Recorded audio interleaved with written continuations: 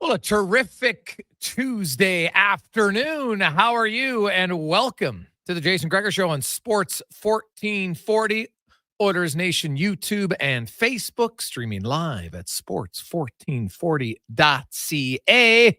And as always, presented by PlayAlberta.ca, where tonight could even be a better night for you. Maybe the Oilers win, and you could win big. The max million, $60 million up for grabs, and 6 max millions.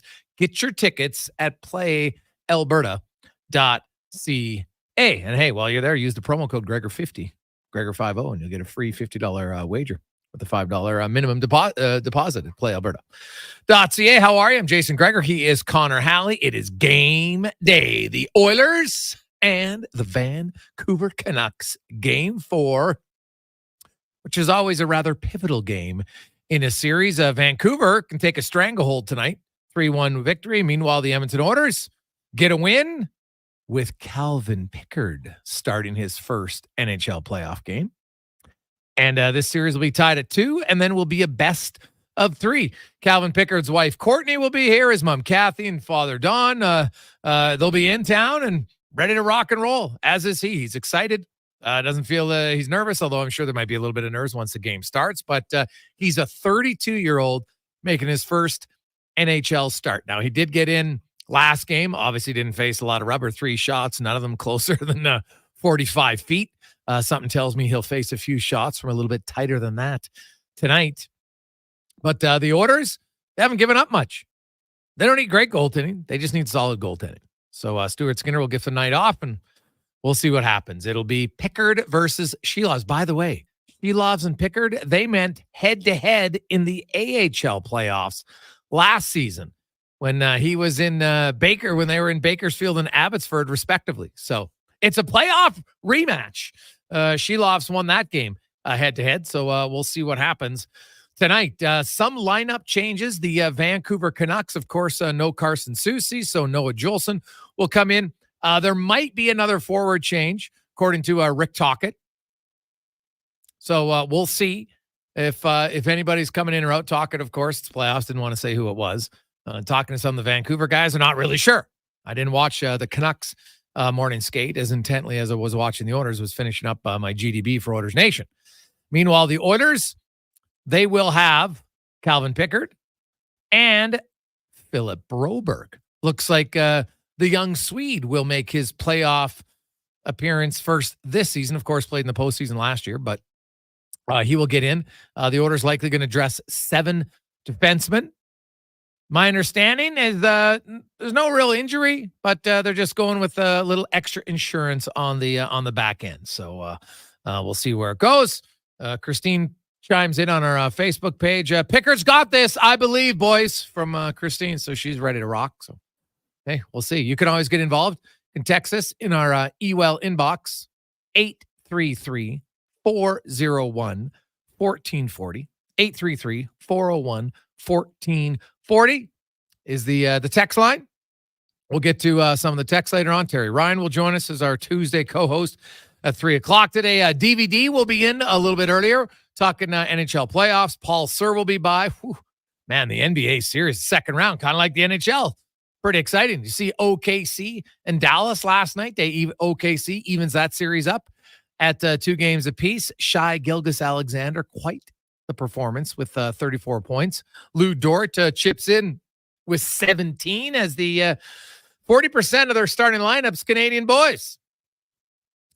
Talk about that. Also, the New York Rangers unable to knock off Carolina in game 4, unable to knock them off in game 5. And suddenly the Hurricanes have got some momentum. They're down 3-2 in the series, but they have game 6 on home ice. Could see another game 7. The Dallas Stars, they lost game 1, but since then it's been all Stars. As Colorado, without Valerie Nichushkin last night, he has been suspended 6 months for failing a drug test. And I think it's a reminder to everyone out there. Addiction is a very powerful thing. I don't care who you are.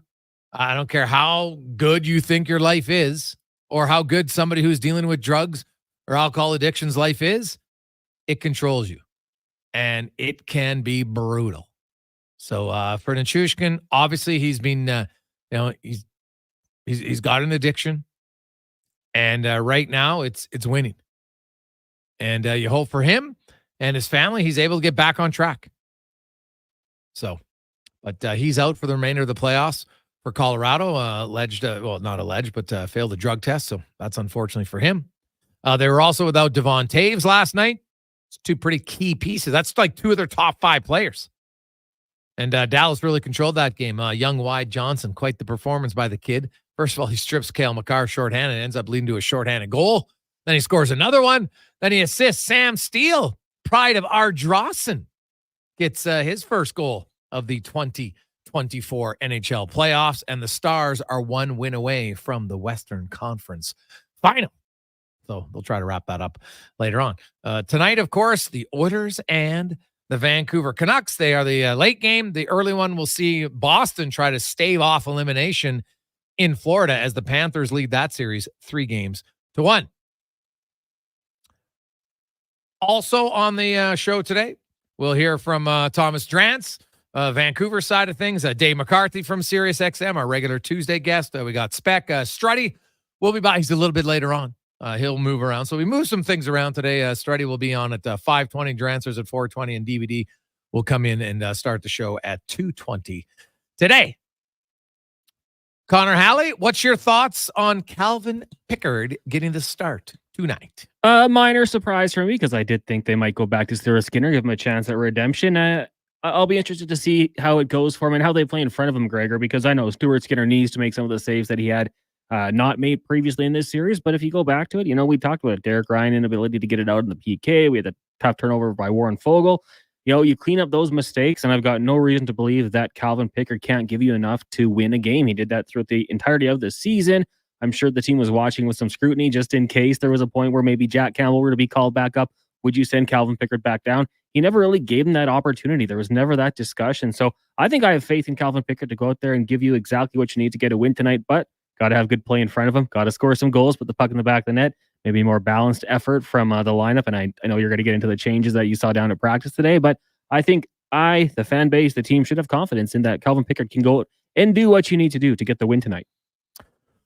Well, he's just, you know what? Do what you can do as a goalie. Make the saves that they hope you make and then try to mix in one or two that's a good save. That's really it. The Oilers haven't given up a ton. They don't need their goalie to stand on his head. Now, they might. I guess the game could go different than I think. But to me, the Edmonton Oilers, we can talk about goaltending and it's a storyline. But today, I'm going to focus on the fact that now there's a few things at play here for the Edmonton Oilers. Number one, their 5-on-5 scoring's been awful in this series, specifically from their forward group. The Edmonton Oilers, under Chris Knobloch, had the best goals against differential at 5-on-5 in the NHL. They were plus 49 at 5-on-5. Okay? They scored the second most goals 5-on-5. Yet here they are, 3 games in the series, and their forwards have 2 goals 5-on-5. And stop with this she loves his great garbage. He allowed 8 goals in his first 49 shots. Right? If you look at his save percentage, it's under 9 for the series. He had a good game 3. No debate. He had a good game 3. That doesn't make him an all-star. Don't tell me, they ran into a hot goalie. Now, goalies can have one good game. But I'm telling you, Shelovs should not be the reason the Oilers lose tonight. I'm sorry, he shouldn't be. The Oilers did it all year long. But guess what? They need to get to the dirty areas more. It's that simple. Bury their chances, but guess what? Make it harder on the goalie. How many screens did they have in game 3? How many times were they right around the crease? Not often enough. So we'll hear from Corey Perry as to what has to occur for that to happen for the Edmonton Oilers. We're going to get to that coming up later on in the show. But one reason why the Oilers were good 5-on-5 is because they had McDavid on one line and Draisaitl on another line. And they're going to start separate tonight, and there is zero reason to ever start a game in the playoffs again with those two on the same line. I'm sorry. I don't see any reason, I guess, unless they're both really banged up. But we've seen this year after year after year. Todd McClellan, Jay Woodcroft, Dave Tippett. It doesn't matter. Okay? I get the intrigue by it, but this 2023-24 Edmonton Oilers team, guess what? They were very good 5-on-5 under Chris Knobloch. They went 46-18-5. Right? And here's the numbers. So McDavid and Draisaitl. Now, McDavid played under Chris Knobloch. McDavid played 1,057 minutes 5-on-5. Draisaitl played 1,048. They played 359 minutes together. Right? So about a third of their time. Now, lots of that comes in. They had a few games here and there where they would start together fine, but a lot of it came where they would play together after they killed off a penalty or the other team scored a power play goal. And I get it. I have no problem with that. But in their 359 minutes, they outscored the opposition 33-17. Pretty solid. McDavid played 698 minutes without Draisaitl, outscored the opposition 52-32. 61.9 goal for percentage. Leon Draisaitl, 688 minutes without McDavid. He had a 60 goal for percentage, 33-22. And guess what? In 1,638 minutes, with neither of them on the ice, the Oilers outscored the opposition 53-51. So more time with one of them on the ice led to more success for the Edmonton Oilers. Okay? Chris Knobloch, hey, the best thing of admitting when you have a problem is admitting it, right? Knowing you have a problem, admitting it. And he said, hey, guess what? It's tempting when you see him on the bench. Offensive zone face-off, you put him out there. Well, I get the temptation. Don't do it. Your team won in the regular season. Your team dispatched of the LA Kings in the first round, 5 games. McDavid and Draisaitl played a grand total of 8 minutes together, 5-on-5. You beat the Kings 4-1 without them. You scored 12 goals, 5-on-5, without them playing together very much. You don't need to do it other than at set times. But it can't be, we're going to play them together, and then we're just going to play the hell out of them. And our other guys are barely going to play. And guess what? No one's going to get into a rhythm. That's why the team, because it's the old chicken and the egg. Well, our other lines aren't scoring, so let's just load up them and hope that one line scores. You didn't need to do that. Right? You lost game 1. That's it. Now, if the reason was Draisaitl was banged up, okay, give it a free pass. I understand it. But they're back apart tonight, and I'm telling you, zero reason to start them together. If you want to put them together for shifts here, there, timely, last shift of the third period, maybe there's an offensive zone start, you get a good matchup, sure. But it does not have to be a regular occurrence for this team to have success. It's proven they didn't need it. You didn't need it in round 1. So don't do it. I actually think it hampers the team when you do it. It just does. The other team's like, hey, if we get out unscathed, if we get off the ice and they don't score, now we got momentum all the time. That's how it works. So don't do it. So tonight, it will be Draisaitl with Kane and Holloway. It'll be McDavid with Hyman and Nugent-Hopkins. They've been a very good line all season long. I see no reason why it can't continue in the postseason. Is it harder to score in the postseason? Damn right. But you have good players all year long. So stick with that and roll with it. It will be interesting how they use the 11 forwards because Coffey and Knobloch have only played 2 games this year where they had 7 defensemen dressed. Way back in November, on November 20th and November 22nd. Broberg was the 7th defenseman. The first game he played 10-22. The second game he played 5-19. Now they lost both of them in Carolina and Florida. Then he was sent to the minors and he flourished. He played a ton of minutes. He regained his confidence. He played on the penalty kill. He played on the power play, played tons of minutes 5-on-5. When you saw Philip Broberg late in the regular season, he looked like a different player because he'd gained confidence for the previous 4 months. So he'll come in tonight. I don't think he's going to play a huge amount. We'll see. But I think you're going to get better minutes from Philip Broberg than you saw the last time they had 7 defensemen, just because he's a more confident player. So it'll be to me, how they rotate the lines. It doesn't have to be, we'll play Derek Ryan and Matthias Janmark with McDavid or Draisaitl. Maybe you play McLeod with those 2. And then you have, McDavid or Draisaitl. Maybe Corey Perry plays with Derek Ryan and Matthias Janmark. And then you have Draisaitl or McDavid play with McLeod and Fogle. Could do that, right? You can rotate different things. Sure, I have no problem with it. If you want to get those guys on the ice a little bit more separately, I'm all for it. But the days of loading those two up for any extended period of time should never happen again in Edmonton. Okay? Put it in the ground, close the lid. It's over. Unless you want to lose. Because I can tell you what hasn't won in the playoffs is loading those guys up and then running with it all the time. Now you can beat Calgary, right? You're not beating Colorado. You're not beating Dallas that way. Might not even beat Vancouver. So keep them separate. Roll to it tonight.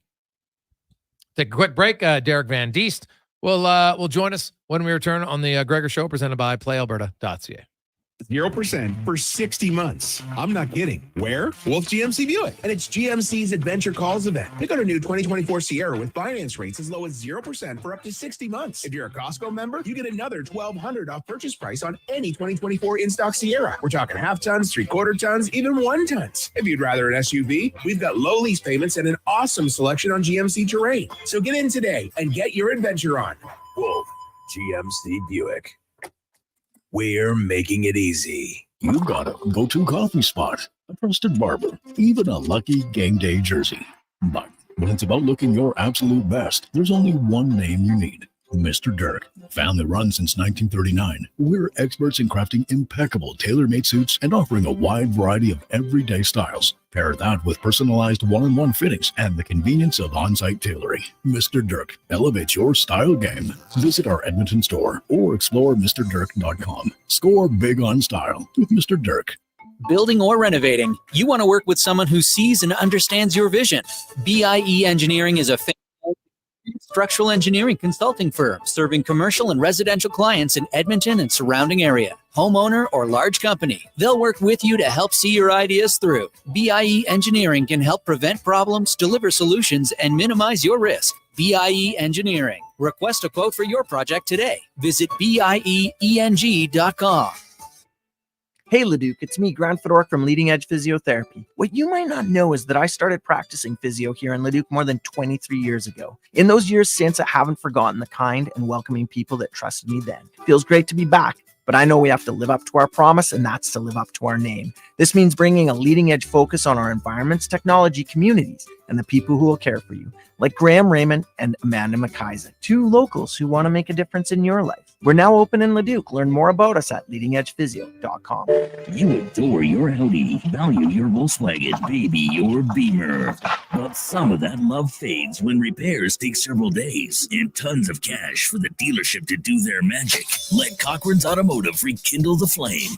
They'll professionally repair your import, usually in one day. Audi, BMW, Mercedes, Volkswagen, Honda, and Toyota. Cochran's Automotive will return her to mint condition. Open at 7 a.m. Let Cochran's Automotive repair your automotive air conditioning before things heat up. Cochran's Automotive, 780-452-5001. Hold on to your hockey helmet, Edmonton. On the Rocks is serving up 60-cent wings that fly off the plate faster than a slap shot.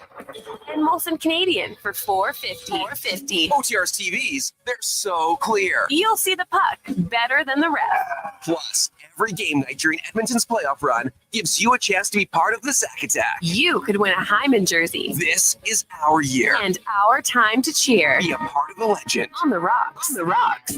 Jasper Avon 118. As a business owner, you know that good business is based on good relationships. So imagine, how would you feel if your commercial insurance was driven by people, not products? At High Street Insurance, we've been serving Canadian businesses like yours for 10 years. People, taking care of people. We take the time to learn about your business so we can ensure that your insurance coverage is finely tuned to the nuances of your commercial situation. Good protection starts with understanding you. Reach out to us today at highstreetinsurance.com.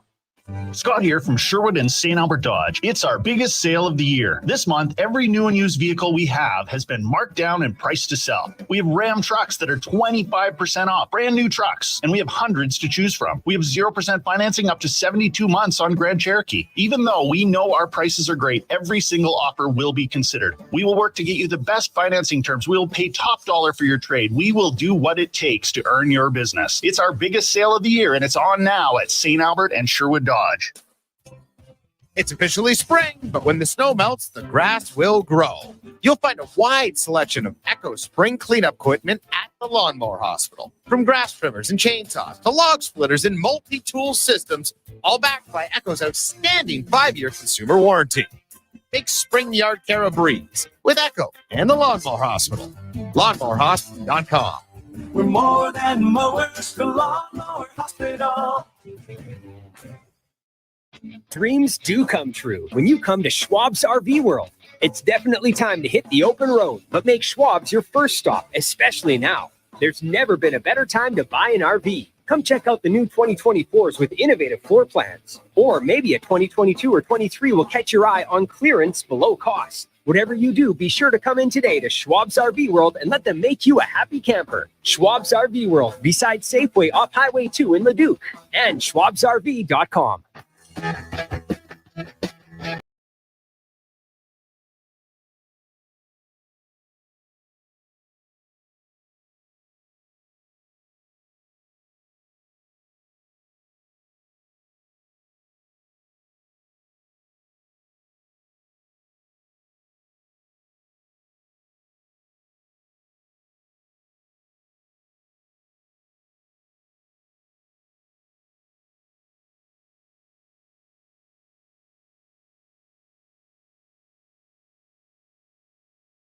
Day. Welcome back, Jason Gregor, Connor Halley, and Sports 1440, Oilers Nation, YouTube, and Facebook. As always, the Gregor Show presented by PlayAlberta.ca. You want to get in the game? You want to try it? Stay within your limits. Use your game sense. Go to gamesense.ab.ca at PlayAlberta.ca. I'm Jason Gregor. He is Connor Halley. Calvin Pickard will be getting his first NHL playoff start tonight. He turned 32 in April. So a little belated birthday present for Calvin Pickard. Be quite the thrill. Now, he did play in relief, but it's not the same. You're going to start. You're going to be there. You're going to be standing in net when the anthem's being belted out and the building's going crazy. Man, what a thrill that'll be. So good for him. Let's get to the oil report brought to you by Volvo Cars Edmonton.com, where stop in right now and you can get 0.99% financing on any lease. Also, an additional $5,000 off select models at Canada's #1 Volvo dealership, Volvo Cars Edmonton.com. As we welcome to the program from NHL.com, beat writer for the Canucks, the Oilers, Flames, and Jets, Derek Van Diest joins us, and DVD. Hey, were you ever? I've never even asked you this. Were you ever a fan of Rob Van Dam in wrestling? Rob Van Dam. No, I always watched wrestling as a kid, but Rob Van Dam. Is that the name he went by, or did he go by something? Yeah. It's probably you would have been a little bit old. You would have been an adult when he kind of came around. So. Yeah, I think I stopped watching wrestling around 13. I think I was back in those days. Hulk Hogan days. Those are the days I kind of was watching wrestling. I don't know a lot of the new wrestlers that have come through. Okay, all right, fine. Yeah. You might want to simply for the nickname. So, exactly. So there you go. Now, Calvin Pickard. You know what? I've say this about Pickard all year long. He was like, "Hey, I believe in myself. I think I could play in this league. I thought I could play in the league the last few years. I just never got a chance." And so he's made the most of his opportunities this year. Now, granted, he hasn't played a ton of his games against what were playoff-bound teams, but tonight. He gets the start. I understand why he's getting the start. What's your expectations of him? And, does he have to play great to get into game 5 or just play decent and he'll start game 5? I think he just has to keep the goal total under 3 and he'll probably play game 5. And I think if the Oilers can keep the Canucks to under 3 goals, they'll win this hockey game. I just think right now he just has to come in. And I've said this for years now that the Oilers don't need outstanding goaltending. They just need solid average goaltending. They need the goalies to keep from allowing more than 3 goals. I think if they can allow 2 goals, the Oilers are going to win 80% of the time. If they allow 3 goals, they're going to win 70% of the time. So I think that's how good the Oilers offense is that you don't have to be a standout goaltender and stand on your head every game. And so right now Stu Skinner's not giving them that, and they're going to see if Calvin Pickard can give them that. They don't need these guys to be just unworldly. They just need to be solid, make the saves when they're needed. And granted, there are some, high-level saves, some grade A chances that the Oilers do give up. They make some bonehead plays in front of their goalie. They lose guys in the slot. Yeah, they do that. but that's when you need your goaltender to bail you out. And right now, I don't think Stuart Skinner's been playing poorly, but he hasn't been bailing them out like he was earlier in the season. And we'll have to see if Calvin Picker's able to bail them out when they do have those kind of brain cramps and leave guys all alone, or they try to get cute with a pass in the slot and it gets picked off, goes the other way. Because the Oilers have a habit of doing that sometimes, of just kind of making really bad mental mistakes. Yeah, last game they had two pretty glaring errors and one bad read that left Besser all alone. And now Vancouver had some of those too. Edmonton just didn't capitalize on it. And to me, that I focused on. We've talked about the goalies enough in my mind. We kind of know what's going on there. The one thing that's got overlooked here in this series is the Oilers' lack of 5-on-5 scoring from their forwards. They're the best 5-on-5 scoring team in the NHL under Chris Knoblauch.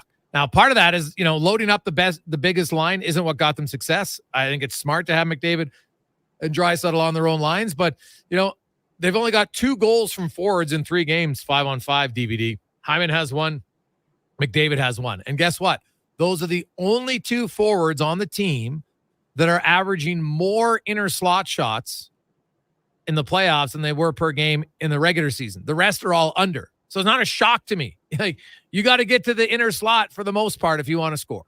Yeah, and the Canucks are presenting the same kind of problems that Vegas did last year. They got big, strong defensemen, and as Connor McDavid said ad nauseum here, I know he's tired of us asking the question, but they don't venture far from their net. So that means you have to go through them.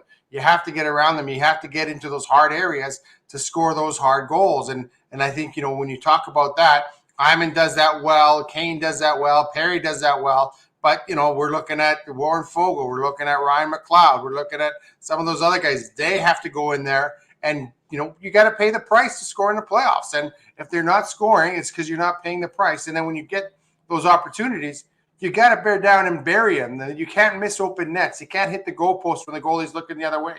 You can't have some guy win a battle when you're trying to knock in an empty puck that's sitting there in the crease. Yes, I know he grabs your stick and everything, but you got to just bear down. It reminds me a lot of when I was working in Medicine Hat, and Brent Sutter's Red Deer Rebels came in and outshot the Tigers like 45-15, and they lost 3-1. Brent Sutter wasn't mad at his goalie. He was mad at those guys for not bearing down and bearing in on those chances. And I think that's what the Oilers have to do right now. You get 45 shots on net, you need to score more than 3 goals. It's just that simple. And you got to do it the dirty way. You got to go to the dirty areas. And these flybys around the net, these flybys through the crease, they're not going to get it done. And I'm sure Chris Knoblauch and his staff is looking at a lot of those and saying, hey, you're in front of the net. You got to pay the price to score a goal in the playoffs.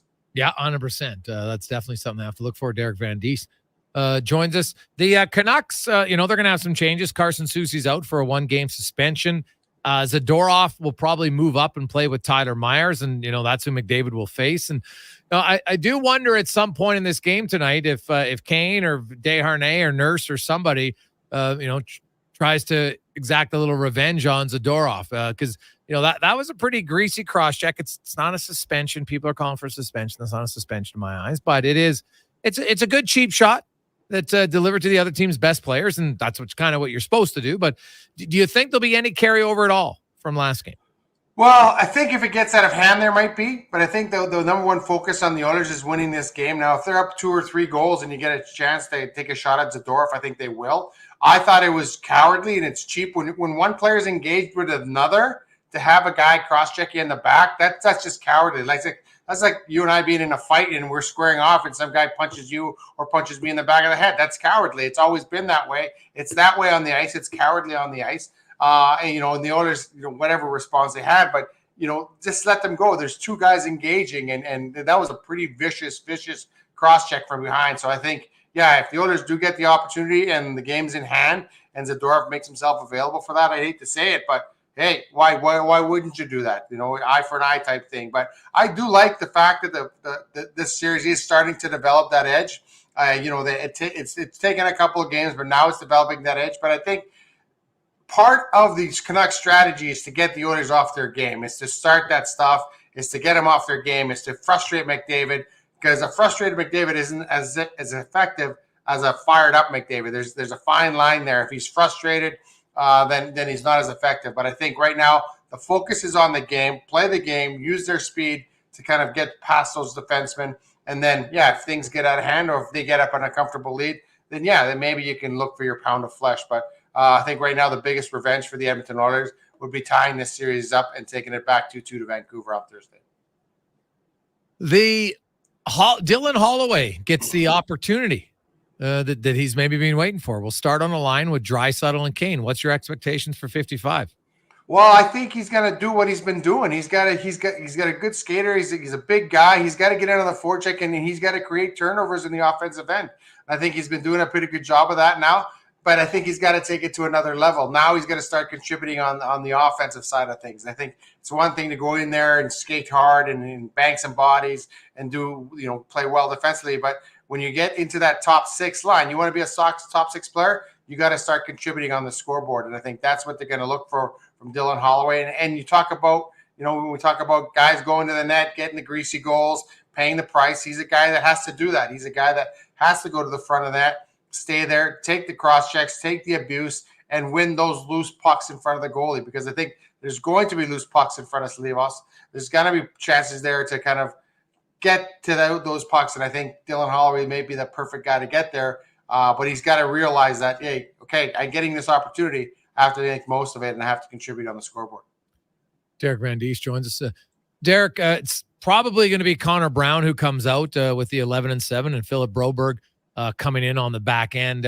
Are you surprised that Carrick's not in, considering the physicality of this series, and Edmonton's kind of being pushed around? He's probably, maybe their most physical bottom six guy, but he's not coming in place of Derek Ryan. What do you make of that? Yeah, I'm extremely surprised, to be honest with you. I think that this is a guy, the way this series is going, it would suit a guy like this. If you got Zadorov and Myers and Garsucci running around, you banging your guys, you need someone that can hit back. And right now the Oilers aren't hitting back. And I think one of the narratives early on in the series is the lack of hits that the Oilers are getting. Like they're not hitting back. Darnell Nurse and Cody Ceci went a game without hitting anybody, according to the stat sheets. I don't know, you take those with a grain of salt, but they haven't been imposing physically while the Canucks have. And I think, I'm really surprised that you wouldn't bring in a guy in that's his game. He's a physical player to kind of try and do that, but you can't get run out of your own building again. You can't take some of those humongous hits that the Oilers have taken so far in this series. Ekholm got belted twice. I think Hyman got belted once, and there's been some massive hits on the other end. I think Brett Kulak was the other one that did. Sushi caught him behind the net with a massive hit. So, all the big hits are going the Canucks' way, and I think it's time for the Oilers to kind of start getting some of their highlight reel hits in as well.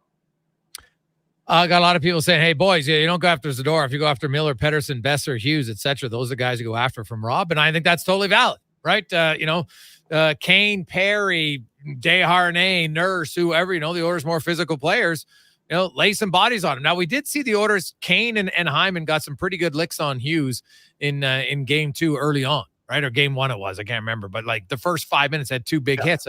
And with Susie out tonight, I think you definitely, you got to try to get more bodies on Hughes. Obviously, you don't want to run and be out of position. I get it. But you know what? If you're skating and you're aggressive on a forecheck, there's going to be opportunities there. And he's not a very big guy. You can wear him down. I don't think there's any question. Nashville did it in that last series. You look at his minutes, it was limited significantly. So to me, that's got to be another game plan for the Oilers to bring up tonight. Oh, for sure. And you're right about Nashville. They ran Quinn Hughes every opportunity that they got, trying to wear him down. And I think, that probably helps the Oilers, considering that they tried to do the same thing as well. Quinn Hughes is such a talented player with the puck. When he gets it, he makes some moves. He's able to pass it. I think when you let him settle with the puck, that's when you get, that's when he can really hurt you. But if you get in on the forecheck, if you let him make that first pass, but you finish that check, and then that's something that obviously Nashville do. If you can be physical with him, then maybe he'll kind of back down. I think the same thing goes with Elias Pettersson. Elias Pettersson is kind of a perimeter player. He's not a guy that's very physical, so you can kind of lay the body on him and get him going.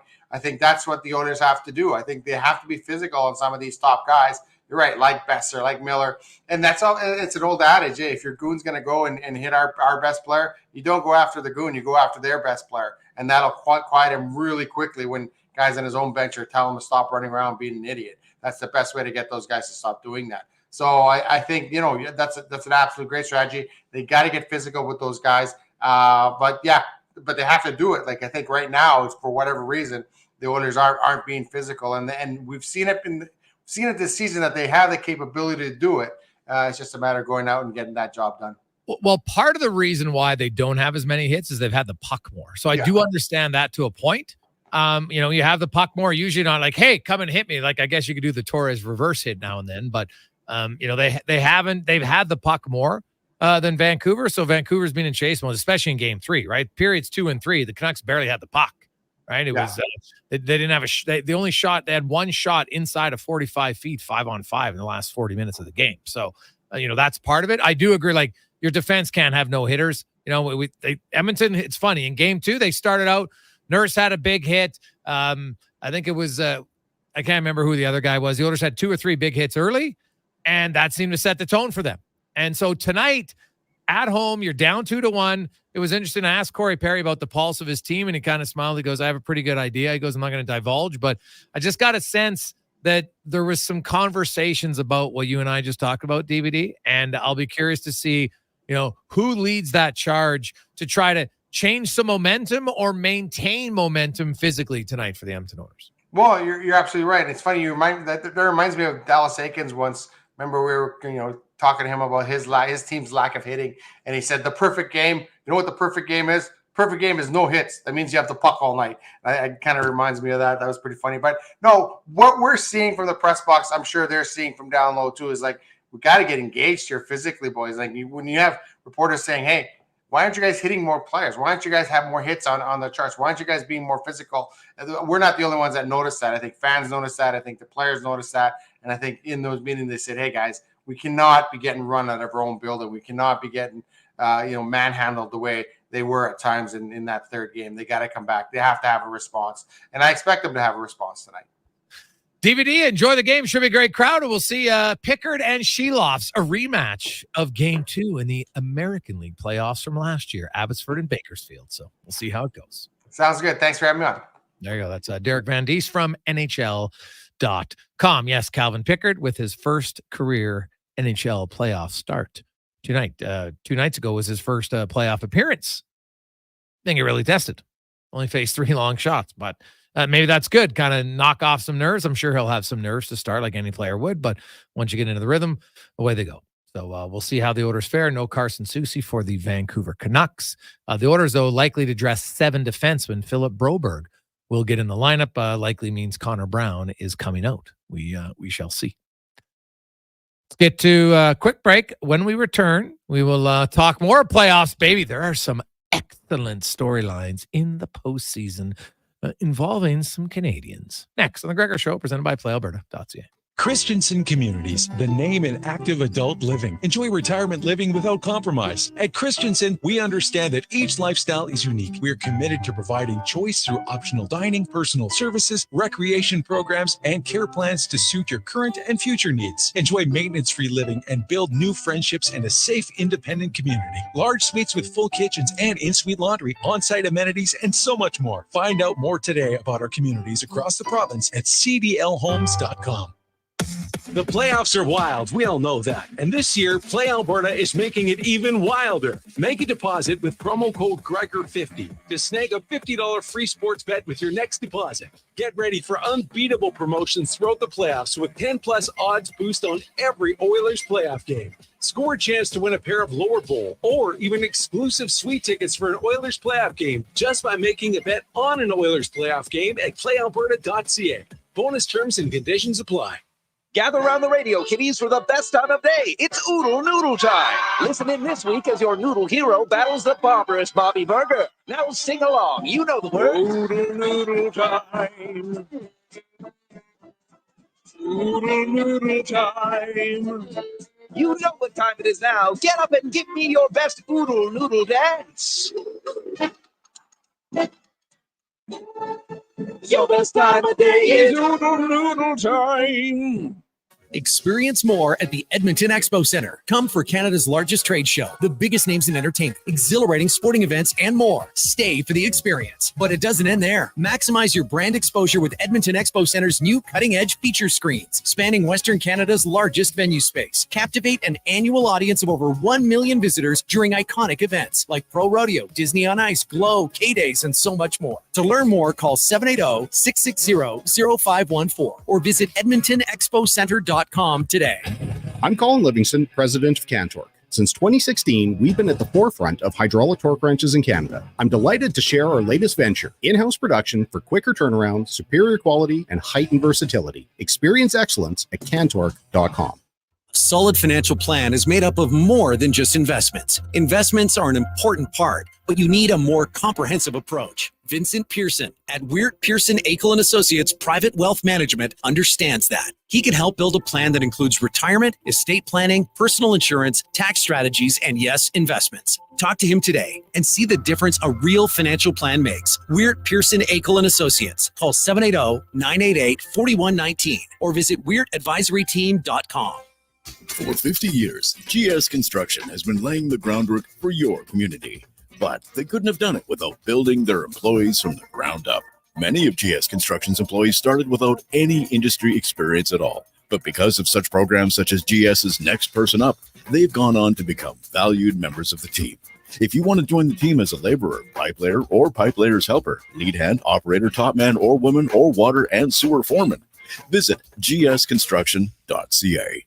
Hey, sports fans, we've got a clear choice for you. At Crystal Glass, we provide customers with the perfect glass for any job. From home to auto and even commercial, installation or repairs, we're your team. Call 310 Glass or visit crystalglass.ca. Crystal Glass. It's time to embrace the drive with Chevrolet. Lease the 2024 Equinox RS from $190 bi-weekly. That's like $95 weekly at 6.9% for 60 months with $3,400 down on an ultra-low kilometer lease. With Equinox's standard Chevrolet Safety Assist, standard power liftgate, available panoramic sunroof, and available adaptive cruise control, you'll have everything you need and more to make this the best season ever. Visit your local Chevrolet dealer for details. Mr. Rooter rides in a hot air balloon. Oh, wow. You can really see it all from up here. The river crossing the city like a water line, the Walterdale like PVC pipes, and the cars circling the Anthony Henday like waste swirling a toilet bowl. Which reminds me, which way to the bathroom? There's no toilet in a hot air balloon. Well, I will have to remedy that. For a plumber who soars above the others, trust Mr. Rooter. Sports 1440 has added another player to our lineup. Tonight, from 6 to 9, check out Turn Sports with your host, Navin Romerick. Edmonton's exclusive home of sports talk is now rolling 24 hours a day, 7 days a week. 1, 2, 3. 1, 2, 3.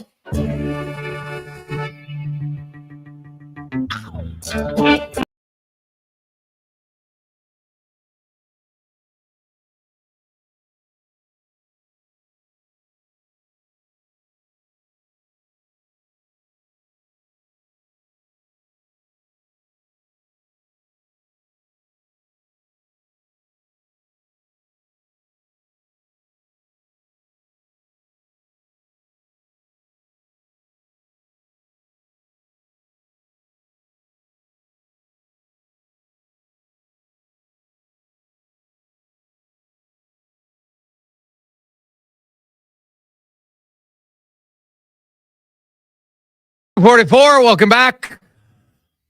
Jason Gregor Show on Sports 1440, Oilers Nation, YouTube and Facebook.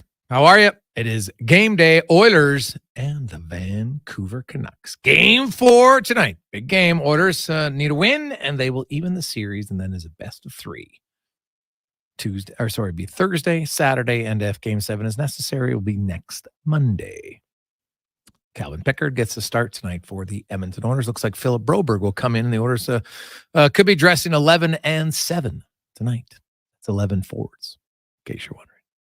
Let's get to the basketball report brought to you by Legacy Heating and Cooling. Only no payments, no interest for 1 full year on your AC unit. Stay cool all summer and legacyheating.ca. As Paul Sir, host of the basketball show on Sports 1440, joins us. And the NBA, man, they got 3 really competitive series. Boston, Cleveland, not as competitive as, basically as competitive as we thought. It's not that competitive, but you have the other series, man. And let's start with your Timberwolves, Paul, because you were probably pretty excited when they were up 2-0, and now suddenly, the defending champs, there's a reason they're defending champs. They don't go away lightly. Well, they sure don't. And I was always curious about the Wolves. And certainly, yeah, I'm excited because I'm a fan and a long-suffering one at that. But I was curious, what happens when Denver decides to play and their pedigree really shows up? And I think we have the answer now. The Timberwolves got smashed in the mouth, and they haven't had an answer yet. But there are hopeful signs in what I consider to be hopeful signs in Game 4, Jason. Ant went off for a record playoff performance, 43. The rest of the team started to play a little bit better.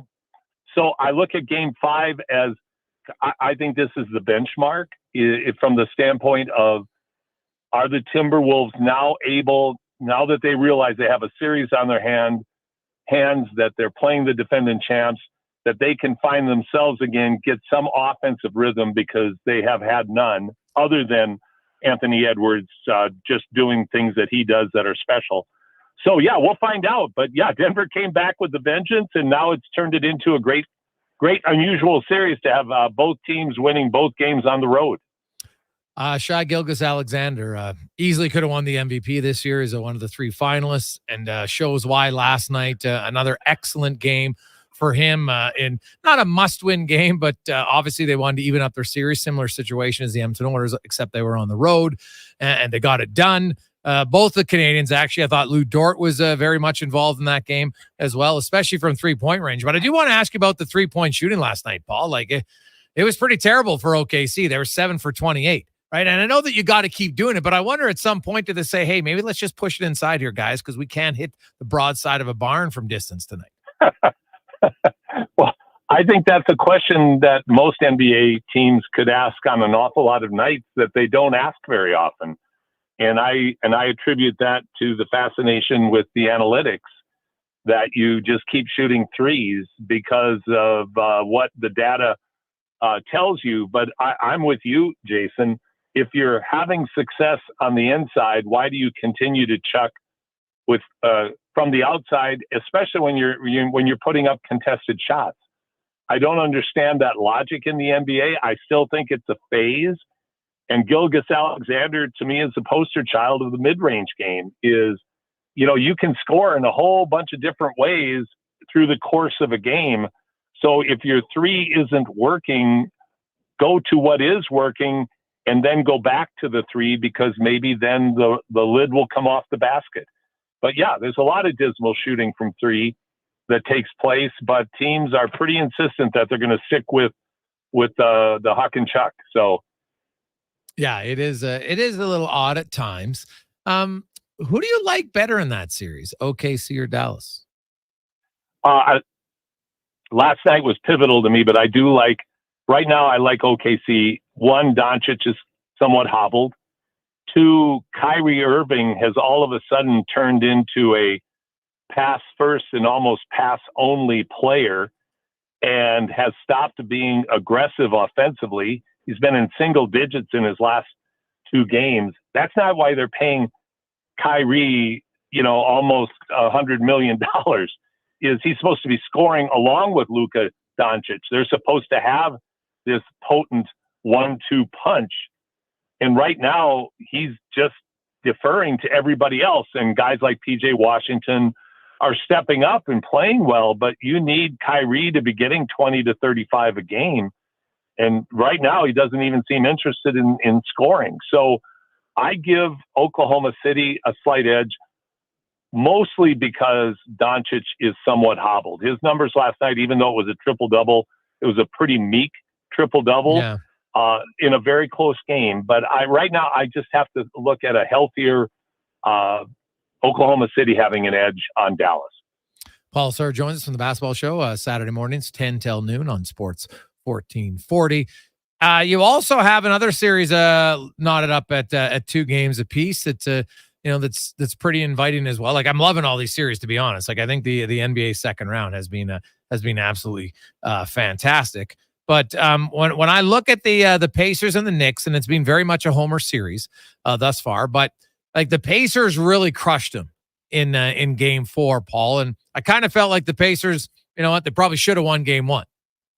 What do you make of the Knicks now? And how much are they, missing OG Anunoby? I think missing. I think not having OG Anunoby most likely will be the difference in this series, Jason. Brunson has been magnificent.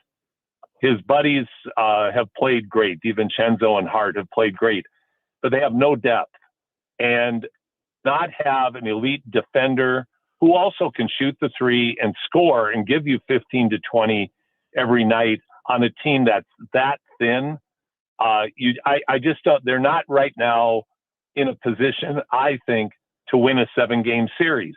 Now, having said that, I think their starting 5 overall is better than Indiana's starting 5. Having said that, though, Halliburton's really coming into his own.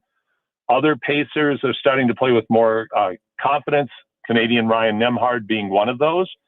So I do have to favor the Pacers going back to, I just don't see how Brunson can carry a team to another long, drawn-out series win. I just don't think they have enough depth on that team to do it. So I'm going to go with the Pacers in that one. Yeah, well, it's hard not to the way they're going, right? And it's interesting. You got the battle of the former Raptors and Pascal Siakam and OG Anunoby, and Siakam. The fact people kind of forget he was on that winning team, and I do think there's something to be said about experience, because at times, like, he's been a key guy at pivotal moments, not the key guy all the time, Paul, but I just find at key moments he seems to know when to change, and how to impact the game, and I do wonder how much that success in Toronto has to do with it. I think it has a huge amount to do with it. And doesn't it just warm the cockles of your heart, Jason, to see all the Raptors in the playoffs not playing for the Raptors? It's really frustrating. The Siakam one is to me, that's just the gash that won't heal, because it got so little for him. And but I agree with you. Siakam has won a championship. He's 4 years down the road in his career, so he's more mature. And we were able to interview a couple of Indiana Pacer broadcasters, and they talked extensively about Siakam's impact on the Indiana Pacers in the locker room, with his experience and his understanding that it is a marathon, not a sprint. Don't get too high, don't get too low, but know when you have to turn it on and know when you have to play at a higher level. And so far, like you point out very well, he has done exactly that. Caitlin Clark is going to make her regular season debut tonight on the road in Phoenix. It'll be a sold-out crowd. They're Clark Mania right now in the WNBA is a legit thing, Paul. I don't think there's any debate on that. There's lots of people, lots of the women in the game are like, hey, cool your jets. There'll be some learning curves, which I don't really think was that controversial. I also don't think it was necessary to say. Although, it's happened before. I mean, I remember Wayne Gretzky, guys like, oh, he's never going to be that good. It's just how it is. But, what's your expectations for Clark with the Fever? Well, my expectation is that she'll be a very good player this year. Will she have a learning curve to go through? Well, why wouldn't she? She's a human being. As great as she is as a player, the physical abilities of the people she's playing with and against is completely different than playing even at the highest level of NCAA basketball. These are the best women players on the planet. So why wouldn't it take her some time, and why won't she have ups and downs? Of course she will, but she's still going to be a very good player. And I think because she can shoot it so well, but more than that, because she handles the ball and she's such a great passer. I think one of the adaptations that are going to take place with the Fever is the players that she plays with are going to have to be they're going to have to get used to receiving the kind of passes that she throws. And once they get that chemistry going, I think that's going to make her all the more dangerous with her shooting. So, yeah, I think a lot of players feel threatened by Caitlin Clark's attention. But on the flip side, more people that are in the know realize what this has done and is doing, not just for the WNBA, not just for women in basketball, but for women's sports. It's electrified the sports fan and brought attention to women's sports at an unparalleled level that everybody is benefiting from. So, yeah, she'll have to adapt, but I still think she's going to do really well. And would they have been selling out the Phoenix Arena if Caitlin Clark wasn't there? Probably not. Unlikely for sure. Paul, what's coming up on the show? We're going to focus this weekend, Jason, on the NBA playoffs, of course, but also on the start of the CEBL season and the Edmonton Stingers.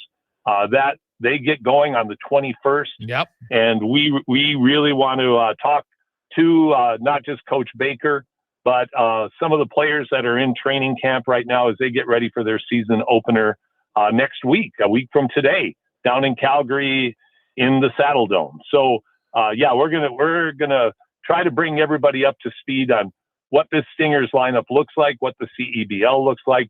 Doug McLean's going to join me. He's my partner in broadcasting the Stingers games for the CEBL. So we're going to break the Stingers down.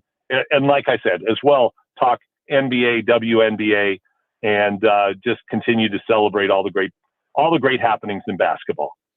Awesome, Spec. Thanks for the, or sorry, Spec, Paul. Appreciate your time, buddy. Enjoy the show, and we will talk to you on next Tuesday and be listening on Saturday. Yeah, Stingers a week away. They have 2 road games, I think, before they open up their home opener on June 2nd. That's right. Yeah. Awesome. Thanks for this, Jason. As always. Actually, there's Paul Sir, host of the basketball show. Noon is when it ends. 10 a.m. is when it begins every Saturday on Sports 1440. If you love hoops, and they got all the stuff. It's a great show, a lot of fun, and super passionate. Paul, of course, played pro in Europe for many years, coached pro in Europe for many years, knows the game inside and out. So at all levels too, which makes the show very good. If you are a basketball fan, you're an Oilers fan, we got lots to discuss. The Calvin Pickard, do you like the decision? Like, I know some people like, oh my goodness, they're going to lose Stuart Skinner, and I'm like, why? Like, did Pittsburgh lose Marc-Andre Fleury? And no offense to Skinner, he wasn't Marc-Andre. He didn't have the resume of Marc-Andre Fleury at the time. Right? There's lots of other guys. Like, I don't believe that Stuart Skinner is going to be really hurt by this. I think, if anything, this is a good opportunity to have a reset. Right? I don't. That's how I view it. We'll see. Others might disagree, but I understand the reason to make this decision. Calvin Pickard played well when called upon in the regular season. I don't think he's going to stand on his head, and if the Oilers give up 45 shots, they're probably going to lose. So the players got to play well, no question. Pickard just do his job. And the Oilers in front, if you look at the amount of shots, they've given up all series, not a lot. They don't give up a ton of scoring chances. You're going to need your goalie to make a save or two, no question. And most importantly, just needs to make the saves he should make. And then, add in maybe 1 or 2 that he shouldn't. And then you're all right. I think the Oilers, speaking of goaltenders, get in the face of Shelovs. He had a good game 3, no question. But go look at his numbers in game 1 and 2. They scored 8 goals on 49 shots. This is not a goalie that you should be worried about. Oh my goodness, he's getting to a rhythm. I don't think he's that proven it. He's not that good yet at the NHL level. So go after him, make life a little bit more difficult on him, and it would be, I think, a much better opportunity for the Oilers to have success. Let's get to the Con Man and a Sports 1440 update brought to you by Booster Juice. Do you love strawberries? Oh, baby. You can get the Strawberry Sarin Tea Teaser. You can try the new Strawberry Blush Smoothie, and one of the favorites is back, the Strawberries and Cream Booster Ball. Try them now, only at Booster. The Sports 1440 update. Game day, the Oilers hosting the Vancouver Canucks once again down at the Ice District. Calvin Pickard getting the start between the pipes. Adam Henrique will miss the game once again, and it looks like Philip Broberg could draw into the lineup. The Oilers going 11-7. Earlier on, the Panthers taking on the Bruins. That one gets going just after 5 o'clock down in Sunrise. Panthers leading that series 3-1. At the World Championships, Canada surviving a scare from Austria. It was 6-1 heading into the third period when Austria scored 5 goals. Canada would pick up the win on a John Tavares overtime winner. In the association, 2 games tonight. The Pacers taking on the Knicks at 6 o'clock. That series tied at 2 games each. Then at 8:30, it's the Nuggets and Timberwolves, also tied at 2 games apiece. Major League Baseball, the Blue Jays are in action in Baltimore once again, taking on the Orioles. First pitch set for 4:35. One game underway right now. It is game 1 of a doubleheader between the White Sox and the Nationals, scoreless in the top of the second. Still to come today, Twins and the Yankees. Brewers host the Pirates. You got the Guardians in Texas. Astros hosting the Athletics. Reds take on the Diamondbacks. Padres host the Rockies. Mariners up against the Royals and the Dodgers in San Francisco. WHL action tonight. It is game 3 as the Moose Jaw leads Portland 2-0. Puck drop in that one set for 7 o'clock Mountain Time. And in the PWHL, the playoffs rolling on once again. Toronto takes on Minnesota, leading that series 2-1. Puck drop 6 o'clock at the XL Energy Center. And the WNBA season kicks off tonight. Mystics Liberty got Caitlin Clark in the Fever in Connecticut to take on the Sun. Aces take on the Mercury, and the Lynx in Seattle up against the Storm. Coming up in hour 2 of the Jason Gregor Show, we will be joined by our co-host, former NHLer and star of Shoresy, Terry Ryan. Also, Dave McCarthy from Sirius XM NHL. I'm Connor Halley. This has been a Sports 1440 update. Sports 1440, A Stingray radio station. broadcasting on Treaty 6 territory. Download the free iHeartRadio app and listen to CKJR wherever you go. Gather around the radio, kiddies, for the best time of day. It's Oodle Noodle time. Listen in this week as your noodle hero battles the barbarous Bobby Burger. Now sing along. You know the words. Oodle noodle time. Oodle noodle time. You know what time it is now. Get up and give me your best Oodle Noodle dance. Your best time of day is Oodle noodle time. Ennio and Jason are friends. Hey, buddy. What's up, buddy? Except when they talk hockey. Edmonton had all those first overall picks, and they still can't win. Yeah, but we still beat you. Battle of Alberta champs, baby. But ask them who makes the best beef jerky in Alberta, and they'll tell you.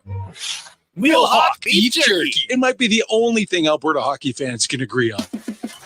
Pick up some Wilhauk beef jerky today in Leduc, Spruce Grove, and West Edmonton Mall. Hold on to your hockey helmet, Edmonton. On the Rocks is serving up 60-cent wings that fly off the plate faster than a slap shot. And Molson Canadian for $4.50. OTR's TVs, they're so clear. You'll see the puck better than the ref. Plus, every game night during Edmonton's playoff run gives you a chance to be part of the Sack Attack. You could win a Hyman jersey. This is our year. And our time to cheer. Be a part of the legend. On the Rocks. On the Rocks.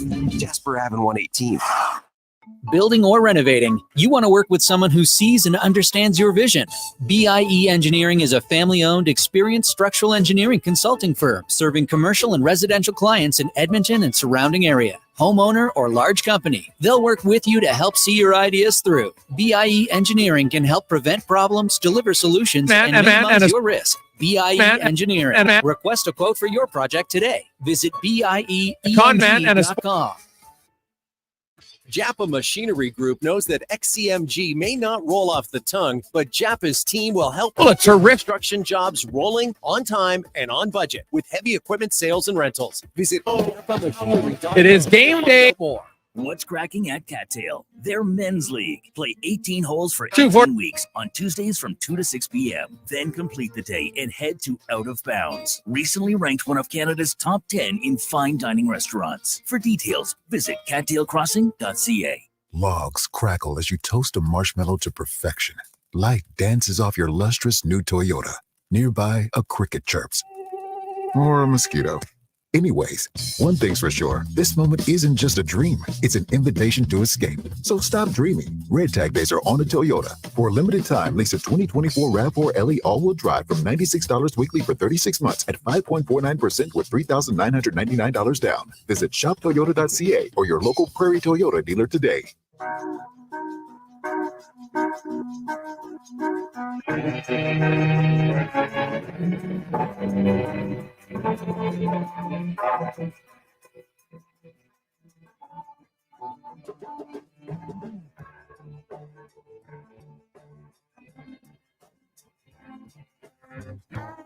Yes, you are. Yes, you are me, and we are all together.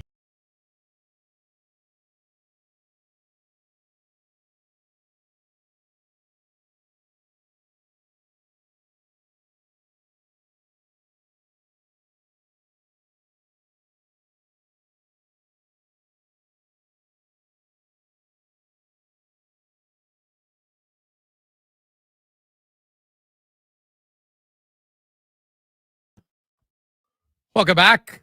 Game day on Sports 1440, Oilers Nation YouTube and Facebook, streaming live on Twitter, Sports 1440 Instagram, sports1440.ca. We're everywhere. We love it. Thanks for listening and watching, streaming. It's fantastic. Hope you enjoy the show. Hope you're fired up for tonight's tilts. Of course, hey, it's a great time if you're a Jays fan. What about the Jays? Probably give them a shout out. They're all banged up. They only got 9 guys. They got nobody extra to pinch run, pinch hit, nothing. And they go in and they beat up on Baltimore. And Varsho's suddenly hitting this year. Good for him. Another key home run in the 8th inning last night for the Jays. So, you know what? The banged up team, they get a pretty big win. They got a long way to go, but it is a long season. So who knows? You never know if there's a game that kind of jump starts your season, and you wonder if maybe, it's a big if, but maybe that's the game for the Blue Jays. It is the Gregor Show, presented by PlayAlberta.ca, where you can get in the game, whether you want to try out the casinos, you want to try some single game wagering, prop bets, or just want to play the lottery. At Lotto Max, $60 million and 6 max millions up for grabs tonight at PlayAlberta.ca. Get your tickets there. We welcome in our regular Tuesday co-host as he's getting set. Ooh, what are we, like 10 days away, I think it is, from season 3 coming out for Shoresy. Of course, Terry Ryan is Hitch on that show, 2-time author, former NHLer. TR, how you doing? Not bad. How are you? It's been a busy while. I'm back home now for 3 weeks, which is the first 3-week break I've had in a while. So apologies on missing so much time, but good to be back. Well, buddy, you know what? You're kind of a big deal now. People know you, to quote Anchorman. So yeah, that's all good. And you know what? Hey, you come back just in time. There's lots to talk about. The decision to go with Pickard over Skinner. What say you? Oh God, I don't know why you would do that. I think I'm alone on an island saying this because I've seen the react. What? Pickard has, like, by the way, unless my computer is malfunctioning, he's got like 8 playoff games in any league anywhere ever, like since junior. Check that. Am I wrong? No, you're correct. Okay. So you're going to put him into the NHL playoff game that you need to, it's 3-1. It's close to over, right? Like, so you're going to put him in. I mean, okay, there's a couple of goals that Skinner could have had back. He's the number 1. We've done this at the beginning of the year. Okay. I don't think he's as fluffy with his confidence as other goalies. And I don't know. I wouldn't be me, but I wish him all the best. I hope he does. What a great story it would be. But I don't know. I'd just go that's what's his name? She loves and the other. I mean, come on. Draisaitl was right. Those posts, pucks are getting behind him. He's in the wrong angle. They're missing the net. Same thing. I hope that guy has a great career, because I think if their hopes are on him, he's going to get lit tonight. I just hope the Oilers don't too. What I think is going to be like 5-5. I don't know what they're doing, but good luck. Interesting. See, to me, it's, you know what, I can understand why they've done it. Skinner's had out of 8 starts, there's been 4 games where he's let some goals in that you don't like. And so I think that's probably part of it, right? Is, your Sabres, the numbers are what they are, and they might be misleading at times, but you wonder if there's a mental fatigue there. I don't think it's physical at all. Maybe there's mental. You got to reset with him. And in today's NHL, there's lots of other guys. Freddie Anderson didn't start in game 3. They came back. He was, he's been very good since then. So to me, the key will be, and I've said this, I'm not keeping Skinner out long. I'm not one who's like, if Calvin Pickard plays okay tonight, that I go back to him in game 5. I think this is a one-off. Like, he'd have to stand on his head tonight and the Oilers, get shelled, which they really haven't. Right? Like, I think they're just looking for, hey, a solid performance. We get solid goaltending. We think we can beat it. Because I'm with you. Like, I am so blown away by Shelovs is playing great. I'm like, what? Yeah, man, come on. 900, right? Like, he had one decent game, but he also, the Corey Perry one, almost bounced in. Desharnais, now he got enough of it because it didn't go in. Draisaitl clearly beat him on that play. Just hit the goalpost, didn't even move. Right? I'm with you. I think the Oilers tonight, they should easily score 5 goals if they generate. But I do want to talk to you about the fact that one thing I don't like from the Oilers forwards, Shelovs has seen way too many pucks. This guy, Kevin Woodley's scouting report was he doesn't see around screens. We saw that on Ekholm's goal in game 1. He looked the total wrong way, and then he had a wide open net on the other side. Like, they need some more guys willing to get to the front of the net, stay there, and disrupt him a little bit. I can't believe I'm saying this time of year, and they need to bear down. Like, they really need to do it. I get it that Vancouver are going to have more hits. LA had way more hits, but I get that because they probably got the puck more. I'm not an analytic, but I'm guessing I'm watching the games. So, but I mean, come on, come out. Like, you need to come out of that tunnel like you got shot out of a cannon, man. Like, that game needs to start and you need to be going. Like, there's no room for like, because I think like certain times it's obvious. Like, people, like I think looking at Pettersson, I mean, I don't know how much longer it'll happen, but to me, he almost looks afraid. Like, it's almost like there's something amiss. And if he's not hurt, then that's just not being ready for the playoffs. Except I pointed him out, he's on Vancouver, but everybody else on their team seems to be gunning. And for me, I don't know if I'm any of those guys, good skaters that, I'm surprised Carrick's not in, but whatever. Because you need those guys to finish. If I'm Cody or if I'm McLeod, I'm skating, but I'm just hitting. I know it might not be in my nature, but I'm hitting. I'm going to the front of the net. I'm doing everything outside of what Sean Avery did to Brodeur. Everything outside of that, because that's what wins it in the playoffs. Clearly, if you keep out shooting teams, this has been happening across the board. Look at the other conference even. There's teams that are winning games that are out shooting by 10 and 12, the other squad. Lots of these too. I can't even think of specifically. And then, but there'll be gritty goals scored. I mean, Nashville did it. They came out and hit Quinn Hughes and hit and hit and hit. They didn't win. No, they didn't. But their fate could have been a little bit different. You saw them in that series. I think the Oilers got to come out like that. Well, having the puck more limits your hits. There's no question. But we saw in game, Kane and Hyman rock Hughes early in this series. So you can definitely do it. And I would think tonight, TR, like, we know that the deeper you go in the series, the desperation increases, right? Edmonton's down 2-1. I'll be floored if they're not the more assertive, aggressive team in the first 10 minutes. Now, even though we know that, but it's hard to manufacture it if you're Vancouver. You know it. You can talk about it, but you don't feel the desperation because you're not down 2-1, right? Like, you can't, it's hard to match that and manufacture it, isn't it? Totally. You were just talking about the Blue Jays, right? Yeah. Think about the Blue Jays, right? If they'd gone in with the full roster and Jan and everything's the same and everything, I don't know, but they get spanked. But sometimes there's something. I've often said this in a room, whether in a leading role or not, or just as an observation, maybe after a game, after winning, you experience everything. Obviously, NHL aside, I've played a lot at a lot of different events, believe it or not.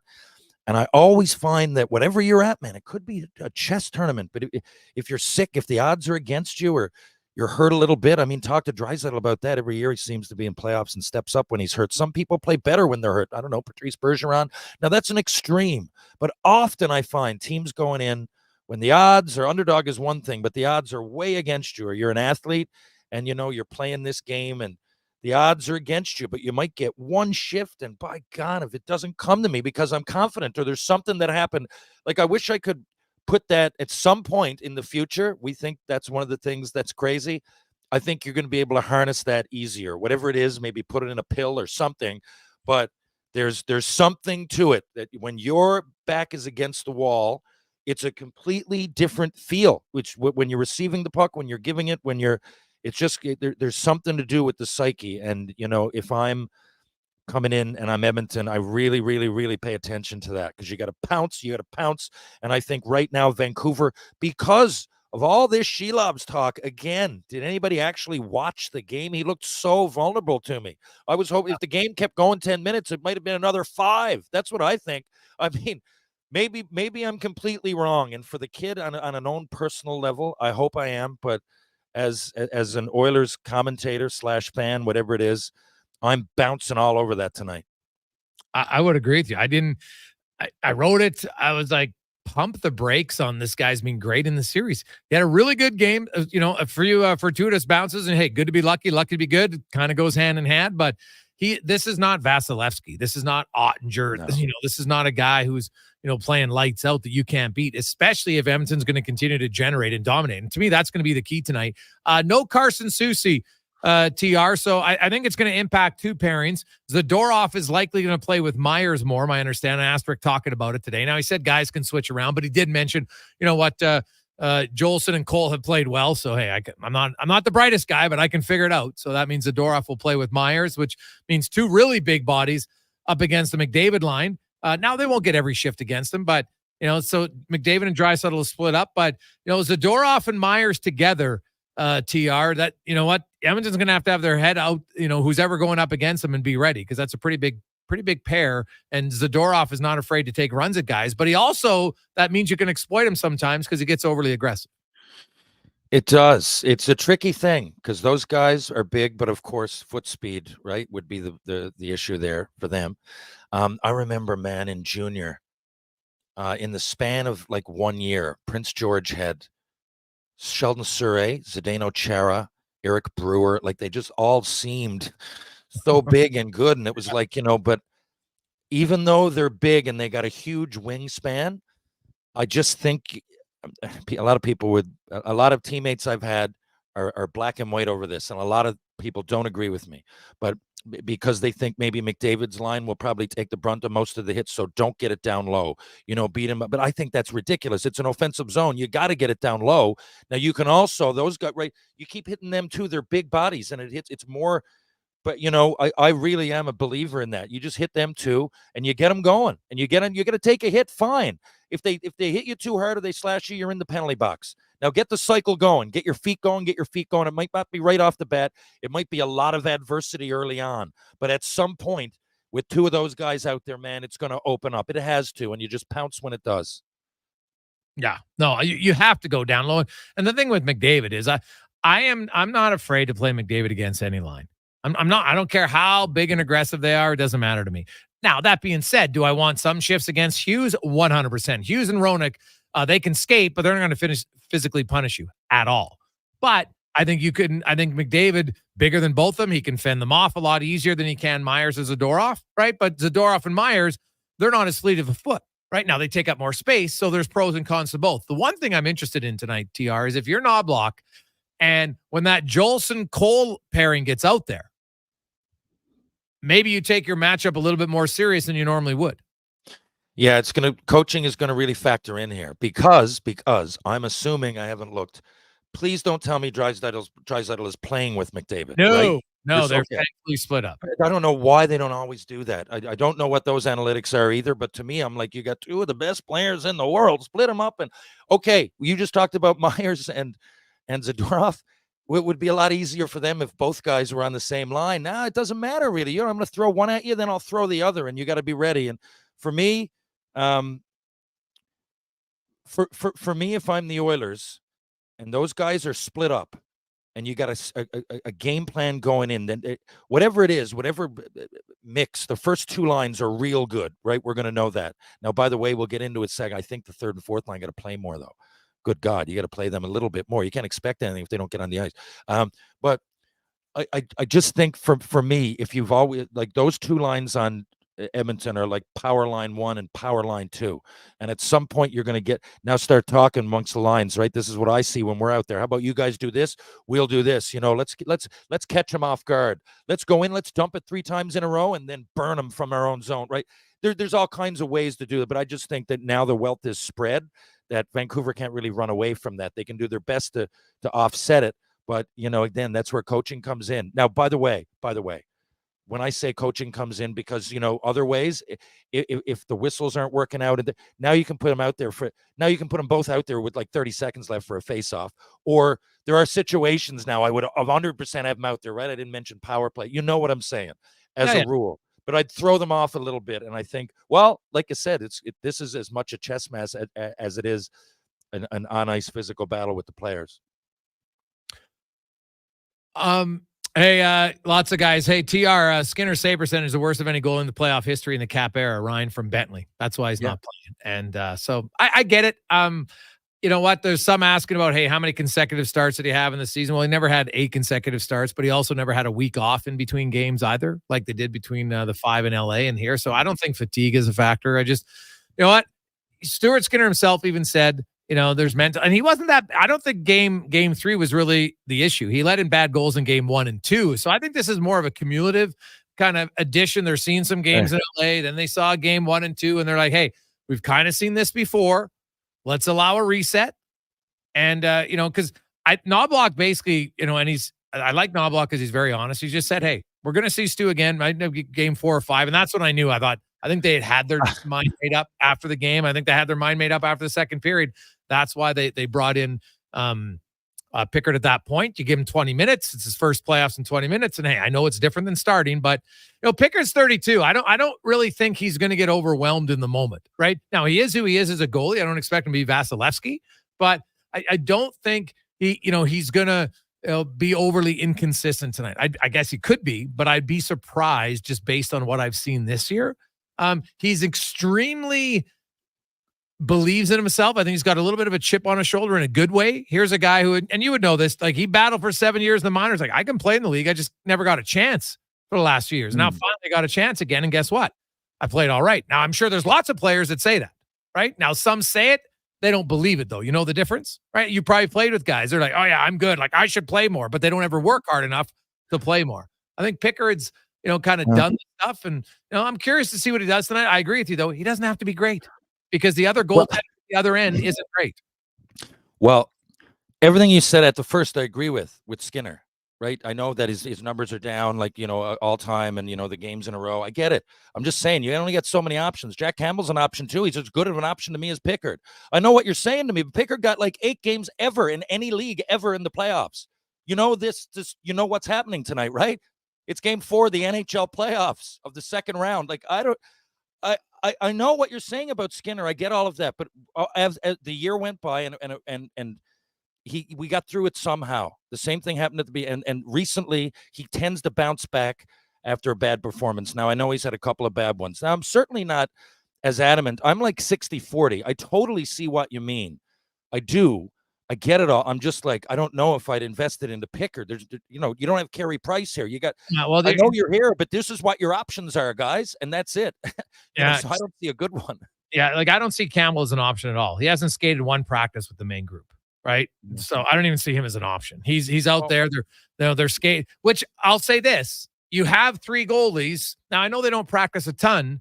Right. And so you need your guys to get some shots, but part of me is like, hey, I'd mix a goalie, one of them, in with 100%. Your group, just in the off chance there's an injury, but they don't practice very much, so maybe that's a moot point. But I can tell everybody out there who's saying Jack Campbell, he hasn't practiced once with the main group.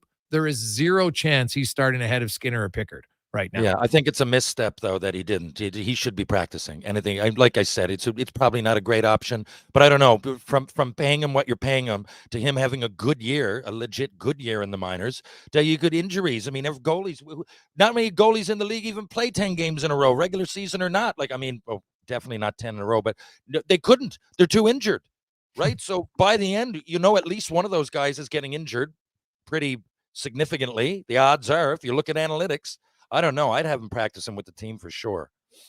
Jason Gregor, Terry Ryan with you on Sports 1440, Oilers Nation, YouTube, and Facebook. When we return, Dave McCarthy will join us. The Panthers will they be the first team into the conference finals? And the Carolina Hurricanes, can they join the exclusive club to come back from a 3-0 deficit? They're halfway there.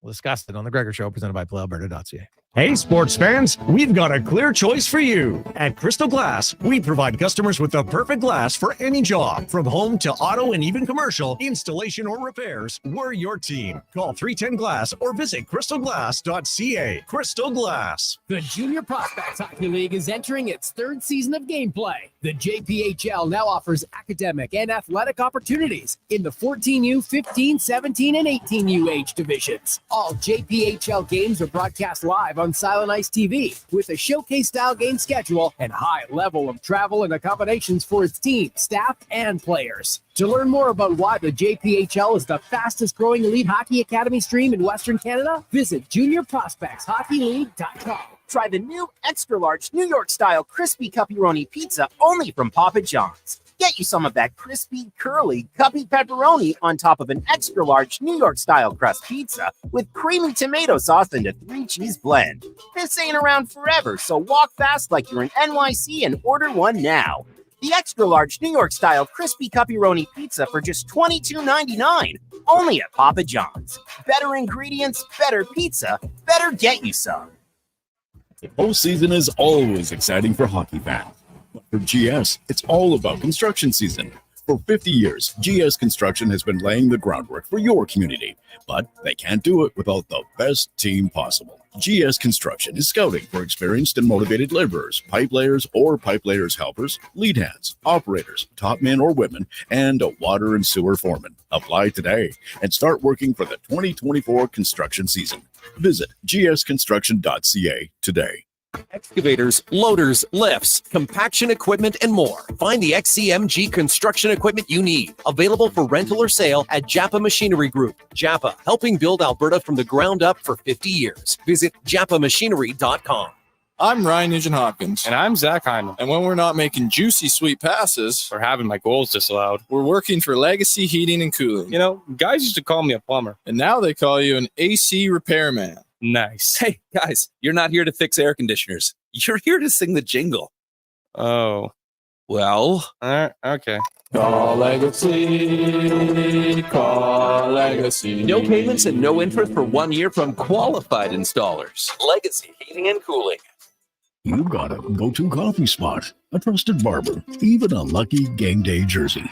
But when it's about looking your absolute best, there's only one name you need. Mr. Dirk. Family run since 1939. We're experts in crafting impeccable tailor-made suits and offering a wide variety of everyday styles. Pair that with personalized one-on-one fittings and the convenience of on-site tailoring. Mr. Dirk elevates your style game. Visit our Edmonton store or explore MrDirk.com. Score big on style with Mr. Dirk. Whether you're gearing up for a corporate golf tournament or just taking a client out for a round, get your branded shirts, jackets, golf caps, and prizing at Elite Promotional Marketing. Before you tee off, make sure you head to ElitePromoMarketing.com.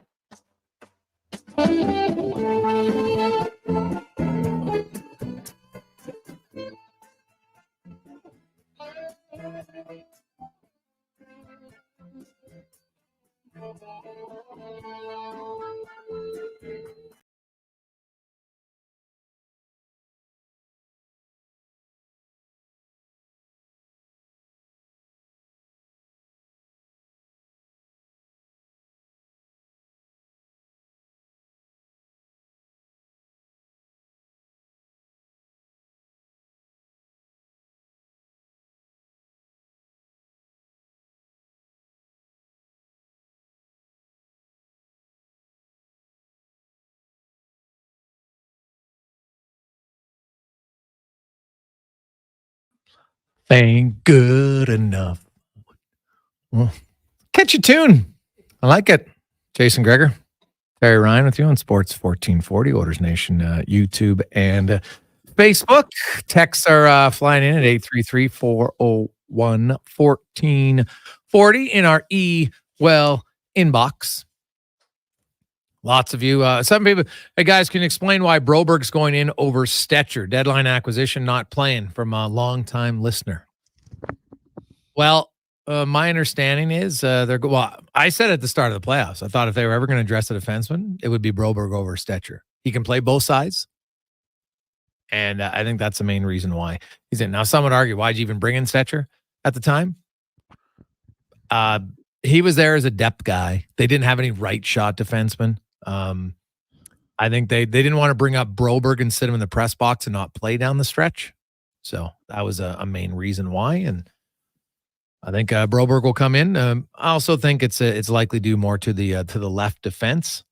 And my understanding is there's maybe a little bit of an illness going. So we'll see. But that's my understanding. So there you have it. Now, let's go around the NHL, brought to you by McDonald's, and the Mick Cafe cold brew is here. It's smooth, satisfying, sippable.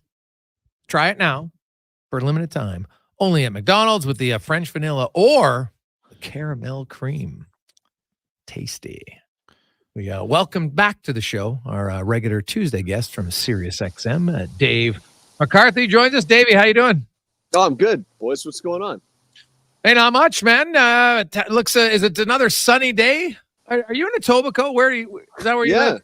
Okay. Yeah, in Etobicoke. I'm in the yard on the estate here, not up in cottage I was just gonna country. say, yeah. You know?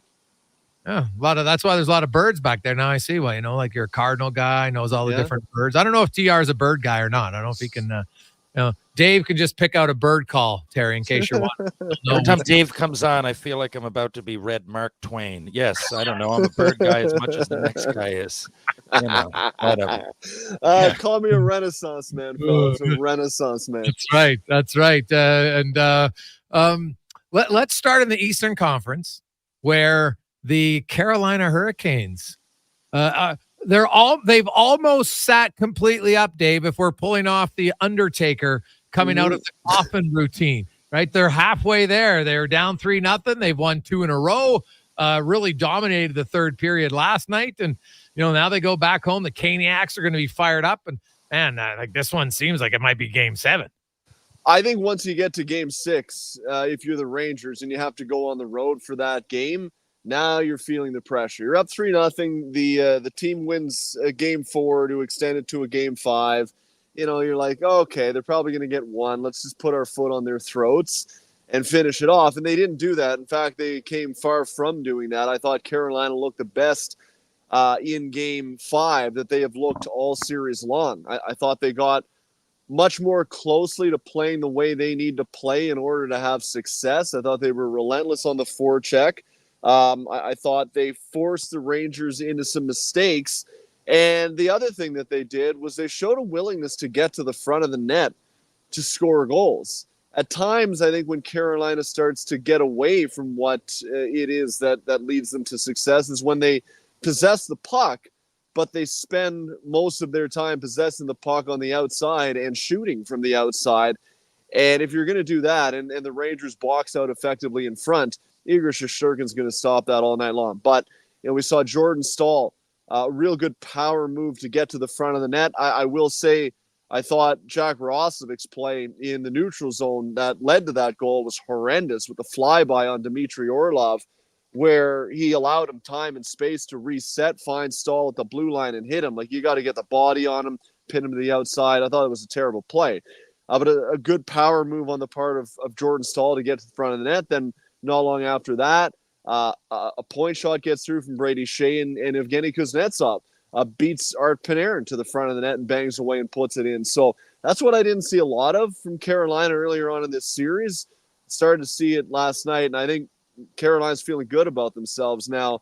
I would suggest that the advantage right now is with Carolina to get to a game 7. Once we get there, who knows? But I would lean, 65% right now, 65, 70%. We're going to see game 7 in this series. Boston and Florida. It's role reversal from last year. Florida was down 3-1, went on the road, won game 5, home 6, on the road 7, and moved on. The Boston Bruins now got to go into Florida. I don't think Brad Marchand's playing. So he's not playing. No Brad Marchand, Dave. They were close last game. There's no question about it. But, and this looks like a pretty daunting task for the Boston Bruins. Is this series end tonight? Does Florida become the first team into the conference final? I think so. I did not expect this series to be long to begin with.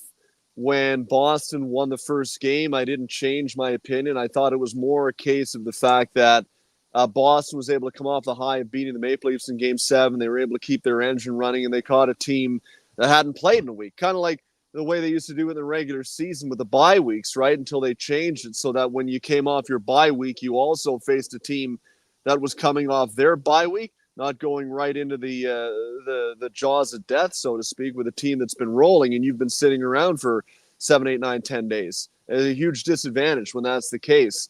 But once they got their legs back under them, I thought it shifted with the burden in that series to the duress, I guess, that Boston had been under playing a 7-game series, to the freshness that Florida had been able to recover once they got up and running again. So I think Florida's been, by and large, the better team in this series, really not even that close.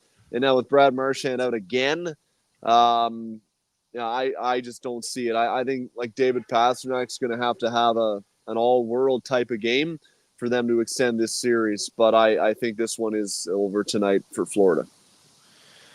Dave, sticking out east, the Panthers look way better than the competition, at least better than Boston and, say, the Leafs. What do the Leafs have? I was going to say both teams, but like for Leafs fans out there, I know there's a lot of them that listen.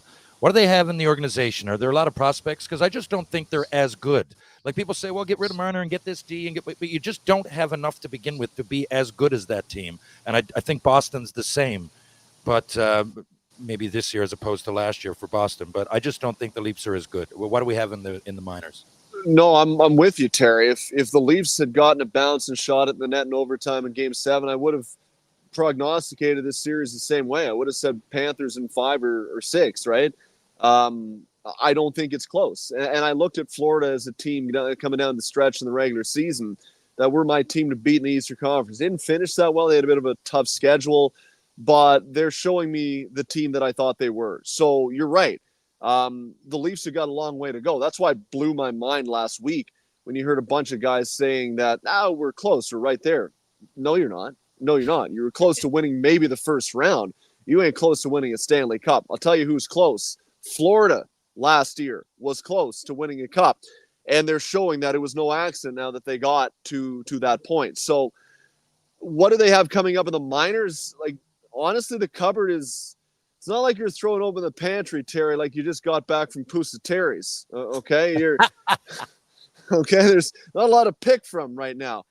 Easton Cowan is having a series for the London Knights in the Ontario Hockey League playoffs against Oshawa. He's been unbelievable. And I would suggest to you that I would be shocked if he was not on the team next year, just by virtue of the fact that he's cheap and looks like he is going to be able to contribute immediately. Now, I know Gregor and I, we always talk, how many teams go deep in the playoffs with like 19, 20-year-olds playing significant roles? You're not wrong about that. I mean, we're seeing right now Dallas, Wyatt Johnson. Yeah.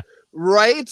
Yeah, but he doesn't have to be the man in Dallas. He just needs to be a guy that contributes. Yeah. And my is he contributing? But I think Easton Cowan will be on the team, Terry. I think Fraser Minton, same thing. Out in the Western Hockey League, has a chance to. He started the year with the Leafs this year, so I think he's going to get a chance next year. Beyond that, there's not much, man. Like, there really isn't. So that's why, Brad Treliving's in a bit of a tough spot right now, where he's got to work at improving the National League roster, because your window is like 4 years. Right, with Matthews still under contract in his prime, you've got 4 legitimate kicks at it right now. So he's got to improve the National League roster. He also has to try and find a way to stock the cupboard again, so that you get some guys that are coming up through the system. And there's not a lot right now there, like I said, beyond Minton and Cowan. Speaking of Wyatt Johnson, so I looked at this guy. I mean, he's ripping it up. I looked at his stats. So he was drafted in 21. Mm-hmm. And he didn't play. And a lot of people either didn't play or they played very little that year due to COVID. So I'm wondering, guys, is it too early? Is this play? Because people go, how did he drop so low? I mean, it's really not that low. I think he went 23rd overall. It's not that low. But for someone that can get 30 goals immediately as a 19-year-old, it's probably low. But, there's probably a lot that we don't know about guys getting drafted. He went from 30 points in 1920 to 124 2 years later. So in between was his draft year. There must be more like that we're finding out now. Holy cow, this guy's way better than we thought, or vice versa. I think it's going to be a really fascinating case study in 5, 6, 7, 8 years to revisit that 2021 draft, because we always talk about the draft being a crapshoot, and it is at the best of times. Like that was the Connor McDavid of crapshoot drafts, because scouts were assessing guys based on like dozens, if that, games, because nobody had played. So you're judging guys as 16-year-olds. You're judging guys on 20, 30 games. If they were able to get that in the Western League that year. It really was such an unpredictable draft. And what we're seeing right now is some of those guys come out of the woodwork, so to speak, because you don't expect a guy who was picked 23rd overall, not a low pick, but not a top 5 pick, right, to start coming into the playoffs at the age of 19 and 20, blowing the doors down. And that's exactly what he did. He's been outstanding. I don't know if I guess I did take some heat from it, because I was just simply stating the facts, fellas, and offering some context as well last night on Twitter. Wyatt Johnson scored his 11th career playoff goal last night before the age of 21 in his 30th career playoff game. Mitch Marner has 11 playoff goals in 57 career playoff games. So I'm just providing context. That's all I'm doing. People think, oh, you're taking a shot. No, I'm not taking a shot. I'm just providing context. And what Johnson has done is come in. Now, that's also a testament to how well built their team is right now in Dallas. Like we were talking about, he doesn't have to be the man. He just has to be a really good part.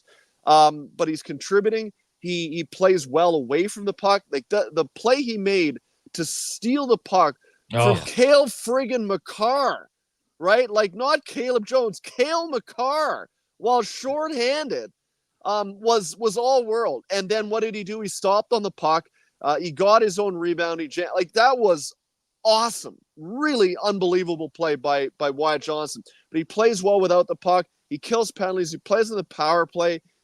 He contributes in all facets of the game, and he just goes out there and he's effective. He does all the things you need to do at this time of the year to have success and win, not just put up numbers in the regular season. So, no, to your point, Terry, it's going to be fascinating to see if more like him start to reveal themselves in the next year or so, because I think there will be more. Dave McCarthy from SiriusXM. Dave, lastly, your thoughts on the Oilers' decision to go with Pickard over Skinner? I mean, it reeks of panic to an extent, but that panic is being induced because the goaltender isn't stopping the puck. So, I guess you could roll the dice and go back to Stuart Skinner and say maybe today is the day that he finds it again, or maybe it's not. So, it's, do we deal with the devil we know or the devil we don't? And I think it probably is the right decision to go to Calvin Pickard. All you're asking him to do, really, and it's also a move to get the attention of the group as a whole, right?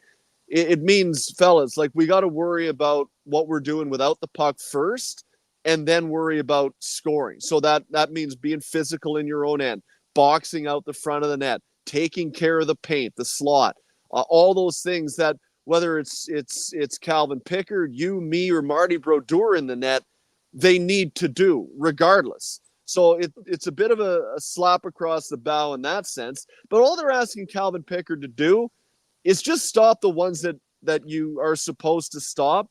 Don't let in any goals where it looks like you're playing ball hockey goalie out there. Like, please, that's all they're asking him to do. And if he can do that, put it together with what I talked about, how it needs to be an improvement of play to a man with the group defensively, then I think they're going to have a chance, because I know you guys were talking about it just before the break. The goalie at the other end isn't Marty Brodeur or Patrick Waugh either. I mean, it really was be less bad than the bad goalie at the other end of the ice. And ultimately that was Archer Shilov's last couple of games. They needed to be their goalie in Edmonton tonight. And so, no, I think it was the right move. I think Calvin will be ready for the opportunity. I think he certainly wanted this chance. Now he's got it. It's also on him to make good on it. Davey, have yourself a great day. Enjoy the games tonight. We will chat with you next Tuesday. Okay, boys. See you. There you go. That's Dave McCarthy from Sirius XM. Ooh, almost belched there right on air. Oof, I'd hold that one in. That was nice. Real nice. When we return, what's it going to be about today? Ryan's Rant, Terry's Tales is next on the Jason Gregor Show on Sports 1440, Oilers Nation, YouTube, and Facebook, presented by PlayAlberta.ca. The playoffs are wild. We all know that. And this year, Play Alberta is making it even wilder. Make a deposit with promo code Gregor50 to snag a $50 free sports bet with your next deposit. Get ready for unbeatable promotions throughout the playoffs with 10-plus odds boost on every Oilers playoff game. Score a chance to win a pair of lower bowl or even exclusive suite tickets for an Oilers playoff game just by making a bet on an Oilers playoff game at playalberta.ca. Bonus terms and conditions apply. Your love for strawberries is very passionate, you say. Just wait till you get your next taste of Booster Juice. The new Strawberry Blush smoothie made with strawberries, bananas, vanilla oat, and vanilla frozen yogurt will make you fall in love. And there's no tea like the Strawberry Serenity Teaser, a blend of strawberry juice, green tea, and honey. And for a tasty treat to pair perfectly with your berry obsession, the Strawberries and Cream Booster Ball has returned like your favorite dream. Visit a Booster Juice near you today or download the Booster Rewards app. Christensen Communities, the name in active adult living. Enjoy retirement living without compromise. At Christensen, we understand that each lifestyle is unique. We are committed to providing choice through optional dining, personal services, recreation programs, and care plans to suit your current and future needs. Enjoy maintenance-free living and build new friendships in a safe, independent community. Large suites with full kitchens and in-suite laundry, on-site amenities, and so much more. Find out more today about our communities across the province at cdlhomes.com. Hi, Brad McCory here. It's May, and that means it's time for our biggest sale of the year. We're practically giving away. Take our 2023 Ram 1500 Classic that was $59,000. Now, just $44,000. Yes, we're giving with savings up to $15,000 and an available 0% financing for 60 months on our new 2024 Ram 1500 Sports. We really are giving away. Hey, why do you keep bleeping me? I was just saying we were giving trucks away during our biggest sale of the year. Head up the trail and see how easy it is to do business at St. Albert Dodge. Until June 8th, make the shift to more savings at Fountain Tire and get up to $200 off a set of 4 select tires, plus a bonus $50 off any service of $150 or more. Restrictions apply. Financing available. Book online today. I can tell by the look on your face you're thinking about it. AccuSteel Heavy Haul Trailers have been providing highway and off-road custom trailers for over 25 years, bringing you innovative solutions for unconventional problems. They're your industry leader in engineered heavy haul trailer frame repairs, retrofits, rebuilds, and custom trailer fabrication. When you need to haul the largest machinery on the planet, they can do it with a premium engineered heavy haul trailer made right here in Alberta. They're 100% family owned, treating you like part of the family. Trust the experts at AccuSteel Heavy Haul Trailers. Learn more at accusteel.ca. Solid financial plan is made up of more than just investments. Investments are an important part, but you need a more comprehensive approach. Roger Weird at Weird Pearson Akel & Associates Private Wealth Management understands that. He can help build a plan that includes retirement, estate planning, personal insurance, tax strategies, and yes, investments. Talk to him today and see the difference a real financial plan makes. Weird Pearson Akel & Associates. Call 780-988-4119 or visit weirdadvisoryteam.com. What's cracking at Cattail? Maybe you've got the next tiger on your hands.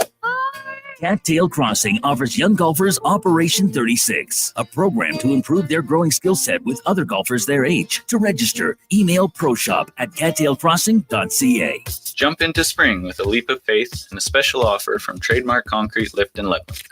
Book now and enjoy a 10% discount on our concrete lifting, void filling, or foundation services. It's our way of saying thanks for choosing the experts in elevation. Don't wait. Spring special is on for a limited time.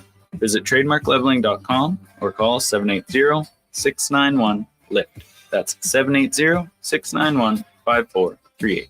Trademark Concrete Lift and Leveling, where your ground gets a new lease on life. Clear up some garage space and keep your tires in prime condition at Windermere Chrysler. we offer convenient, on-site seasonal tire storage that ensures your tires are safe, sound, and ready when you need them. With every service visit, enjoy a complimentary tire and wheel alignment analysis, plus a thorough car wash and vacuum. Trust Windermere Chrysler to maintain both your vehicle and your tires to impeccable condition. The choice is clear. It's Windermere. Visit windermerecdjr.ca.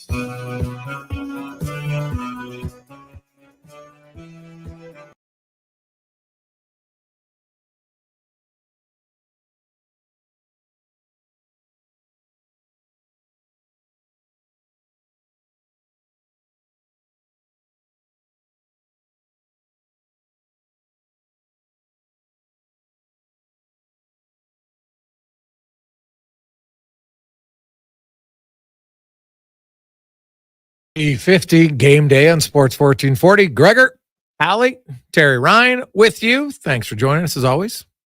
Gregor Show presented by PlayAlberta.ca, where you can get in the game.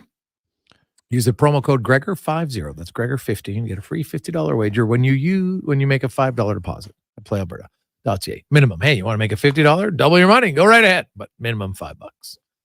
Now, let's get to Ryan's rant, brought to you by Action Electrical, coming up on Friday. The big draw. Somebody's going to win a $15,000 solar system on their home, courtesy of Action Electrical. And hey, they make a saving all the time.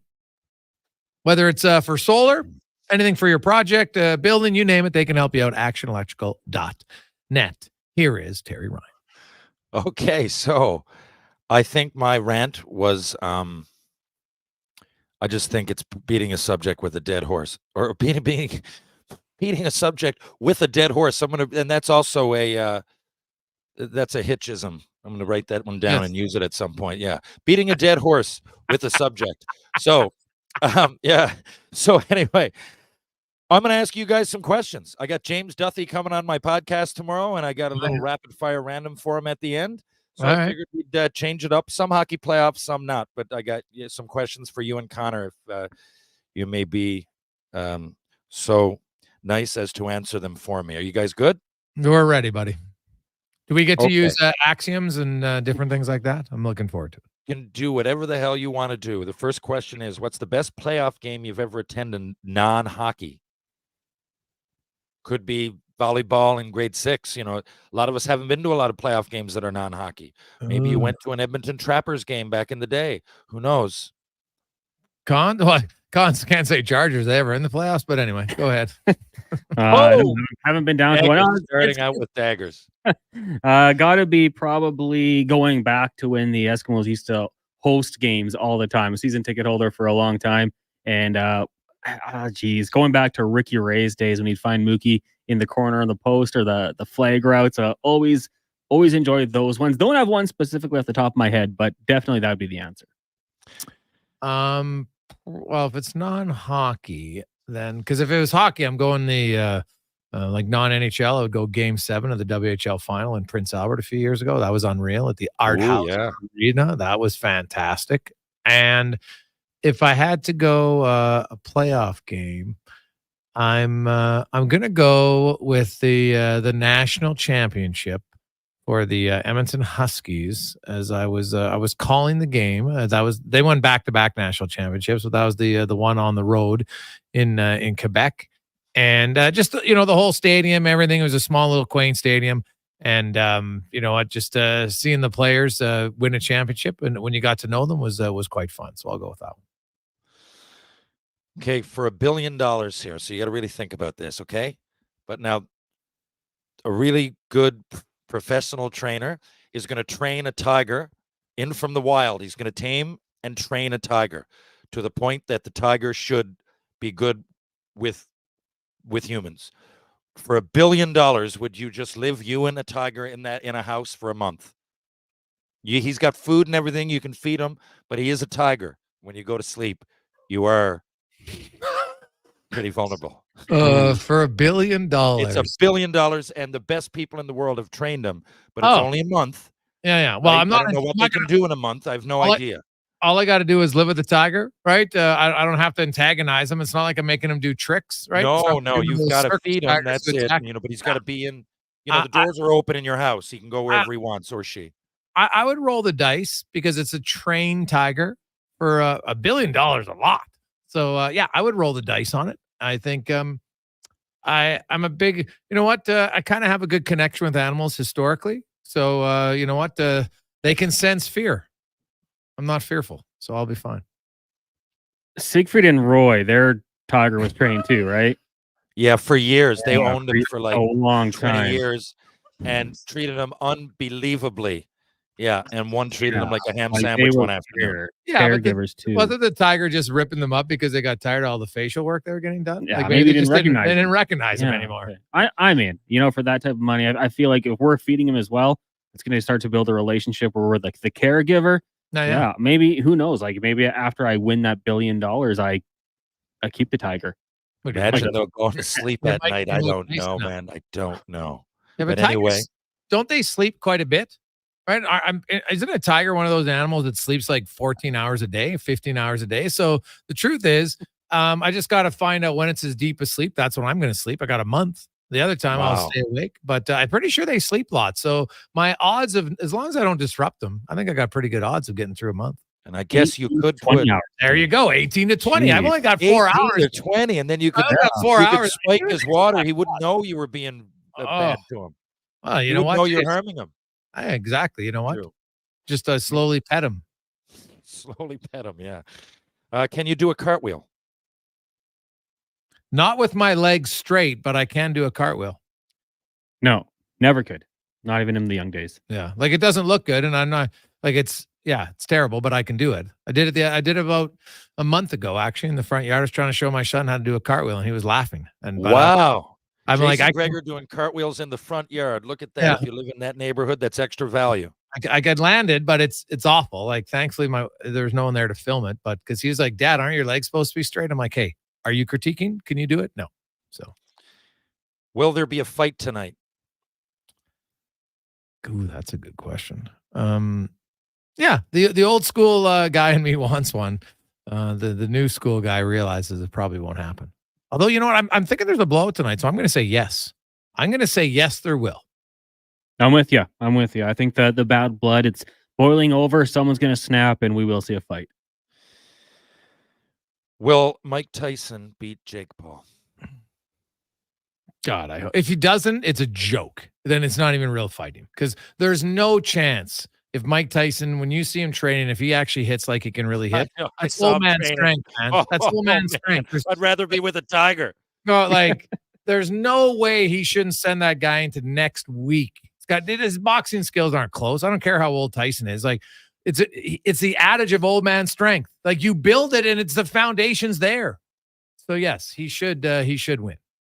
I agree. He should win. If it was life or death, then he would win. But I'm going to say for the event, he will not win. Yeah, I agree. I think it's rigged, and he's just going to lose to put on a show, and he's getting money. Yeah, joke.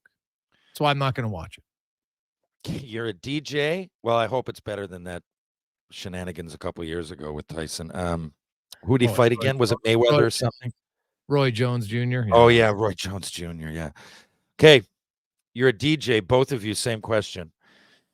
You got given these names. Whatever happened, you fell in ill favor with all your fans. Someone hated what you said. You got canceled. Now you got to find a new job. They're hiring down to On the Rocks. They're hiring a DJ. This is the only option you got. You got to pick one of these names. DeFlunk, like not defunct, DeFlunk, Snappy P, Pork City Pie, or your porn name, which would be your first pet and your first street name put together. So mine would be Smoky Park. Oh, I'm going poor name.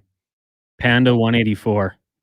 Be a sick DJ name. Panda 184. Panda That 184. actually works in some odd world. I can see you coming in with some 80s or weird, like funky techno hat, like pop music, but like like one of those bands used to wear. Devo. Oh, see, mine would be Buck Crescent. Actually, it'd be Buck Apache Crescent, because Buck was our first dog. Unfortunately, got shot by the neighbor because he kept chasing their cows. So Buck didn't have a long life, but Buck didn't. unfortunate. And Crescent wouldn't be part of it. That's the point. Yeah, so it'd be Buck Apache. Buck Apache's not bad. I think we can base a movie around that. Yeah, You just threw that out at the end. Why aren't you Buck Apache now? Yeah, It's way Buck better than Apache. Buck Let's Apache do it. Show. Yeah, let's see. Because I didn't really, when I lived on the farm, I didn't have a road, right? So because it was just RR1, so I have to go with when I lived in Leduc as Apache, because I was 65 Apache Crescent back in Corinthia Park. So wow, there's a '60s instrumental song. I think it's called it's called Raunchy. I think it's by Bill Eustace, Justis. You should be the Buck Apache Show, and that should be the theme song to the show. Listen to it after this. Tell me what you think. If not, side project, the Buck Apache Show.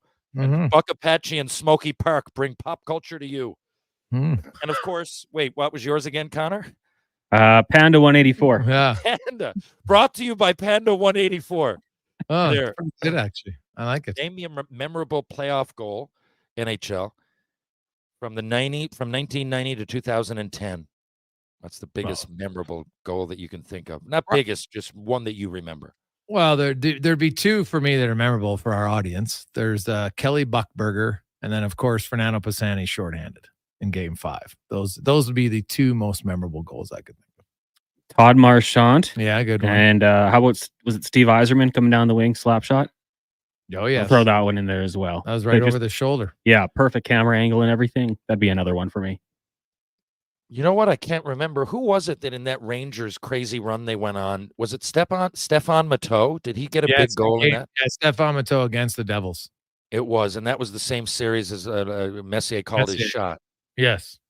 Yeah. Well, it would be for me those, and then the Matteau, and then just because I was into it for some reason, I would live with a big fan of the Rangers and the Lemieux goal in I think it was against Minnesota. That crazy one that gets shown on every Hockey Night in Canada ever since. Buddy. Yeah, that was one of the greatest Bob Cole calls.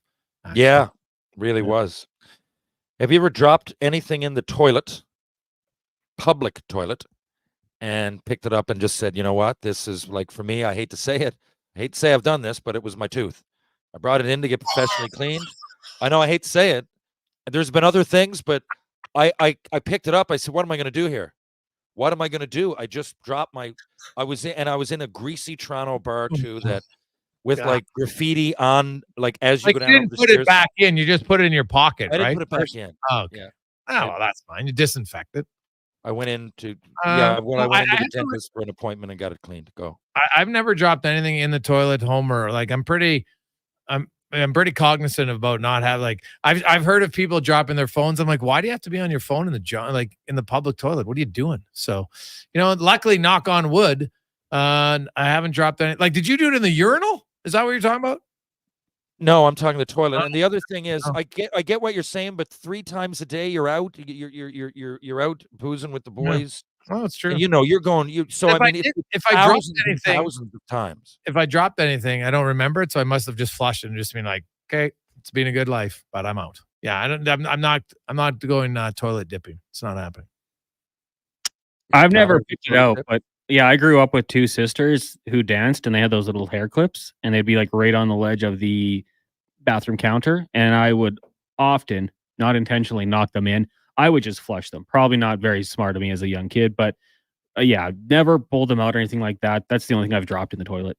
All right, TR. Well, thanks for question period for TR Sales, brought to you by Action Electrical. Let's get to the con man in Sports 1440 update, brought to you by Fountain Tire. Well, hey, you want to save on tires? Up to $200 off select tires right now, only until June 8th, including all Goodyear tires at fountaintire.com. Here's Connor Halley.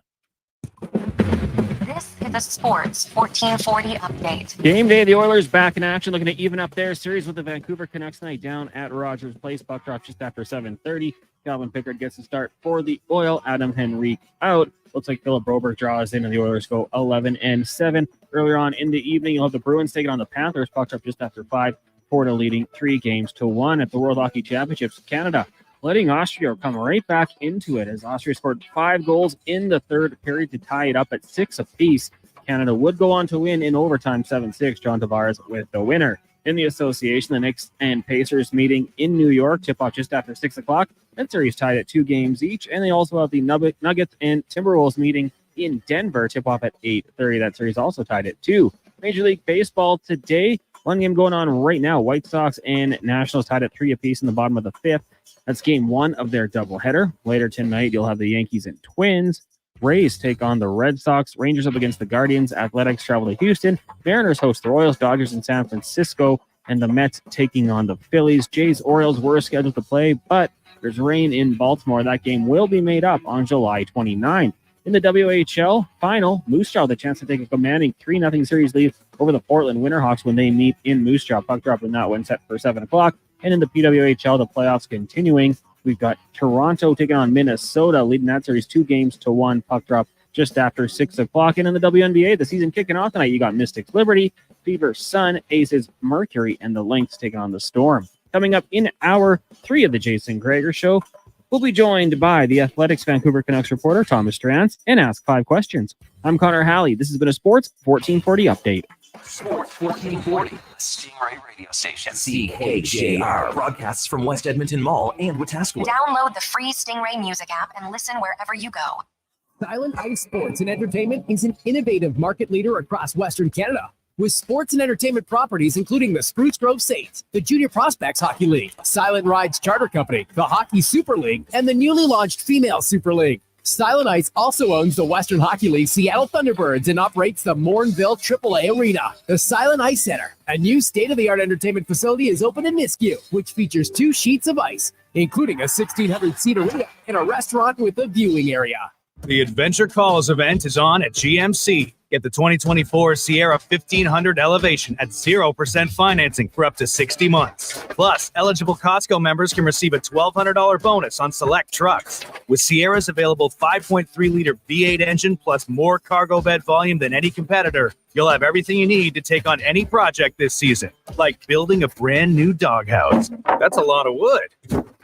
How big is this dog? Visit your local GMC dealer for details. There's still time to book your tournament at the Ranch Golf and Country Club. As one of Alberta's top tourney courses, the Ranch makes hosting fun and easy for any group or business. No matter how unique or unusual, they'll accommodate your vision for an event no one will soon forget. Start planning your tournament today at their beautifully landscaped course on the outskirts of West Edmonton. On-site event coordinators are here to help, but hurry, availability is limited and booking fast. Visit theranchgolf.com. Welcome back. Let's continue with the Bricks tent sale with up to 60% off clearance items. Save 60% off genuine leather sofas when you buy the matching Love Seater chair, or get up to 50% off mattresses. Some exclusions apply. See in store for details. The Brick, saving you more. CW Eves Troughing is busy. That's why they're looking for experienced troughers to show, run one show, of their trucks to show, get paid top rates. Contact CW Eves Troughing at 780-435-1492 or email info@cweves.com. Catch the Edmonton Stingers basketball home opener on June 2nd at the Edmonton Expo Center. Enjoy affordable family fun with a $5 food and drink menu and free parking. Tickets start at just $20. Visit thestingers.ca/tickets. Well, get ready for a silly hockey fans. Your partner in power just skated onto the ice. CWEL.ca, the new e-commerce website for electrical wholesalers Edmonton, is ready for the power play 24/7, 365. UL skates to where the puck will be in 5 years. Now that's forward thinking. Killer selection, slamming products from the best brands, and legendary service. Don't sit on the bench. Get your account today at ewell.ca and win that project. Plug into your partner in power. Get an EWEL.ca account today. The savings continue at the Bricks tent sale with up to 60% off clearance items. Score patio sets for just $99 or save up to $1,000 off appliances. Some exclusions apply. See in-store for details. The Bricks, saving you more. Legacy Heating and Cooling jingle auditions take one for Ryan Nugent-Hopkins and Zach Hyman. Are you ready, guys? We were born ready. Heck yes, Nuge. Drop the beat. Legacy, Legacy. We freaking killed it, Nuge. That's what I'm talking about, Zachary Martin Hyman. Nice guys. We're going to sell a lot of air conditioners. Hey, doesn't Legacy offer no payments and no interest for a year on those? Yeah. Well, thanks for the assist on the copy points there, Nuge. It's just what I do. Legacy Heating and Cooling.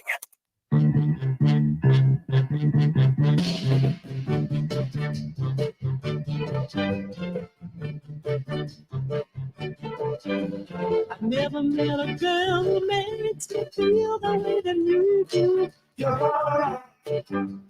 Whenever I'm asked who makes my dreams real, I say that you do. You're so free. Look out, baby, 'cause you're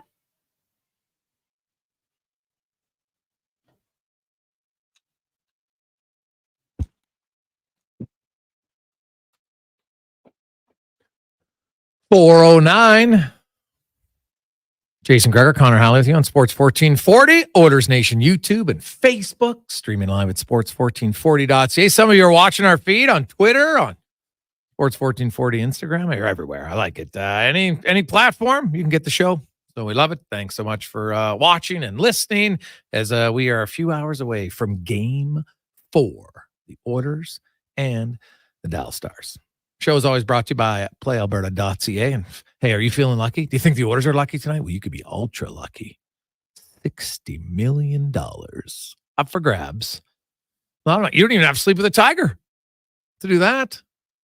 Just buy a ticket. 60 mil at playalberta.ca and 6 max millions. Hey, we'd all settle for $1 million. No, I couldn't. Trust me. Imagine just getting a cool $1 million. Whew, that'd be nice. You could pay your power bill. I'm joking. Hey, on a serious note, though, I know we have some listeners who text in the show all the time who are out in Fort McMurray. Unfortunately, they're under an evacuation watch right now. There's people evacuating as we speak in certain neighborhoods in Fort McMurray. So obviously, I'm sure that is a ridiculously stressful time, bringing back some awful memories from a few years ago. So I hope everybody gets out in orderly fashion, and I hope that it's just super precautionary and the fire doesn't actually hit that town once again, because that's the last thing they need. So shout out to everybody in Fort McMurray. We're thinking about you and hope that everything goes okay. I'm Jason Gregor. He is Connor Halley. We got Terry Ryan with us. Tom Drance is going to join us in about 12 minutes time, talk about the changes tonight for the Vancouver Canucks. Carson Soucy, of course, is out, sitting out his 1-game suspension for cross-checking Connor McDavid in the face. We are going to get to the oil report now. Actually, no, we'll get to that in a second. I got to send Con the clips. You can't really play the clip if I don't send it to him. So that's kind of a fail on my part. But I have an interview here with Corey Perry that Con should be getting any second now, and we'll get it queued up. But I had a long chat with Corey Perry in the dressing room this morning, and obviously a guy who's played over 200 NHL. He's top, what is he, 17th now, I think it is, 18th in all-time playoff games played. He's been there. We talked about this earlier, Terry, how, just the psyche, even though Vancouver, and what Tyler Myers talked about it today, he goes, we know they're going to come out and they're desperate. We know it, and we got to try to match it. But man, it's hard because you can't manufacture the desperation. It's hard to explain, but there's, it's like those recorded instances where a parent, has ultrasonic super strength in a certain moment, when they got to save their kid. They got to lift something off their kid. Normal days, they could never do it. And then all of a sudden there's like this massive surge. And obviously it's to a lesser extent, but you come into this game and you're the Edmonton Oilers. It doesn't mean you'll win every game, but my goodness, the first 10 minutes of this game should be all Edmonton Oilers. Yeah, and that's why,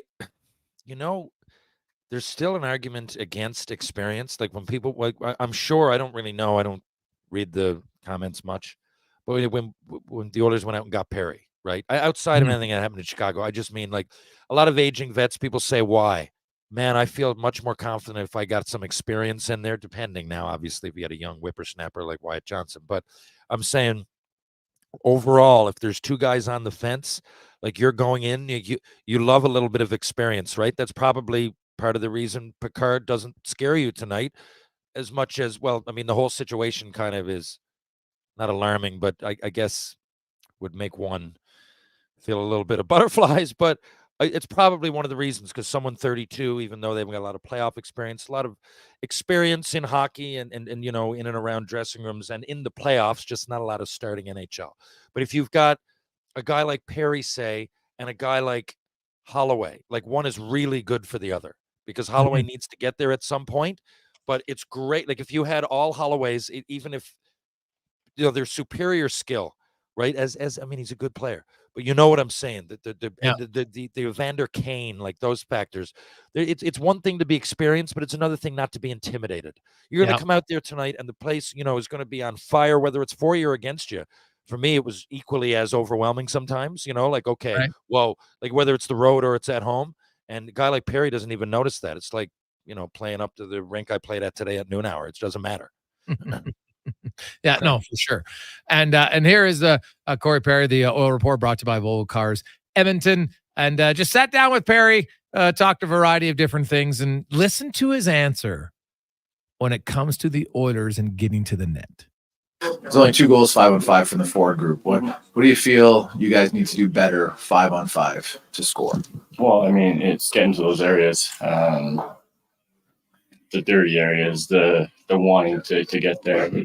It's wanting the puck and skating with the puck and holding the puck and controlling the puck in the offensive zone and creating plays from there. It's second opportunities. I mean, you can talk about it, you can say all you want, but you have to go and live it and do it. How do you get more guys collectively to do it? It's just will. It's just how much do you want it? How much do you want to win? You know the big prize at the end, but it's all these little prizes that you go through the playoffs wanting and trying to achieve, and then the bigger things happen at the end. But we know where we are in the series. We're down 2-1. We have a game at home tonight, and we can come out here and go back to Vancouver tied 2-2. There's very few goalies who love traffic, layered screens, different things like that. And that one, yeah. Yeah, and a lot of the numbers coming into this series suggest that was an area where Sheloff struggled. Do you guys need more traffic in front? Absolutely. You could say that about any game, any series for the last 100 years. You can talk about that. But yeah, he's making saves. When he sees the puck, he's saving them. But there are some second opportunities laying around. So somebody's got to be around the net, and somebody's got to be there. And it's just like I said, it's a matter of will and want to go there and really dig in for those, like they say, the garbage goals. Do you ever get a feel of how a team is, whether it's nervous, excitement, whatever? You've been around so much for playoffs. So do you kind of have a feel of where your group is heading into tonight? I have a pretty good pulse on what's going on in here, and I'm not going to divulge too much, but we'll be ready, and we're excited to play. Does the fact that your goalie's getting his first playoff start tonight kind of just guys in the regular season, when someone plays their first game or scores their first goal, everybody gets a little extra excited about it? Do you kind of feel that way for Calvin? It's been a long journey for him, and he's finally going to get a playoff start tonight. Yeah, I mean, for us, it doesn't really matter who's in the net, but because they're both tremendous goalies, and we have a lot of faith in both of them. If Calvin's the guy, then we're standing behind him, and we're going to play exact same way we play for us too. And there's probably going to be a little extra motivation as well, just because it is his first game, and it's exciting, and we're all excited for him. So there you have it. They're excited for him, but it's about the will and the want, Terry. And you know what? That's just sometimes what it comes down to. It's hard to go to the net. It's especially when you got a bunch of hulking defensemen in Vancouver. But so what? If you want to, you don't say, hey, I want to win the cup, but I don't want to have to pay the price to win the cup. Well, then you're not going to win the cup.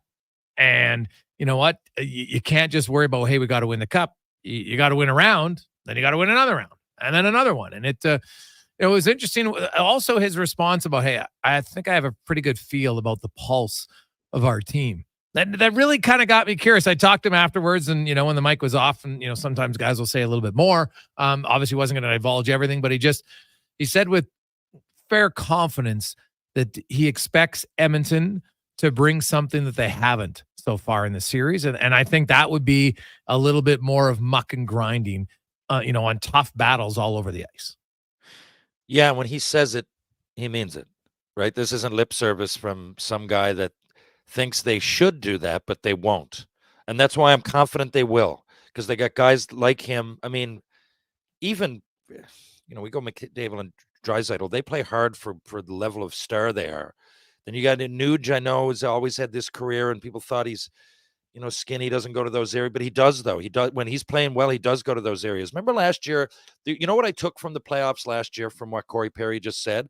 I thought of that Marchessault kid and how many times he just scored from where, say, again, a guy like Peterson isn't. He's just not there. So, again, I hate to pick out one person, but most people I'm looking at the playoffs, they might make mistakes because they're jittery. Some players look timid, and to me, Pedersen looks like that. So it's good that. But that's not going to last probably. So, you want to jump on it. But what I'm saying is that he's not wrong. And it's easy. It's easy. Like, it's the biggest thing that separates teams. And it's easy. You can do all these X's and O's all you want. You can talk about time with puck and, shots from a certain area and power play and penalty. It's just, you'll get more of those power plays if it comes down to just going to the net and battling. And you'll get less penalties against you if you're good at it. Like, it's just, it's the way it goes. Unfortunately, for some people who don't like to play like that, that's what the NHL is. And that's why we love to watch it, because it's a combination of such beauty, such physical finesse and beauty out there on skates. It's swift. It's beautiful to watch. But you combine that with some of the toughest knocks you're going to take in any sport, in any form in the world. And so I just think there's a lot more of that, what he's talking about, to winning the NHL playoffs than not. And it's a guy like Corey Perry. So I think they're going to listen. And I'll say it again. There's a reason they got players like that. And there's a lot of them. He's just probably the most outspoken veteran about it. 420, Jason Gregor, Terry on with you on Sports 1440 when we return. The Soucy suspension, how that impacts Vancouver's lineup decisions tonight. Maybe a late scratch for one of their forwards. But we'll break it down. How are they going to attack Pickard? Is Sheeloss playing as well as some people think? We'll discuss it next with Thomas Drance on the Gregor Show, presented by PlayAlberta.ca. Wild, we all know that. And this year, Play Alberta is making it even wilder. Make a deposit with promo code Gregor50 to snag a $50 free sports bet with your next deposit. Get ready for unbeatable promotions throughout the playoffs with 10+ odds boost on every Oilers playoff game. Score a chance to win a pair of lower bowl or even exclusive sweet tickets for an Oilers playoff game just by making a bet on an Oilers playoff game at PlayAlberta.ca. Bonus terms and conditions apply. This spring, experience innovation on the road at Volvo Cars Edmonton. Right now, lease from 0.99% or save up to $4,000 on select models for qualifying loyal Volvo Cars Edmonton customers. Plus, save $5,000 on all new and demo 2024 XC60 Recharge plug-in hybrid models. Discover why we're Canada's only 13-time Volvo Excellence Award winner. Chat online at volvocarsedmonton.com or visit 1205 101st Street Southwest. Building a new home? You may not need a residential elevator yet. But in the future, a RAM elevator could provide greater accessibility and even make your house more appealing to buyers. So book a consultation with RAM Elevators and Lifts and find out how to strategically place closets to save space that will accommodate the addition of an elevator when you're ready. Plan for the future in your new home with grounded simplicity, elevated design. Learn more online at trustram.com. The job isn't done until the last load is hauled, and having a semi-trailer out of commission is not an option. Whether replacing or adding to your convoy, Edmonton Trailer has a huge inventory of new and used semi-trailers, trusted by the gravel, logging, oil field, fluids, and freight industries. Find a trailer right for you online or at one of their 3 locations. For sales, service, parts, rental, and finance, when you're in it for the long haul, Edmonton Trailer. The savings continue at the Bricks tent sale with up to 60% off clearance items. Save 60% off genuine leather sofas when you buy the matching Love Cedar chair, or get up to 50% off mattresses. Some exclusions apply. See in-store for details. The Brick, saving you more. Your love for strawberries is very passionate, you say. Just wait till you get your next taste of Booster Juice. The new Strawberry Blush smoothie made with strawberries, bananas, vanilla oat, and vanilla frozen yogurt will make you fall in love. And there's no tea like the Strawberry Serenity Teaser, a blend of strawberry juice, green tea, and honey. And for a tasty treat to pair perfectly with your berry obsession, the Strawberries and Cream Booster Ball has returned like your favorite dream. Visit a Booster Juice near you today or download the Booster Rewards app. Hey Edmonton, ready to power up your projects with unbeatable strength and efficiency? Step into Edmonton Kubota, where our massive inventory meets all your needs. From rugged tractors and loaders to nimble mowers and utility vehicles, we've got the machines that work as hard as you do. And guess what? This month, we're rolling out exclusive deals that'll make your heart race faster than our engines. Drive down to Edmonton Kubota or visit EdmontonKubota.com to discover how we can boost your efficiency, productivity, and fun. Edmonton Kubota, powering your passion with every turn of the key. The savings continue at the Bricks Tent Sale with up to 60% off clearance items. Score patio sets for just $99 or save up to $1,000 off appliances. Some exclusions apply. See in-store for details. The Bricks, saving you more. Vision Credit Union is proud to serve rural Albertan entrepreneurs, business owners like Steve and Haley, who own Blue Jay Storage in Camrose. Their company offers secure self-storage options ranging from closet-sized units to RV parking pads. To make things convenient for customers, Blue Jay's gates are open 15 hours a day, 7 days a week. Way to get down to business, you two. Looking for financial services to help your company get down to business? Learn more at visioncu.ca.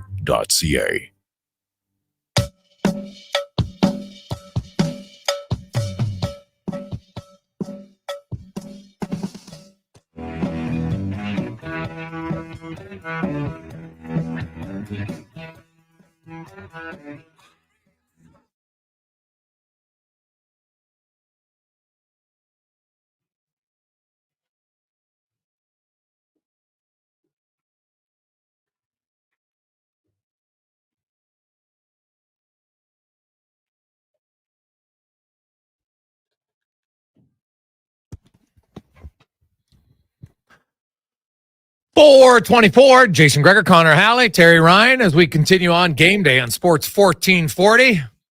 Coming to you live in the eWell studio, ewel.ca, your local electrical distributor. Brand new location. Well, not that brand new, but it still looks like it's brand new. They got the show playing all the time in the showroom. You need anything electrical, or hey, maybe you need to spice up one of your projects, go to ewel.ca and they can help you out. Let's go in the room now. Brought to you by Next Gen Transportation, heavy haul transport provider, 100% locally owned and operated, and huge supporter of numerous youth charities. It's nextgentransportation.com. As Thomas Drance, longtime beat reporter of the Vancouver Canucks, writes at The Athletic, joins us again. And, pretty big loss as far as, minutes played for Soucy. Him and Meyer had been out against the McDavid line as much as they could through the first three games.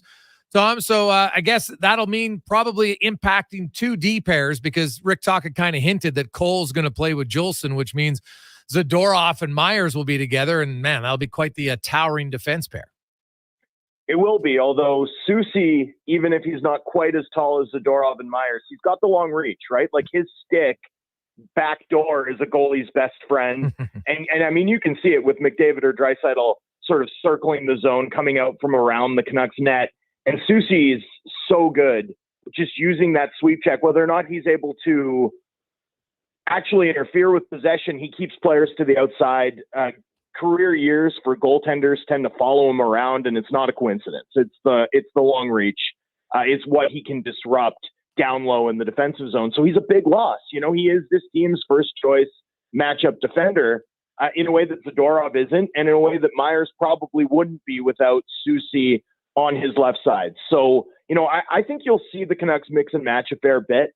I would think that Juleson will end up playing 2 or 3 or 4 minutes fewer than Ian Cole, even if they take line rushes together. Okay. Zadorov tends to play top pairing minutes right now for the Canucks, regardless of who he's paired with. I think you'll see some Zadorov-Hronik shifts. I think you'll see some Myers-Cole shifts. I think you're going to see Rick Tocchet mix and match his defense pairs a little bit, especially given that he doesn't have last change. And in Juleson's one playoff game so far, which was game 2 of the Nashville series, he was on the ice when Philip Forsberg was able to kind of beat him down low and score a key goal that powered Nashville's win in that series. I'm pretty confident the Canucks will do what they can to avoid Juleson being out there for prolonged stints against Edmonton's top 6 group. Now, McDavid and Draisaitl are split up, and wisely they should be. That's what got the Oilers to have the best record in the league when they were split up. They didn't play very much together in the regular season.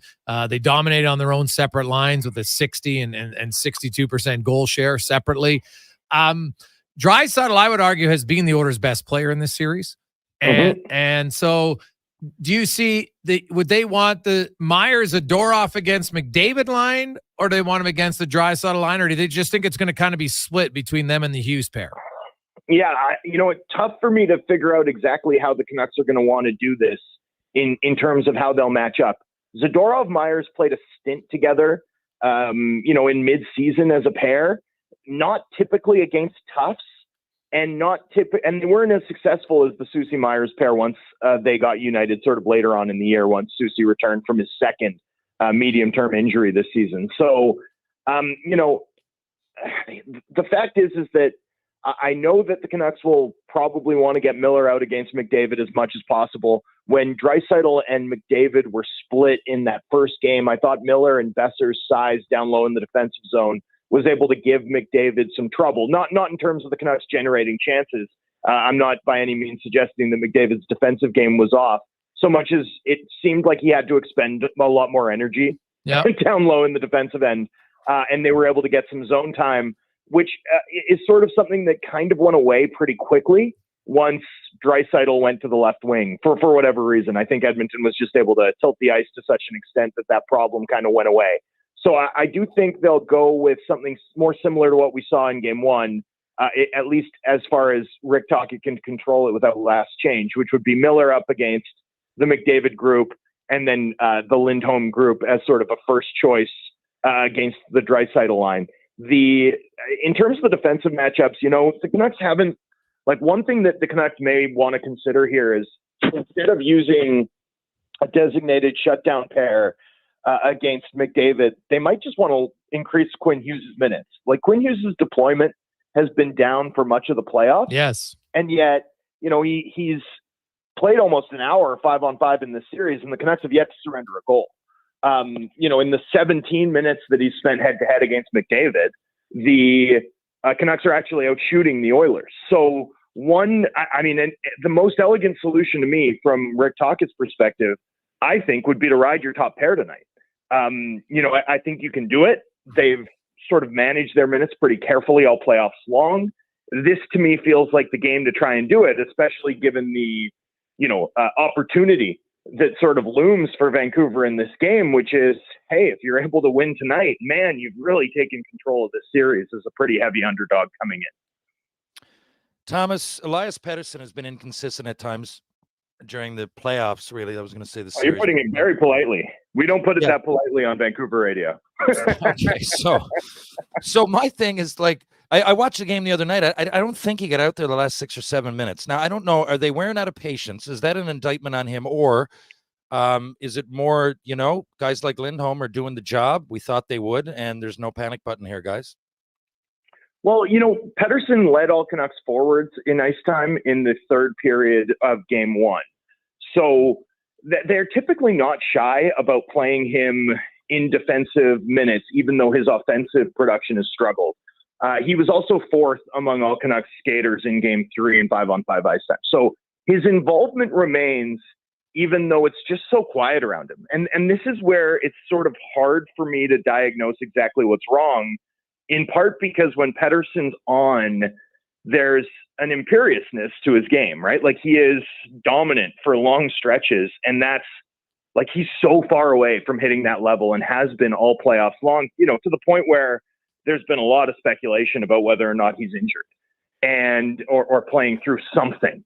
And, I don't know. Is he, again, the Canucks, even when he's been struggling, haven't been shy about sort of giving him significant defensive minutes. So if his minutes fall off sort of unexpectedly, it sort of makes me wonder if it might be something else.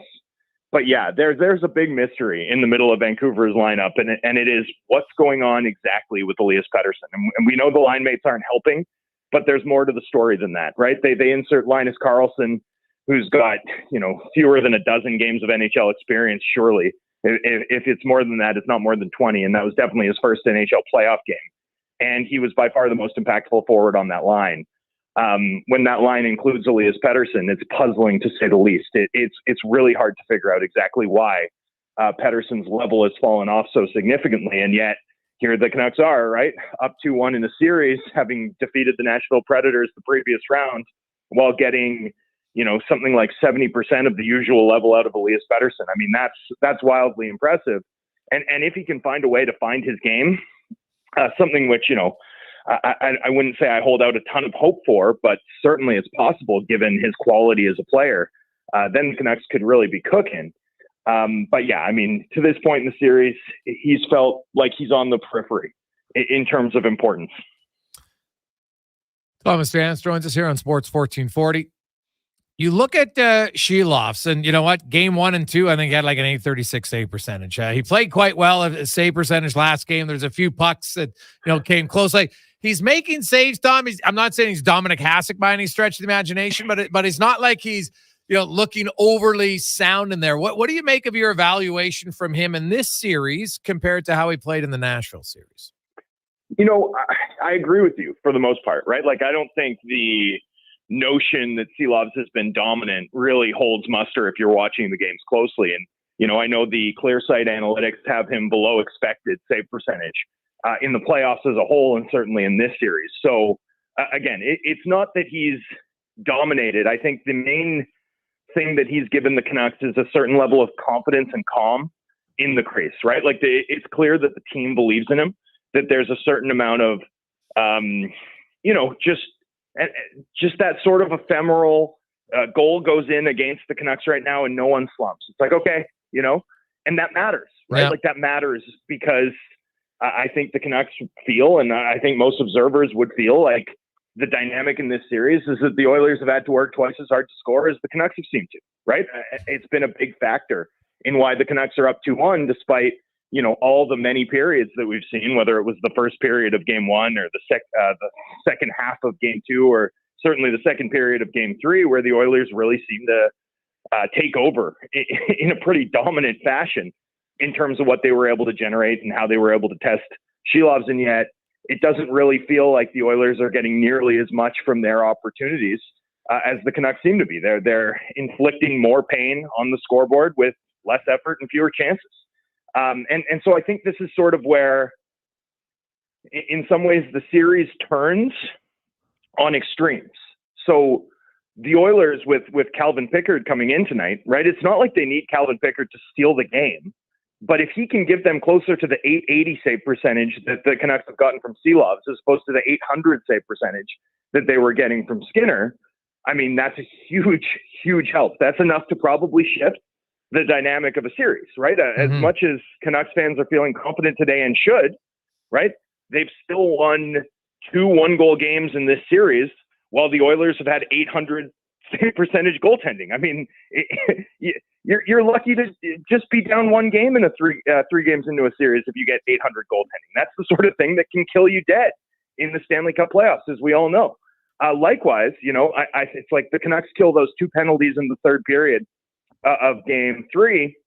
And I'm sort of sitting here thinking, man, if the Canucks can reduce Edmonton's power play percentage to like 33%, right? Like if you're aspiring to be a 67% effective PK, like that's enough to shift the dynamic of the series, right? It's sort of those 2 extremes where the Oilers don't need to get great goaltending. They just need to get something closer to below average, something closer to baseline competence, and it can shift this series in their direction. Likewise, if the Canucks can just be bad on the PK, at least in terms of how we usually look at it, in terms of PK conversion rate or power play conversion rate, yeah, I mean, that's enough to swing the series. So those are sort of the 2 like extremes where, as a result of how little confidence we have in Edmonton's goaltending, and as a result of how much confidence we have in their power play, this series can sort of turn if teams can turn various sort of tire fire areas, not into strengths, but into weaknesses that don't, wound them fatally, as it were. The Pickard-Skinner trade-off, does that maybe concern Vancouver? Because as you mentioned, like, Pickard doesn't have to be great.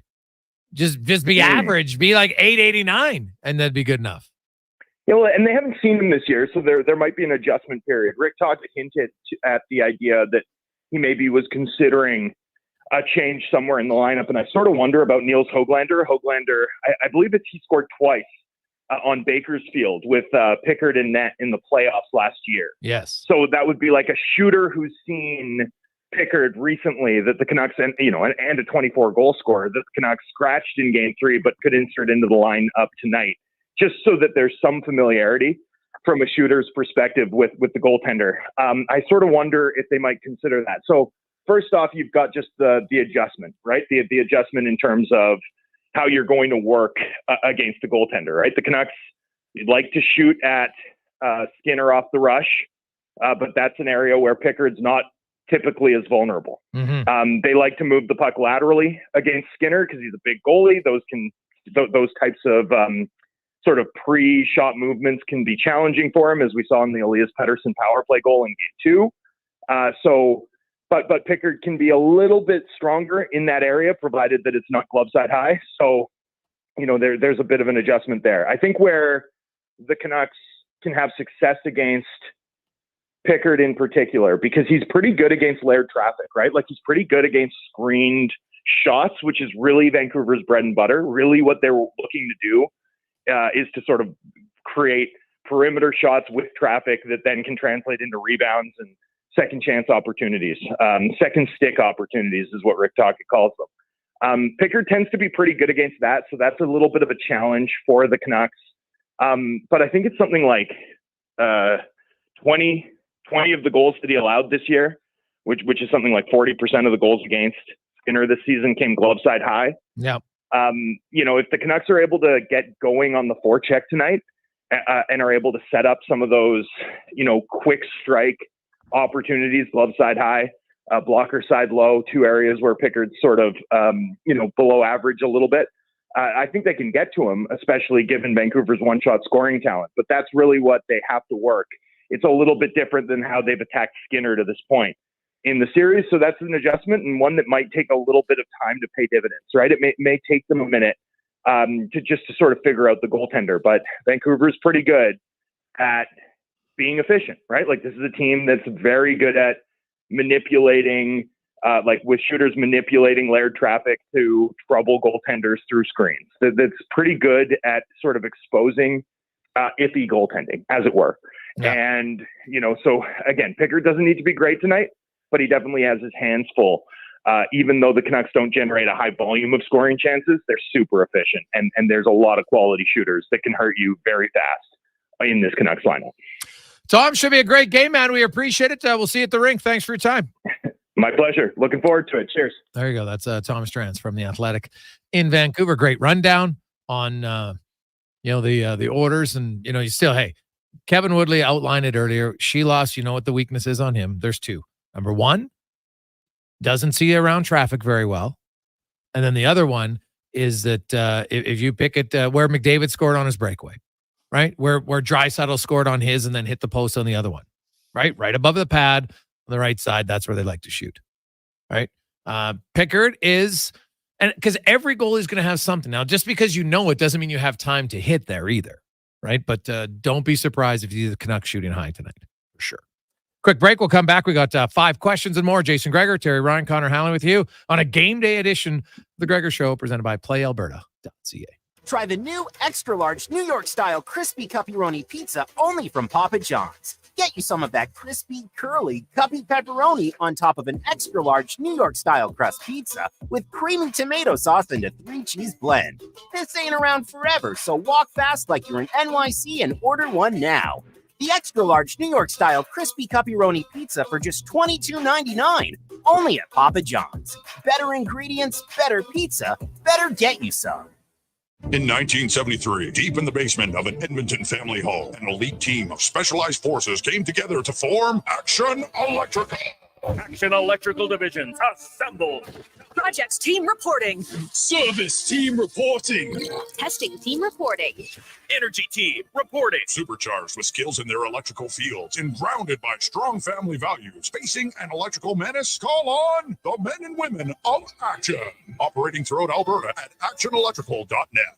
Legacy Heating and Cooling jingle auditions take one for Ryan Nugent-Hopkins and Zach Hyman. Are you ready, guys? We were born ready. Heck yes, Nuge. Drop the beat. Call Legacy. Call Legacy. We freaking killed it, Nuge. That's what I'm talking about, Zachary Martin Hyman. Nice guys. We're going to sell a lot of air conditioners. Hey, doesn't Legacy offer no payments and no interest for a year on those? Yeah, well, thanks for the assist on the copy points there, Nuge. It's just what I do. Legacy Heating and Cooling. Introducing the Female Super League. Female hockey is on the rise with more women playing the game than ever. Join us as we pave the way for the future of women's hockey. The FSL is more than a game. It's a movement and an experience for the motivated female athlete. Teams will compete in a showcase-style format featuring consistent interprovincial competition. Come be part of the journey as the 2024-25 season unveils a 12U division, as well as the launch of a groundbreaking progressive body-checking 14U division. For more information, visit femalesuperleague.com. When it comes to your heavy haul trailers, don't settle for a patch job that will fall apart after a hard day's work. Bring your unit to AccuSteel Heavy Haul Trailers. They'll solve the problem once and for all, keeping you working with limited interruptions. For 25 years, their experts have been providing highway and off-road custom trailers for mining, oil and gas construction, and renewable industries. They're your industry leader in engineered heavy haul trailer frame repairs, retrofits, rebuilds, and custom trailer fabrication. Learn more at accusteel.ca. What's cracking at Cattail? Their men's league. Play 18 holes for 18 weeks on Tuesdays from 2 to 6 p.m. Then complete the day and head to Out of Bounds. Recently ranked one of Canada's top 10 in fine dining restaurants. For details, visit cattailcrossing.ca. They're the heart of Alberta's economy. The coffee shops and construction companies, the ag operations, oil field services, and retail stores. They're that keep money moving and folks working in our rural communities. At Vision Credit Union, we're proud to serve businesses like these with personalized support, common sense lending policies, and products that work with life here. Let Vision Credit Union help your company get down to business. Learn how at visioncu.ca. Sports 1440 has added another player to our lineup. Tonight, from 6 to 9, check out Turn Sports with your host, Navin Romerick. Edmonton's exclusive home of sports talk is now rolling 24 hours a day, 7 days a week.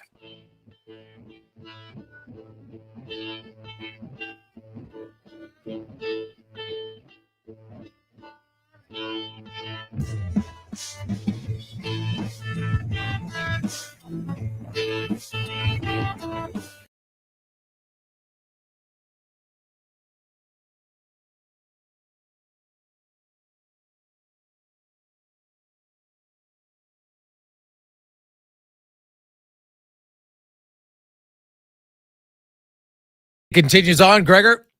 Terry Ryan, Connor Halley with you on Sports 1440. Can text us 833-401-1440 in our E-Well inbox, 833-401-1440. Many of you, people love Con Man's porn name from Terry Ryan. So there you go. Panda 184. Guys, that's what we should just call Connor Panda from now on. We might have to. Oh boy. We might have to. I don't mind it at all. Let's get to 5 questions brought to you by The Brick, and the tent sale continues on right now. Man, they got some clearance items off 60% only until Monday. So get in there at The Brick and thebrick.com, as well as, you get 25% off Canadian-made sofas and more. The Brick. It's time for 5 questions on the Jason Gregor Show. R.I.P. Panda. Great little dog she was. Question number 1 for you guys. With the goalie change and line adjustments, let's get a prediction for tonight's Oilers-Canucks game 4. I'd say 8-8, 9-8 overtime for the Oilers. TR is loving the goalie matchup. Give me 4-4. I hope the guy does awesome. I really do. It just, I'm a little startled, but let's say 4-4, 5-4 OT for the Oilers. I have it 5-3. I think there'll be offense again in this game. Question number 2. For Edmonton, by the way, in case people are wondering. Question number 2. Expectations for Dylan Holloway. Looks like he's going to crack the top 6 tonight with Kane and Draisaitl. You know what? I don't have any lofty expectations. I don't think, oh my goodness, he has to score. This guarantees he scores. Obviously, it would be great, right? Like they got 2 5-on-5 goals from forwards in the series.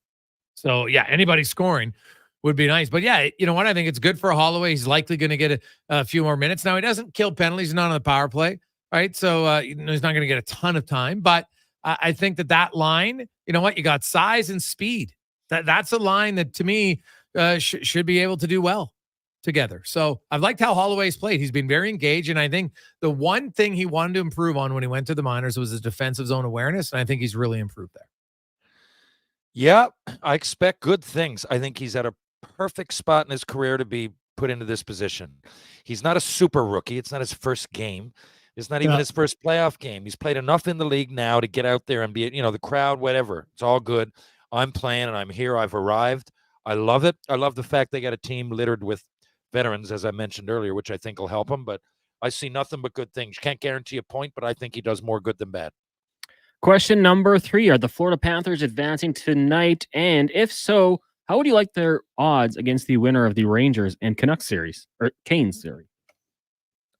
They might just win every game from here on in. So I'm convinced they're going to be in the final after what I've seen so far these playoffs. Yeah, the Panthers are good. I expect them to. No Brad Marchand, no chance for the Boston. Well, no chance is probably extreme, but I see Florida finishing them off tonight. Question number 4, opening day in the WNBA. So who is your pick to win it all? Who's league champion? And also expectations for Caitlin Clark in her rookie season. Well, I don't think the Fever are going to win. Let's go with the obvious one there. You get the first overall pick, you're usually terrible. Man, that's a good question. I'm going to go. Well, it's hard to go against Las Vegas. So I'll go kind of with the lazy pick, but I will go with Vegas. And I think Caitlin Clark is going to have a very solid season. She will be a big draw wherever she goes. And there will be lots of people that when she has a bad game, they'll be, see, I told you she wasn't going to dominate, even though most sane people aren't expecting her to dominate. I'll tell you this, since Caitlin Clark came onto the scene, I've been paying a bit of attention. I feel like even though I haven't watched the WNBA a lot over the years, I feel like I'm on some sort of ground level because there's record number of people now watching because of Caitlin. But I don't think they're going to win. Now, knowing what I know, I'm really intrigued by a story last year. There's a girl, Brianna Stewart. She played with Seattle and was a huge scorer, but her last game, she went like 3 for 17 or something. So she's now with New York, free agent signed with New York, who are already good, the Liberty. And Las Vegas has given me no reason. They've been dominant the last couple of years, but I'm calling Brianna Stewart's on a mission. Seattle 3rd, Las Vegas 2nd, New York are going to come away with it. Love it. Final question for you guys today. It was on this day back in 1998, the final 2-part finale of Seinfeld aired. I know Brandon brought this up this morning with Carius about what was the best way to wrap up a TV show, but I'm going the other way. It's not Positive Friday, so it'll be negative. What was the worst TV show finale of all time, in your opinion? Okay. TV show finale would really narrow it down to me to some shows that I really loved. Otherwise, I don't really know the finale. I kind of liked, there's all kinds. Like, those shows in the 80s, All in the Family and Growing Pains. I don't really remember. I watched them maybe because they were on TV when I was home. I don't think they're close to like Curb or Seinfeld or Sopranos or any of those. But I've seen a lot of significant finales, and you're not going to believe it. But I didn't think Seinfeld was as bad as people thought. I certainly didn't think The Sopranos was. I kind of liked that. But being in that they're too talked about, I hated the finale of Quantum Leap. I couldn't believe it. It was gearing you up towards something. It was gearing you up. Sam was going to go. He was leaping all over, and he just wanted to leap home. He had a girl there waiting for him, his long-lost wife. All indications were, and something was guiding him in the universe, and you were hoping it was her. And then he just kept leaping around. It was over. He just kept leaping around. He didn't get to reunite with her. I was so disappointed. I don't know why they did it. It was before TV shows were getting so, academic or like, there was so many different things that could happen. Everybody was waiting for the good ending. Well, when I say everybody, me and 3 of my friends, but still, Quantum Leap had a terrible way to go out. Oh, it's a good question, man. There's been a few, but I would say How I Met Your Mother. Probably it's a comedy show that had like one of the most depressing endings ever.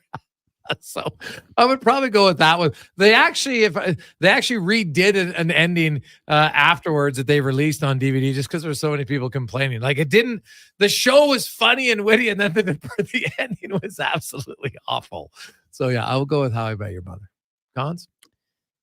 These two were kind of slow burns for me. Like they were going in that direction, but Dexter and Lost for sure would be. Oh yeah, I agree. Two shows that started off so good. Lost, I know. I never watched Lost, but I know buddies who did, and they were so annoyed. They felt like the ending was just terrible. First season of Lost, I mean, you watch one episode, you'll be hooked. Really? Yeah, it's really good. Not good, eh? And then after a couple seasons, it's wild. I'm actually watching Dexter right now. I never watched Dexter before. I just started it. So don't ruin it for me. No. Well, you just did. Because just now I'm like, do I even want to commit to this? Yeah, hey, Dexter's good right up until that. So yeah, it's really. But I mean, I'm with you, Connor. You already let the cat out of the bag. I was like, what are they doing? What are they reaching for here? Why? But anyway, that didn't ruin anything. It's a great show. Jason, keep watching right up until the end. Every episode's great and that's fine. Like I think for a lot of people, it's hard to ever like an ending because you really like the show. You don't want it to end. Right. I do think there's that to people, or it builds up. I know some people hated Game of Thrones ending. I'm like, I don't know. I didn't mind it. I was like, I don't know. What are you expecting? So it's different. So I think that was it with The Sopranos when it, Yes, again, that's someone one. hasn't seen it, but you know what I mean? I thought, yeah, that's creative, but other people, I wanted some kind of finale, Well, I don't want to give too much away. There are people out there that haven't seen it. I guess it's a great and some show. people, a lot of it, hey, they like closure, right? They want closure. Right? Sometimes you want closure too much. Ask somebody like the extended breakup. It can be the worst, right? You don't want to. You try to let them down nicely. You don't really want to tell the whole truth about why it is. The Costanza. It's not you. It's me. When really that's not the case. Yeah. It's clearly you. And so I'm sure most people out there have had that once in their life, right? And the person that finally you just have to say, no, this is why.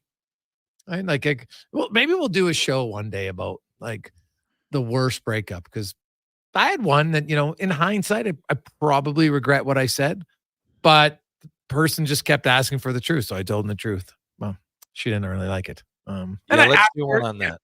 No, yeah, we'll do it another day. We don't have time because it's a little bit of a long story. But one day we'll have a conversation about that. So I'm sure many listeners out there, whether you've been on the receiving end or the giving end of a breakup, right? I remember I was like Seinfeld once. A girl broke up with me. It was unbelievable. I wasn't really that into her, really. And so I remember the Seinfeld episode where he's like, she breaks up and he's like, oh, okay. Well, hey, great for you. No, and she gets all upset, right? Because some people are like, what? You don't really care. And that's kind of how it was to me. It was like the greatest. Because I didn't have to do it. And I'm like, oh, okay. No problem. See you later. We've talked a lot about sitcoms on here. And, we talk, obviously, I think we're all here on this show. Seinfeld fans, but it's funny how much you reference it. Like, I don't know if it's subconscious, but when you just said this Costanza, remember there are, first of all, with Seinfeld, he does have to pick a toothbrush out of the toilet and he doesn't do it. Remember? Oh, I know. Oh, dude. Remember the girl drops it and she's gorgeous and she's got everything and he's finally happy. Oh, it's unbelievable. He cleans out his whole apartment because he's so anal. It's hilarious. Yeah. And then George picks a Krispy Kreme or something out of the garbage. Yeah.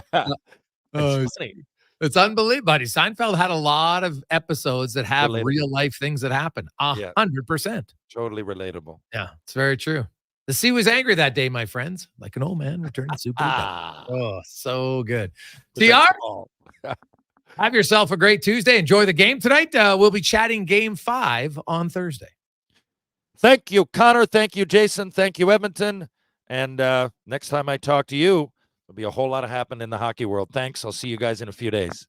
There you go. That is Terry Ryan, our regular Tuesday and Thursday co-host. Coming up in the final hour of the show, Spec will be by Struddy as we continue to talk Oilers and the Vancouver Canucks in a pivotal Game 4 matchup. But first, let's get to the con man and a sports 1440 update brought to you by your Alberta GMC dealers. You can get up to $5,300 cash purchase credit on a 2024 Sierra, $1,500 Denali Ultimate. Plus, Eligible Costco members can get an additional $1,200 bonus on select trucks right now at your local Alberta GMC dealers. The Sports 1440 update. Game day, the Oilers and Canucks meeting down at Rogers Place just after 7:30. Game 4 of their best of 7. Canucks up 2-1. Calvin Pickard gets the nod between the pipes for the Edmonton Oilers. Adam Henrique will miss the game tonight once again. Looks like Philip Broberg gets in, and the Oilers are going to go 11-7. We're about 5 minutes away from puck drop as the Panthers taking on the Bruins. Florida leads that series 3-1 at the World Hockey Championships. Canada, despite leading 6-1, had to win in overtime as Austria scored 5 goals in the third period. John Tavares coming back in extra time to win it for Canada in the association. Pacers taking on the Knicks just after 6 o'clock in game 5 of their series, tied at 2 apiece, and the Nuggets up against the Timberwolves at 8:30. That series also tied at 2 games each. In the majors, Blue Jays Orioles postponed due to rain in the Baltimore area. They'll make that one up on July 29th. A couple games underway right now. Nationals lead the White Sox 6-3. In the bottom of the 8th inning, that's game 1 of their doubleheader, and it's scoreless in Detroit between the Tigers and the Marlins. Later tonight, you have the Red Sox and Rays. Cubbies in Atlanta. Twins host the Yankees. Athletics travel to Houston. Angels host the Cards. Rockies up against the Padres. Mariners host the Royals, and the Dodgers in the Bay to take on the Giants. WHL action. Moose Jaw leading Portland 2-0 in their league final. They'll meet tonight out in Moose Jaw. That one gets going just after 7 o'clock. In the PWHL playoffs, you've got Game 4 as Toronto looks to wrap their series with Minnesota leading 2-1. And in the WNBA, the season kicks off tonight with the Liberty Mystics. You got the Sun, Fever, Mercury take on the Aces, and the Storm hosting the Lynx. Coming up in hour 4 of the Jason Gregor Show, we will be joined by Mark Spector of Rogers Sportsnet and former NHLer Jason Strudwick. I'm Connor Halley. This has been a Sports 1440 update. Sports 1440 in West Edmonton Mall and Wetaskiwin. CKJR is a Stingray radio station. Download the free radio player app and listen wherever you go. I take possession of my commercial space in 3 months. I need lighting. I need a fire alarm. I need data. I need a generator. I need panels. Sounds like a job for the men and women of Action Electrical. Projects team reporting. We design, build, and construct all the electrical systems for your projects. Need everything to work right? Get the Action Electrical project team on your site. Facing an electrical menace? Call the men and women of Action. Operating throughout Alberta at actionelectrical.net.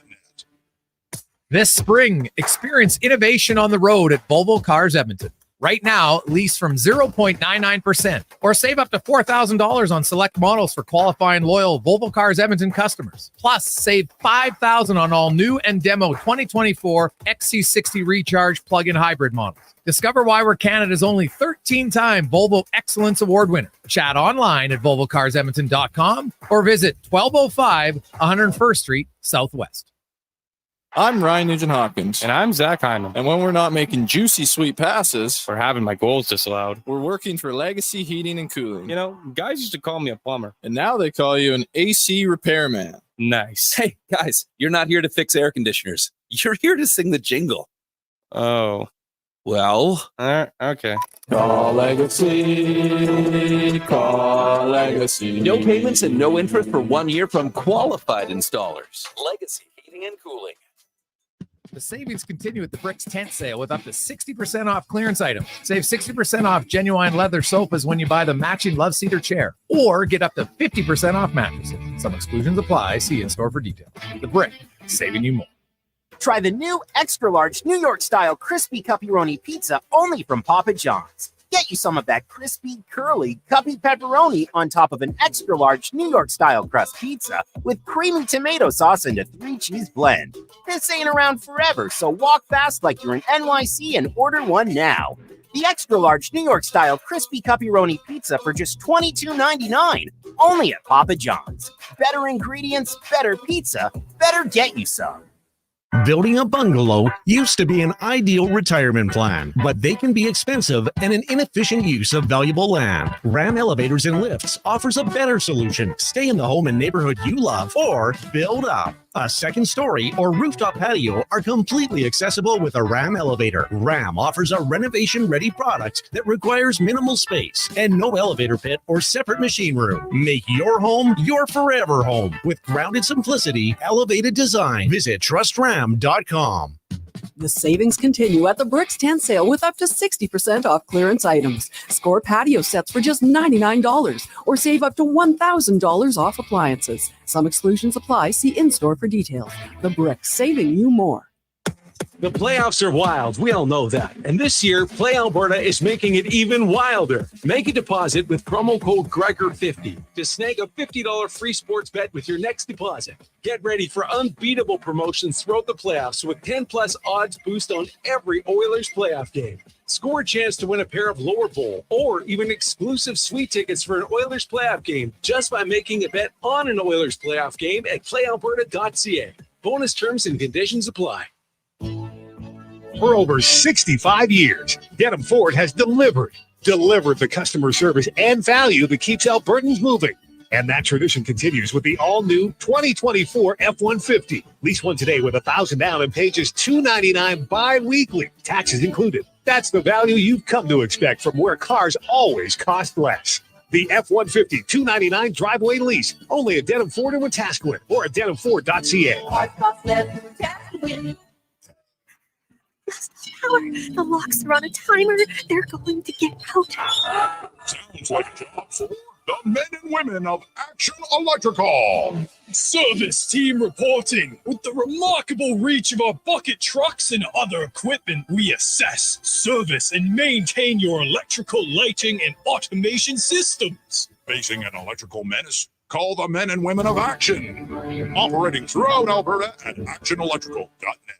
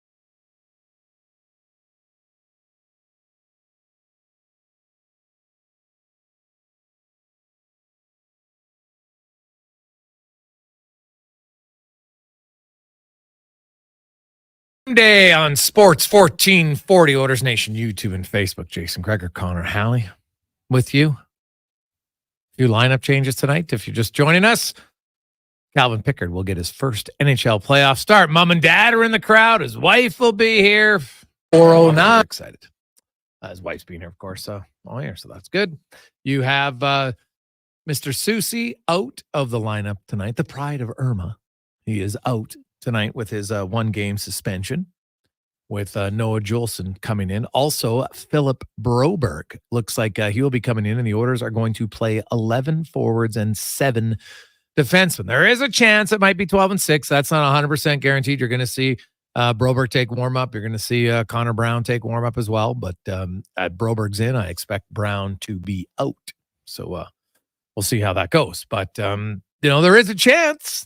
There is a slight chance the Oilers might play 60. So we'll see. Somebody's got my spotty sense is tingling on injury / illness for one of the left defensemen for the Oilers, which my guess would be not Clefbaum, Ekholm, because he wasn't on the ice. So we'll see.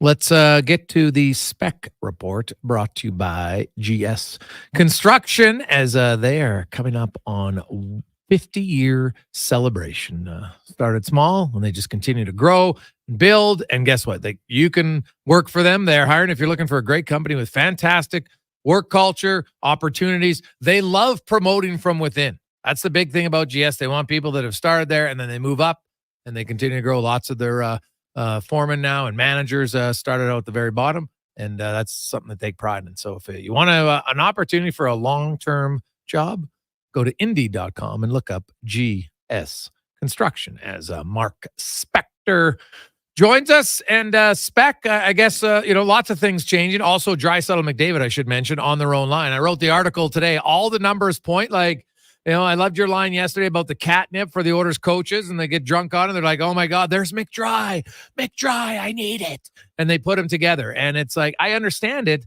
but this team under Chris Knobloch was actually better because they played them separate. And both lines were well. The whole team was outscoring the opposition. They got to get back to it. And that's what they did against LA. They only played 8 minutes together. They won 4-1.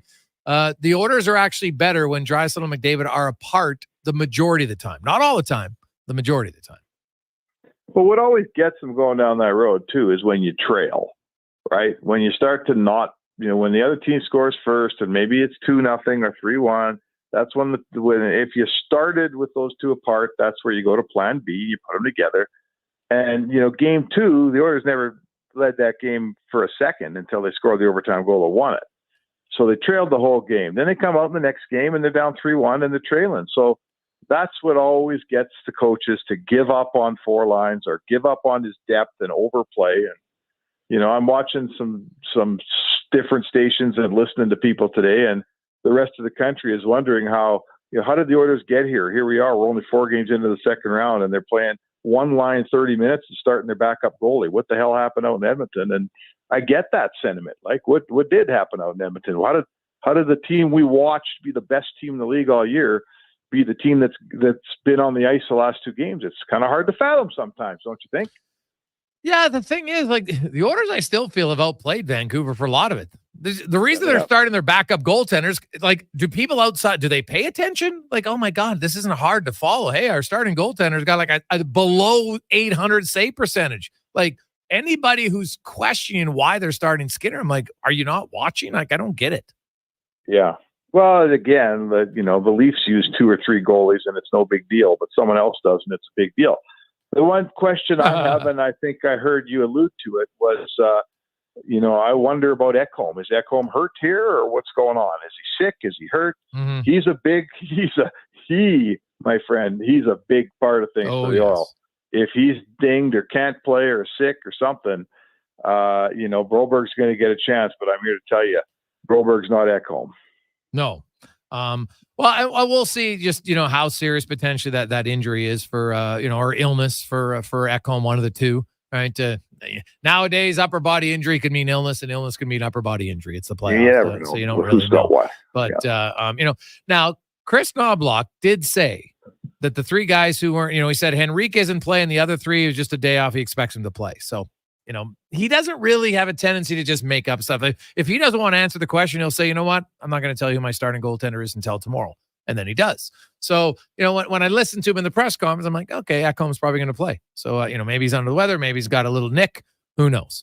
But sometimes you don't know. Yeah. Like sometimes the guy says, let's face it, hockey players are no different than the rest of us folks. You wake up in the morning sick, you feel awful. Sometimes if you have a little bit of breakfast and you go back to bed for a few hours, sometimes you wake up and you go, oh, I feel a lot better, Mm-hmm. And sometimes you don't. But I suspect if that's what we're talking about, and I don't know what we're talking about with Ekholm, I don't have a clue if it's sick or injured or what it is. But I would tell you that probably Knobloch doesn't know. He's on Ekholm. He seems to be unfailingly honest, and maybe, Jason, the longer he coaches, the less he will be like that. But at the moment, I got to say, I've interviewed a lot of coaches for a lot of years. This guy tends to tell you the truth. So I like that. And the coach, I really do. 100%. And you know what? Be confident in your team.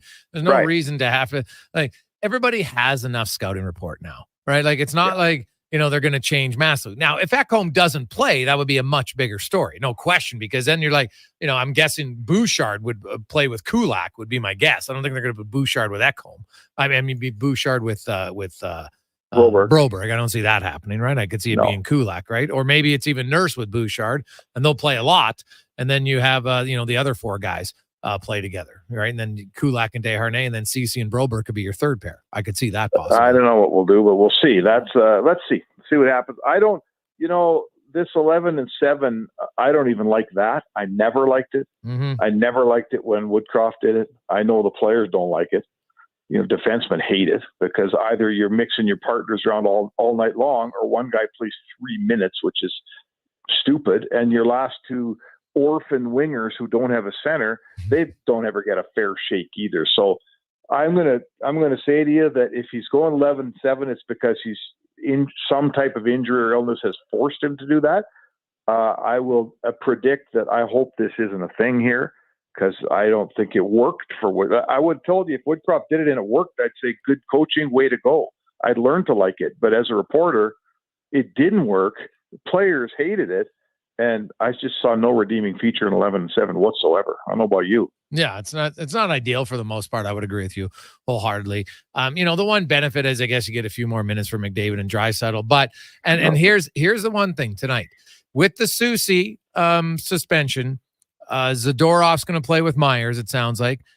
The Jolson and Ian Cole pairing. I know I watched the game Jolson played, and Specky wasn't very good. Like, there's a significant drop-off here from Soucy to Jolson. I wonder if tonight we see Chris Knobloch watch the games closely. When there's Jolson and Cole on the ice, I wonder if we see him, try to force a little bit more of a matchup. Not every shift, but maybe a little bit more than we see normally from him. But there's no question. I mean, first of all, the guy that hasn't played a game, how many games did he play against? One against Nashville, Jolson? Yeah, the game 2. Myers was out, right? Yes. Yeah, so, I mean, listen, every coach in the world sees that player. He's a 7th D-man. And I'm going to say to you, if the day comes when Broberg is one of the 6, and they only play 6D, the same thing will happen to Edmonton. That's just coaching. Juleson, by all accounts, has had a pretty good year, but he's been around a long time, and he's been a 7th defenseman in the NHL is really what he is. Yes. So, can you exploit that when you're on home ice? Oh boy, you bet you can exploit that when you're on home ice. You should, right? You have to. That's why they pay the coach. Yes, exactly. So that's one. He doesn't do it a lot, but I think tonight it might be one to look for sure.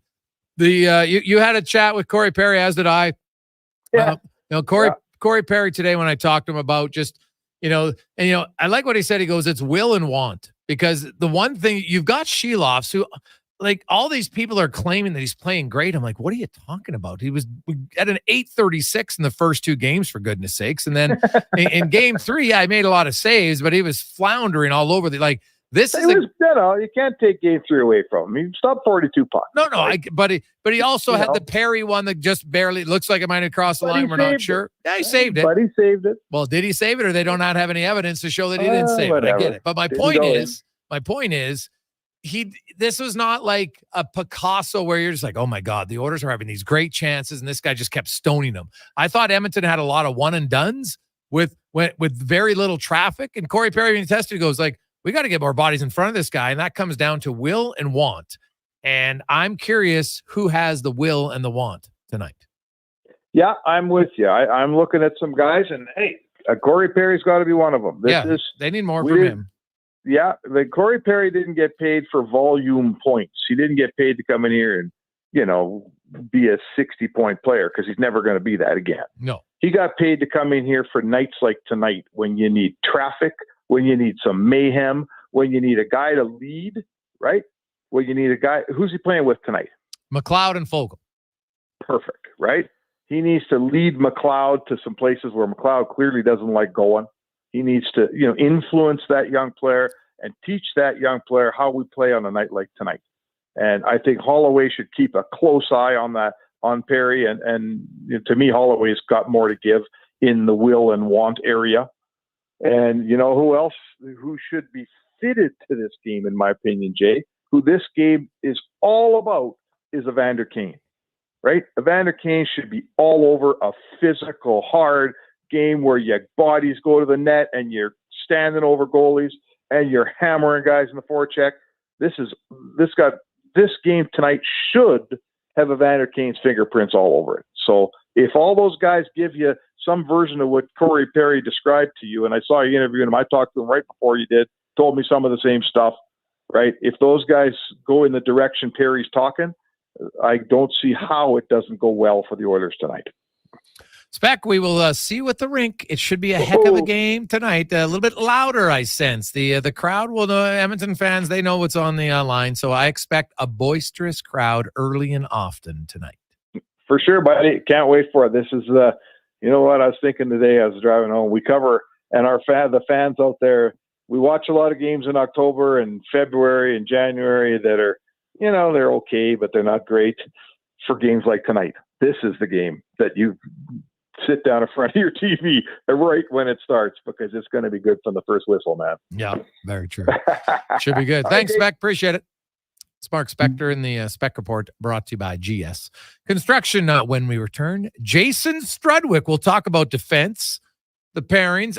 What is Vancouver doing well? So when you go up against the Big D, yeah, we can say will and want, but are there other ways to penetrate this big defense of the Vancouver Canucks? We'll find out next from a gentleman who played that exact position. Struds, here on the Gregor Show, presented by PlayAlberta.ca, live in the eWell studio. The job isn't done until the last load is hauled, and having a semi-trailer out of commission is not an option. Whether replacing or adding to your convoy, Edmonton Trailer has a huge inventory of new and used semi-trailers, trusted by the gravel, logging, oil field, fluids, and freight industries. Find a trailer right for you online or at one of their 3 locations. For sales, service, parts, rental, and finance, when you're in it for the long haul, Edmonton Trailer. Your love for strawberries is very passionate, you say.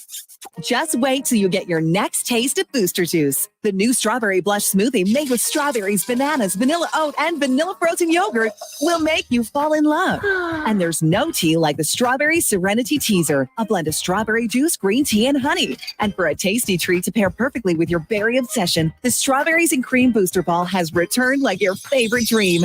Visit a Booster Juice near you today, or download the Booster Rewards app.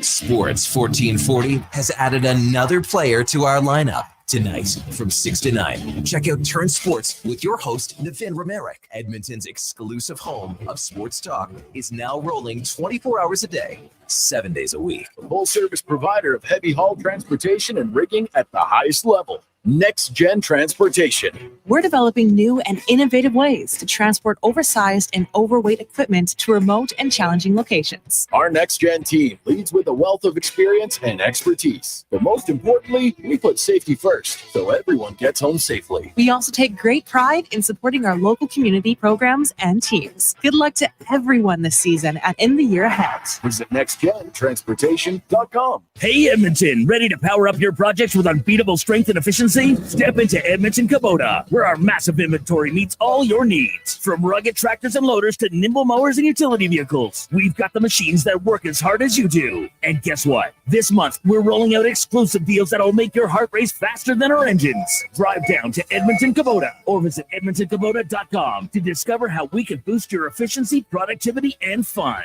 Edmonton Kubota, powering your passion with every turn of the key. The Adventure Calls event is on at GMC. Get the 2024 Sierra 1500 Elevation at 0% financing for up to 60 months. Plus, eligible Costco members can receive a $1,200 bonus on select trucks. With Sierra's available 5.3-liter V8 engine plus more cargo bed volume than any competitor, you'll have everything you need to take on any project this season, like building a brand new doghouse. That's a lot of wood.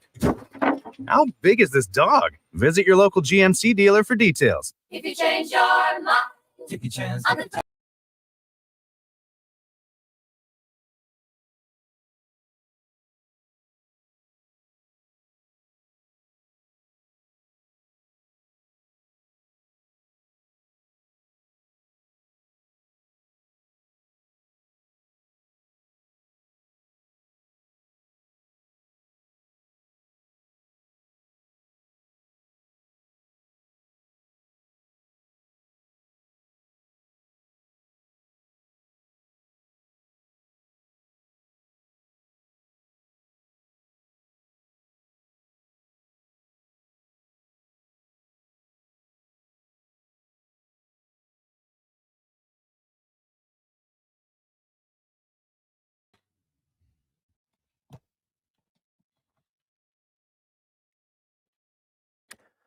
.522, Jason Gregor, Connor Halley, Sports 1440, Oilers Nation YouTube and Facebook. And hey, the Boston Bruins, could they mirror the Carolina Hurricanes?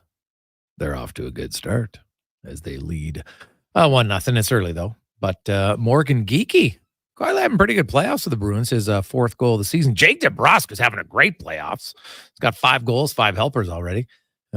Also a pending UFA. Good time for the Jake man to be pumping in a few Genos. They lead 1-0 right now, early on in Florida in Game 5. Oilers and the Canucks will be the main event tonight, especially for Oilers and Canuck fans and a lot of Canadian fans. Because here's the thing: even if you're not a fan of the Oilers or the Canucks, you probably dislike both teams, so you'll be watching, not cheering, if you know what I mean. But you're still watching, so that's good.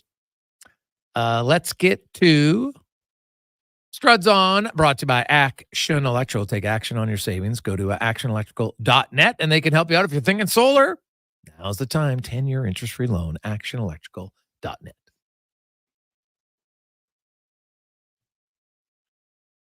Do we have the song, Cons?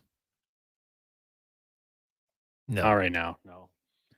It's been a few weeks. You caught me off guard at that one. Oh, jeez. If you really want it, we can play it. But No. Well, no, hey, clearly you're not ready for big time. Somebody's not in playoff mode, right? There's no will or want right there. Struds, how you doing? He's not ready. I know. Connor's not ready. What's he doing back there? Dude, I have no idea. I don't want to throw him under the bus, so we'll try to pretend that didn't happen. All right? We'll just pretend it didn't happen. I'll take it head on. Hey, Yeah. I'm not going to pull Skinner and hide from it. I'll take it. Oh, ouch. Struddy, the goaltending decision, what do you make of it? I like it. It's hard because Skinner, he was strong all year, good first round. But he's kind of, to me, when I hear him interview, he just doesn't sound like himself, right? He doesn't seem like the same guy. And I think that at one game, just to go out and kind of reset, find a little bit of zen or whatever he's looking for, and then put Pickard in there, I think it's a good move. I think that for Calvin, in his mindset, all he needs to do is just be average. Let me just stop 9 out of 10 pucks, and I believe that'll be enough for him to get a win tonight for his team. But I just look at it last year against Vegas, seeing what was trending this year. I think this is the right move for not blocking the Oilers.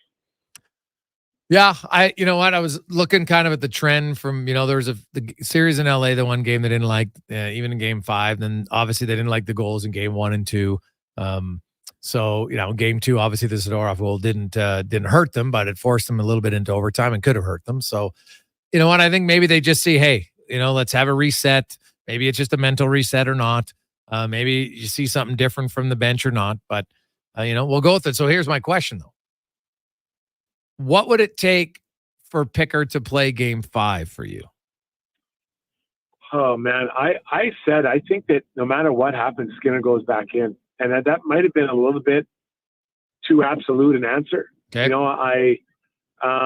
I kind of agree with you. But yeah, like Skinner, he is the better goalie, and that's I don't think anyone can argue. He's a better goalie of what they have in their group. He's the best goalie they have, so he gives you the best chance.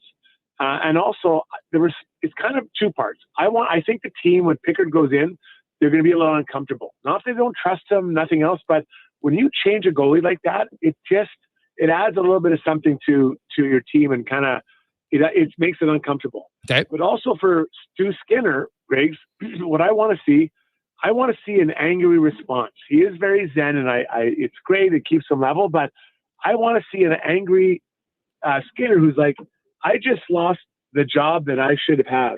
It should be mine. I've worked myself in this position over years. I'm from Edmonton. Like, this is my job. So I want to see an angry Stu Skinner in Game 5. So I'm on record no matter what happened. I'm assuming they win tonight.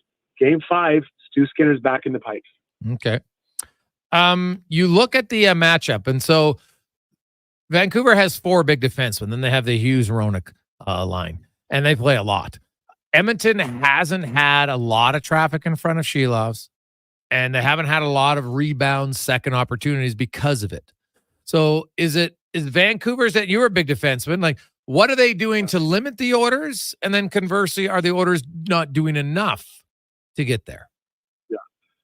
So, I played like those guys. I'm not saying I was good as Zadorov and those guys, but what I always found when I established position early, it made it really hard for the smaller, quicker players to get to the middle of the ice. Okay.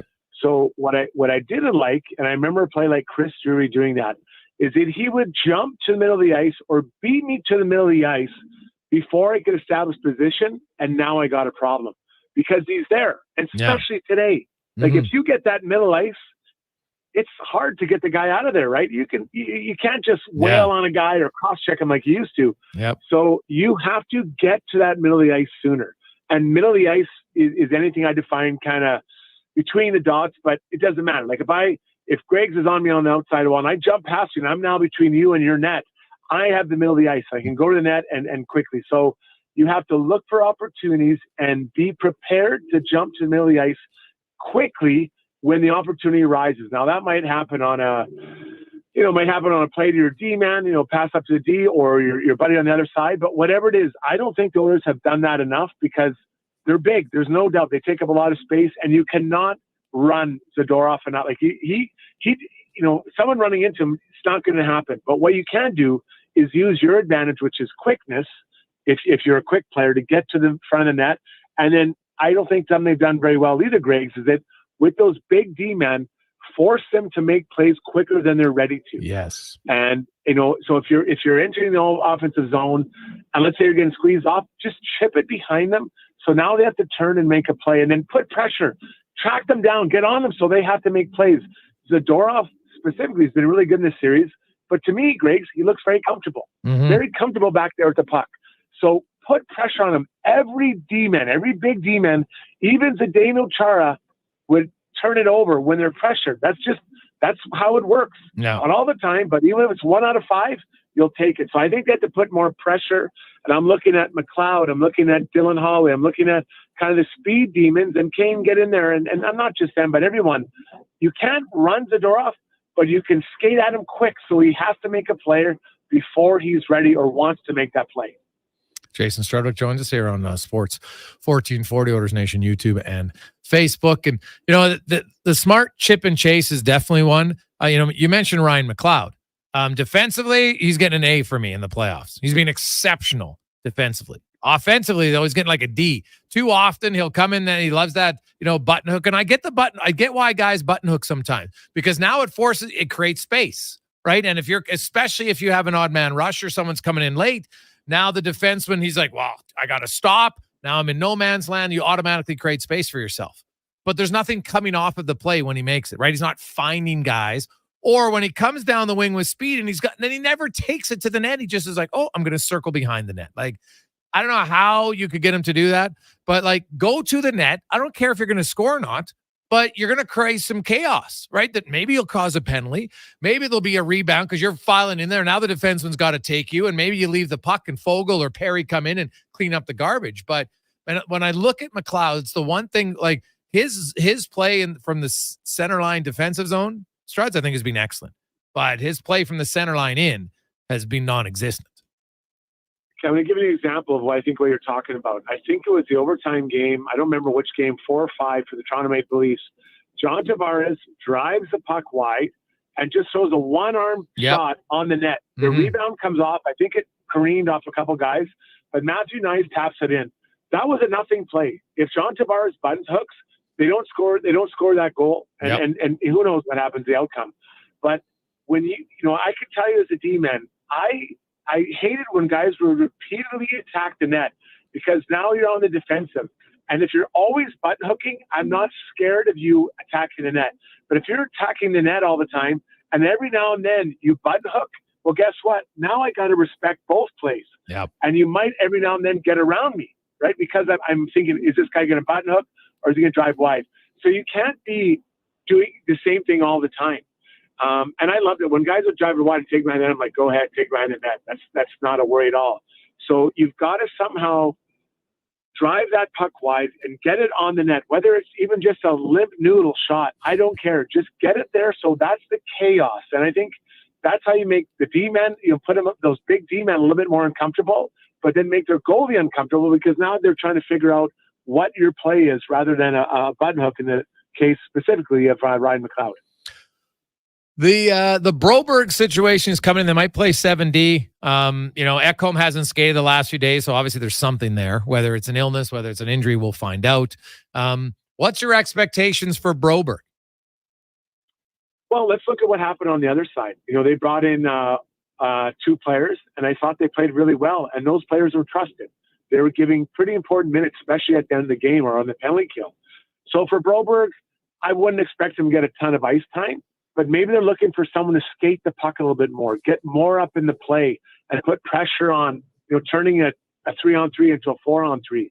So if I'm Broberg, knowing I'm probably not getting a lot of ice time, try to use my legs, try to get up in the offensive zone, try to create, some odd man rushes, and maybe I can get some more ice time there. But again, Greg's, I don't know if the over under is 6.5 minutes for Broberg. Would that be generous starting it there? Yeah, maybe. I think a lot of it's going to depend on the health, right, of Klefbom. Fair point. Right. And so, because I'll say this about Broberg, when he came up those final two games against Colorado and Arizona, he looked like a completely different defenseman than we saw in November in Carolina and Florida. It wasn't even close, right? The guy had played 20-plus minutes a night in the American League. He's on the penalty kill. He's on the power play. He's skating the puck up. We know he can skate. He comes in, he's probably right there with Kulak as far as second best skating defenseman behind Nurse on the Oilers, right? Like, he can fly. And I'm kind of intrigued. I think a lot of it will depend on, just what is it with Ekholm? How's he feeling? But the fact that, they're going to dress 7 when they haven't done it since November 22nd tells me that they obviously feel he's not 100%. Now, maybe Broberg doesn't go, right? Because it's not 100%, but he was off the ice early, which might just be precautionary, but, it is something to watch for sure. No, and there's no doubt. And not to change the topip, but I'm so happy they're going to go away from Draisaitl and Leon. Oh, God, yes. It's funny. I've never been a coach of the Oilers, and I never will be, but every coach always seems to go back to that, right? And it is, Gregor, we need more out of you. Strudwick, we need more out of you. Well, I'm playing 7 shifts. What more do you want me to do? Because the first shift of every period, you're just trying to get your feet back underneath you, get your wheels turned, right? And then, they're not doing anything. Yeah, they're not playing. 5 players under 10 minutes played for the Oilers last game. 5 forwards. It's impossible. 5 forwards. It's great. And I want to say McLeod is 11 or 12. I mean, you have it there in front of you, but so it's almost 6 forwards didn't play or almost didn't play. I know. 10 minutes. That's crazy. Then you're complaining, not the Oilers, but fans are complaining not doing anything. You can't do anything. You cannot do anything. So now you split it up, and I hope he gets a rotation of at least 3, maybe 4 lines. If they go with 7, I'm guessing, Greg's, what happens is that those guys get sprinkled in with other forwards, right? Whether it's Connor or Leon or whoever, the 4th line. And I don't have a problem with that because that elevates that line.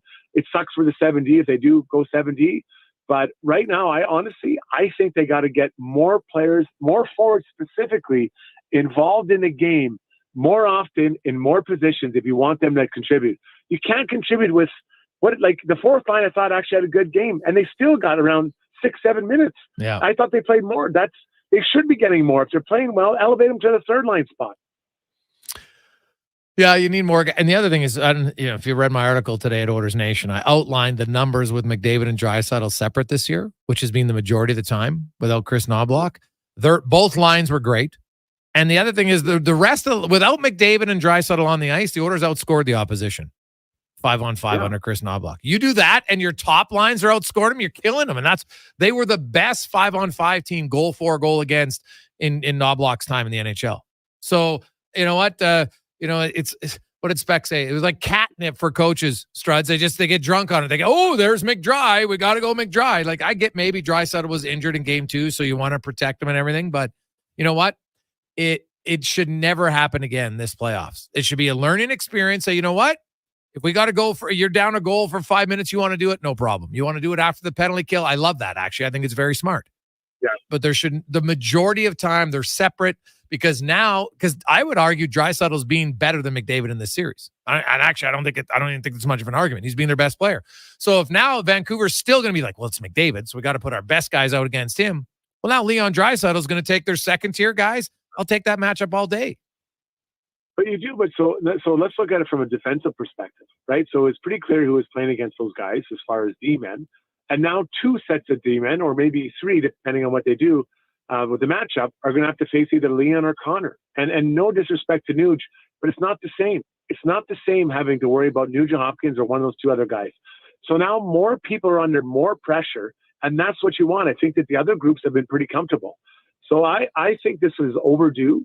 I'm not sure what changed Knobloch's mind, but I think this is overdue from him as a coach. And now you go and you say, guys, we need everyone to, and I'm truly going to give everyone a chance to get in the game and contribute, because what is it saying? It takes 23 guys or it only weighs 25 pounds, but it takes 23 guys to win the Stanley Cup, or whatever that saying is. Like, it's so true. It's not 2 guys, it's 23. So I think tonight they've done the right thing, and I hope they roll them out there and get them going and make everyone feel like they're contributing, because that brings energy to the whole group, not just to one line. Struddy, what's your prediction tonight? I think the Oilers, I think Sheloff he's played well, but I think he's been lucky, right? And I think lucky, making saves sometimes are lucky, and then, how can I say this right? Like, there's goalies that make saves, you're in the right place and it's square. Or I think with Sheloff, sometimes he gets lucky. Like, think about the play with Perry. Like, that was an amazing save, but why is he in that position? Like, his route to get in that original save was terrible. And now all of a sudden he's got to make a miraculous recovery and everyone's cheering him on. Well, why did he get out of place? So I think he's been lucky. Yes. So I think with the Oilers, keep getting pucks to the net, not volume free, but get pucks in it, makes good shots. And I think eventually it will break him down. So I think tonight, this will be a little bit easier game. I'm looking 4-1, 5-1 for the Oilers. I feel strongly about that. I think Sheloff might come back.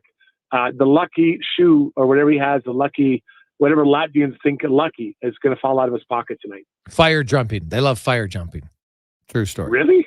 Yeah. Is that what Speck? Well, Speck. It's Speck's deck. I've done the fire jump. Well, he can't do it, but most true Latvians can. Yeah. Yeah, he's got very short legs. Mm-hmm. It's like Elmer Fudd, very short legs, no vertical. Yeah.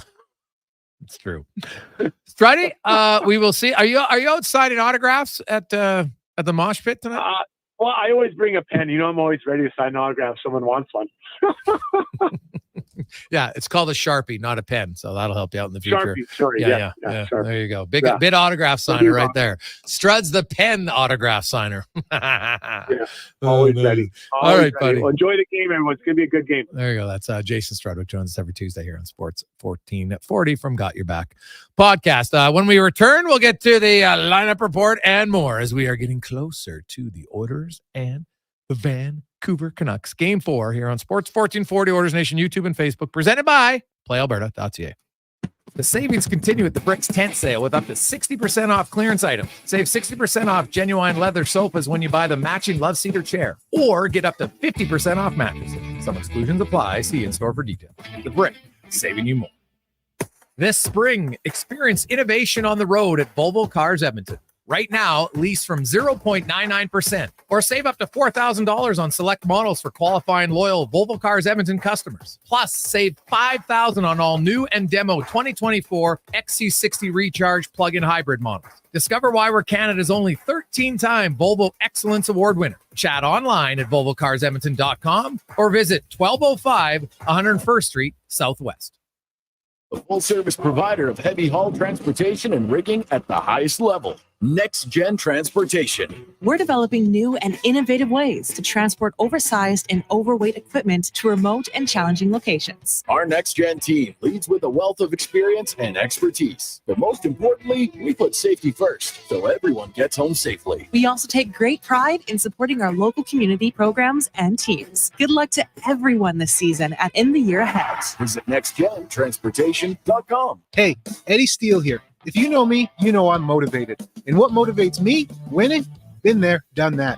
What motivates me is the smell of fresh baked goodness, the kind you find at Bonton Bakery. As soon as you walk into Bonton, you're greeted with a big smile, a warm welcome, and the aroma. So good. The showcase of their baked goods always means trouble for me, not just because of the selection, but the excellent fresh ingredients. That's Bonton Bakery, 8720 149th Street, open 9 to 5, Tuesday to Saturday. The savings continue at the Bricks tent sale with up to 60% off clearance items. Score patio sets for just $99 or save up to $1,000 off appliances. Some exclusions apply. See in-store for details. The Bricks, saving you more. The Adventure Calls event is on at GMC. Get the 2024 Sierra 1500 Elevation at 0% financing for up to 60 months. Plus, eligible Costco members can receive a $1,200 bonus on select trucks. With Sierra's available 5.3-liter V8 engine plus more cargo bed volume than any competitor, you'll have everything you need to take on any project this season, like building a brand new doghouse. That's a lot of wood. How big is this dog? Visit your local GMC dealer for details. The Toronto Blue Jays are on Sports 1440. Every weekend, catch all the action with play-by-play announcer Ben Schulman. The Blue Jays, this Saturday and Sunday on Sports 1440. Edmonton's home for all things sports. Join Kidsport Edmonton's Bids for Kids, presented by GS Construction, June 19th, 5:30 to 8:30 p.m. at the Bell in Scona. Celebrate 29 years of Kidsport with 90s attire and courage.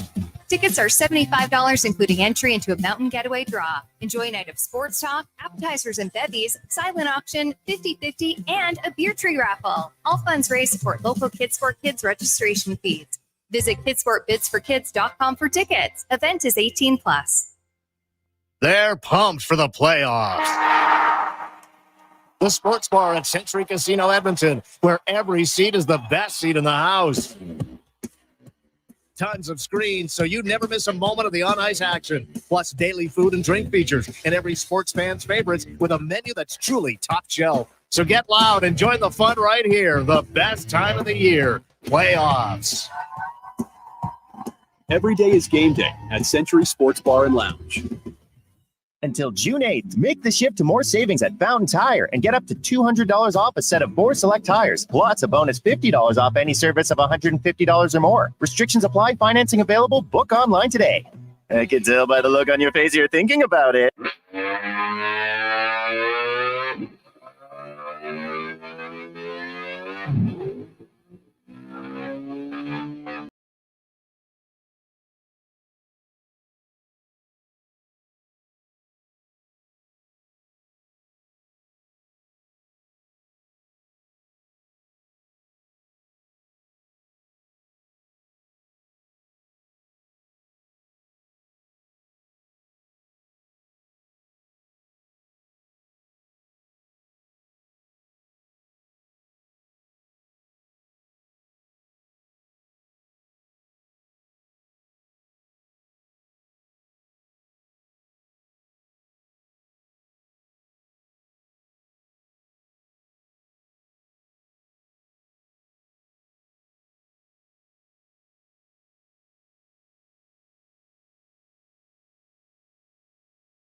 Welcome back, everyone.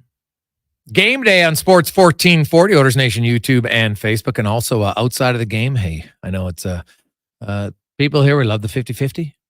You like the lottery? How about $60 million tonight for Lotto Max and 6 Max Millions? Get your tickets at playalberta.ca. Good luck. Just remember, if you're a listener to the show and you win, we have a party. Okay? That's a collective deal that every listener's agreed to. Eventually, if one of us wins, pretty big party. It's only fair. Win $60 million, you can have a party. Exclusive to Sports 1440 listeners. Trust me, we have all the texts, so we'll know if they're in or not. Don't worry. We'll organize it. You can pay for it. It's fair trade. I think it's very fair trade. Now, let's get to the lineup report brought to you by Sherwood Power Sports and Marine. And hey, if you've got all makes and models for all power sports, whether it's your trailer needs a little TLC, you need a fresh oil change. What about boats, motorcycles, ATVs? Get it ready because the fun season is coming. Get everything up to snuff at Sherwood Power Sports and Marine. Some lineup changes for the Edmonton Oilers. First, we'll start obviously in goal. Calvin Pickard gets the start between the pipes tonight, his first ever NHL playoff start. He made his first playoff appearance 2 nights ago. On defense, pretty good chance they're going to dress 7 defensemen. Vekholm, who obviously didn't skate today, wasn't out there yesterday, maybe not ready. We'll see. But Broberg, pretty good chance he's in either as 7th defenseman or maybe 6th. Find out. If they go 11-7, then likely Brown comes out. The order forward lines are going to go back to a lot of the regular season rotation, at least when it comes to their center iceman. You'll have McDavid centering Hyman and Nugent Hopkins. Then Draisaitl is going to center Kane and Holloway Haven't played tons together, but Holloway, they've liked his playoffs. Good for him, getting promoted. Then you have McLeod with Fogle and Perry. McLeod and Fogle, there's something there between those two. They play well together. Right? Fogle had 17 5-on-5 goals this year, third on the team. Could use him to pot one here, 5-on-5. Then you'll have Ryan, Janmark, and if he's in, it'll be Brown. If not, they'll go with 11 forwards. Meanwhile, the Vancouver Canucks lineup change because of suspension. Carson Soucy is out, so Noah Juleson will play. He's going to start with Ian Cole. They'll move Zadorov up. He'll play with Myers and Roenick, and of course, and Hughes will be together. They will, of course, have Mr. Shilovs in between the pipes for the Vancouver Canucks. Up front, there might be one lineup change. Rick Tocchet didn't want to say who it was, but if you consider that Hoglander, who didn't play last game, could he come back in for Linus Karlsson? Maybe. Although Karlsson, I thought, played quite well. So maybe Nils Aman comes out. We'll see. But Miller, Suter, and Besser are a line. You'll have Lindholm, Garland, and Dakota Joshua. Those lines we know for sure. Then it's a matter of Mikheyev with Pedersen. I would think Karlsson stays in. And then there's Lafferty, Bluger, Nils Aman, maybe Hoglander comes in for the Vancouver Canucks. The interesting thing to me is going to be the line matchups tonight for Chris Knobloch. Because Juleson and Cole, that's clearly their third line. I think, you know what? Juleson struggled in that game against Nashville. I think there's an opportunity. Even if it's not just the full line of McDavid, if you're going with 11 forwards, Draisaitl gets extra shift here. Maybe McDavid does. I think you'll see some different combinations. I think it's going to come down to which guys are going, but you're not going to see a massive disparity like we saw last game as far as the minutes played from the one line. It just doesn't work it doesn't help the team. It doesn't help those players. They didn't score 5-on-5. It doesn't work. I'm sorry. It doesn't. Play them. Doesn't mean they can't ever score, but this team is better when McDavid and Draisaitl, for the majority of the time, not all the time, majority of the time, are centering their own line. The numbers in the regular season, I'll give them to you if you don't, if you're unaware of them. But here is the numbers. McDavid and Draisaitl played 359 minutes together. They outscored the opposition 33-17. McDavid in 698 minutes without Draisaitl, he had a 61.9 goal for percentage, outscored them 52-32. Leon Draisaitl, 688 minutes away from McDavid, outscored opposition 33-22, a 60 goal for. So think about it. When those guys are on the ice and they're not with each other, they outscored the opposition 85-54. And then when they're together, added another 33-17. Pretty damn good. And the rest of the team still outscored the opposition 53-51. That's why you'll win a lot of games. That's why the Oilers won a lot of games. They lowered their goals against. They got contributions from everyone. So it's not broke. What did they do against LA? McDavid and Draisaitl played on separate lines. They played a grand total of 8 minutes together in that series 5-on-5. Now, they play a lot on the power play. They play some shifts after the power play. That's fine. The opposing team's power play, I should say. But push comes to shove, man. I am keeping those guys on separate lines as much as I can. You know you're going to load up on the power play. That's totally fine. All for it. But I am not doing it regularly. The numbers back it up. Ask any Oiler fan. You've seen this movie before. Hasn't worked. If you want to go deep in the playoffs, it does not work. So I think the Oilers are a better team than Vancouver. Now they got to play. I think this tonight's a night where I'm very curious if the Oilers get up, if this is a game where you just keep going. You want to make their goalie second guess himself as much as you can. You want to get as much confidence spread across all your lines offensively if you can. And to me, that's the key tonight. You know the crowd is going to be ballistic tonight. Going to be loud. I think even more because the crowd knows. They know what's at stake here. It's a big game tonight. Should be awesome. So if you're going, enjoy it. If you're watching at home, maybe you're going to OTR, have a lot of fun. Should be a great time. Now, before we go, because it is springtime, I do want to give a shout out because one of my greatest spring traditions now is getting my turf ready from Classy Landscaping. Right. So if you have the synthetic grass or the turf, or if you've thought about getting it, I'm telling you, get it. You will. It's the greatest thing I've ever done. It's low maintenance. It looks fantastic. It saves me on watering. Right. I like to sweep it once a year. That's right. Got the brown on. I'm sweeping it. It's great. But then I get Classy Landscaping to come in and they roll it once a year. Get the big brush on, spinning it. It looks fantastic. So big shout out to Elliot and the crew at Classy Landscaping for coming over. And you know what? I don't normally, but I'm going to do it. If you're thinking about it, give Elliot a call, 916-6815. Tell him we sent you, and you will never regret it. It's low maintenance. They'll even brush it for you every spring just to make it look even better from Classy Landscaping. Now, enjoy the game tonight. Cons, what's your bold prediction tonight? Well, last Friday I said I wasn't feeling too optimistic. Tonight I am. I think we're going to get a little bit of an injection into the lineup with that goalie change. I do feel the players, as they are, as hockey players are, will feel a little guilty. So I think we're going to get a performance. Splitting out McDavid, Draisaitl, I think it's going to go a long way. And before the series, I said Dylan Holloway would be the breakout player between these two teams. So tonight's the night. Dylan Holloway. Watch for it. Yep, getting his opportunity. Okay, the D-man from the con man. Let's get to Connor and a Sports 1440 update brought to you by High Street Insurance. Locally owned and operated. They've spread out, they've expanded, but Edmonton is home. HighStreetInsurance.com, dealing with people. They're people taking care of people, servicing Canadian businesses just like yours. HighStreetInsurance.com. Enjoy the game. Here's Connor Halley. Good night. This is a Sports 1440 update. It is game day. The Edmonton Oilers and Canucks meeting in game 4 of their Western Conference second round series down at Rogers Place. Puck drop around 7:45. Of course, Stuart Skinner not getting this start tonight. It will be Calvin Pickard. Also look for Philip Broberg to draw into the lineup. Adam Henrique not going to play. One other game tonight, the Bruins lead the Panthers 1-0 after 20 minutes. Panthers with a chance to wrap up that series if they can claw back into it. You got earlier today, Canada knocking off Austria 7-6 in overtime. John Tavares with the winner. Austria scored 5 third-period goals to get back into that one. In the association, 2 games tonight. Knicks and Pacers meeting shortly. That series tied at 2 games each. And at 8:30, got the Timberwolves hosting or traveling to Minnesota, traveling to the Denver, taking on the Nuggets. That series tied at 2 games apiece as well. Major League Baseball, Jays-Orioles postponed due to rain in the Baltimore Oriole area. That one will be remade up on the 29th of July. Right now, Marlins, Tigers scoreless, as are the Pirates, Brewers. Yankees trail the Twins 1-0. Braves up on the Cubs 1-0. And the Rays have a 1-0 lead over the Red Sox in the 4th. Later tonight, Guardians meet the Rangers. Astros host the Athletics. You got the Angels up against the Cards, Reds in Arizona. Padres host the Rockies, and the Dodgers taking on the Giants. Seattle will host the Royals at 7:40. WHL final game 3, Moose Jaw taking on the Portland Winterhawks.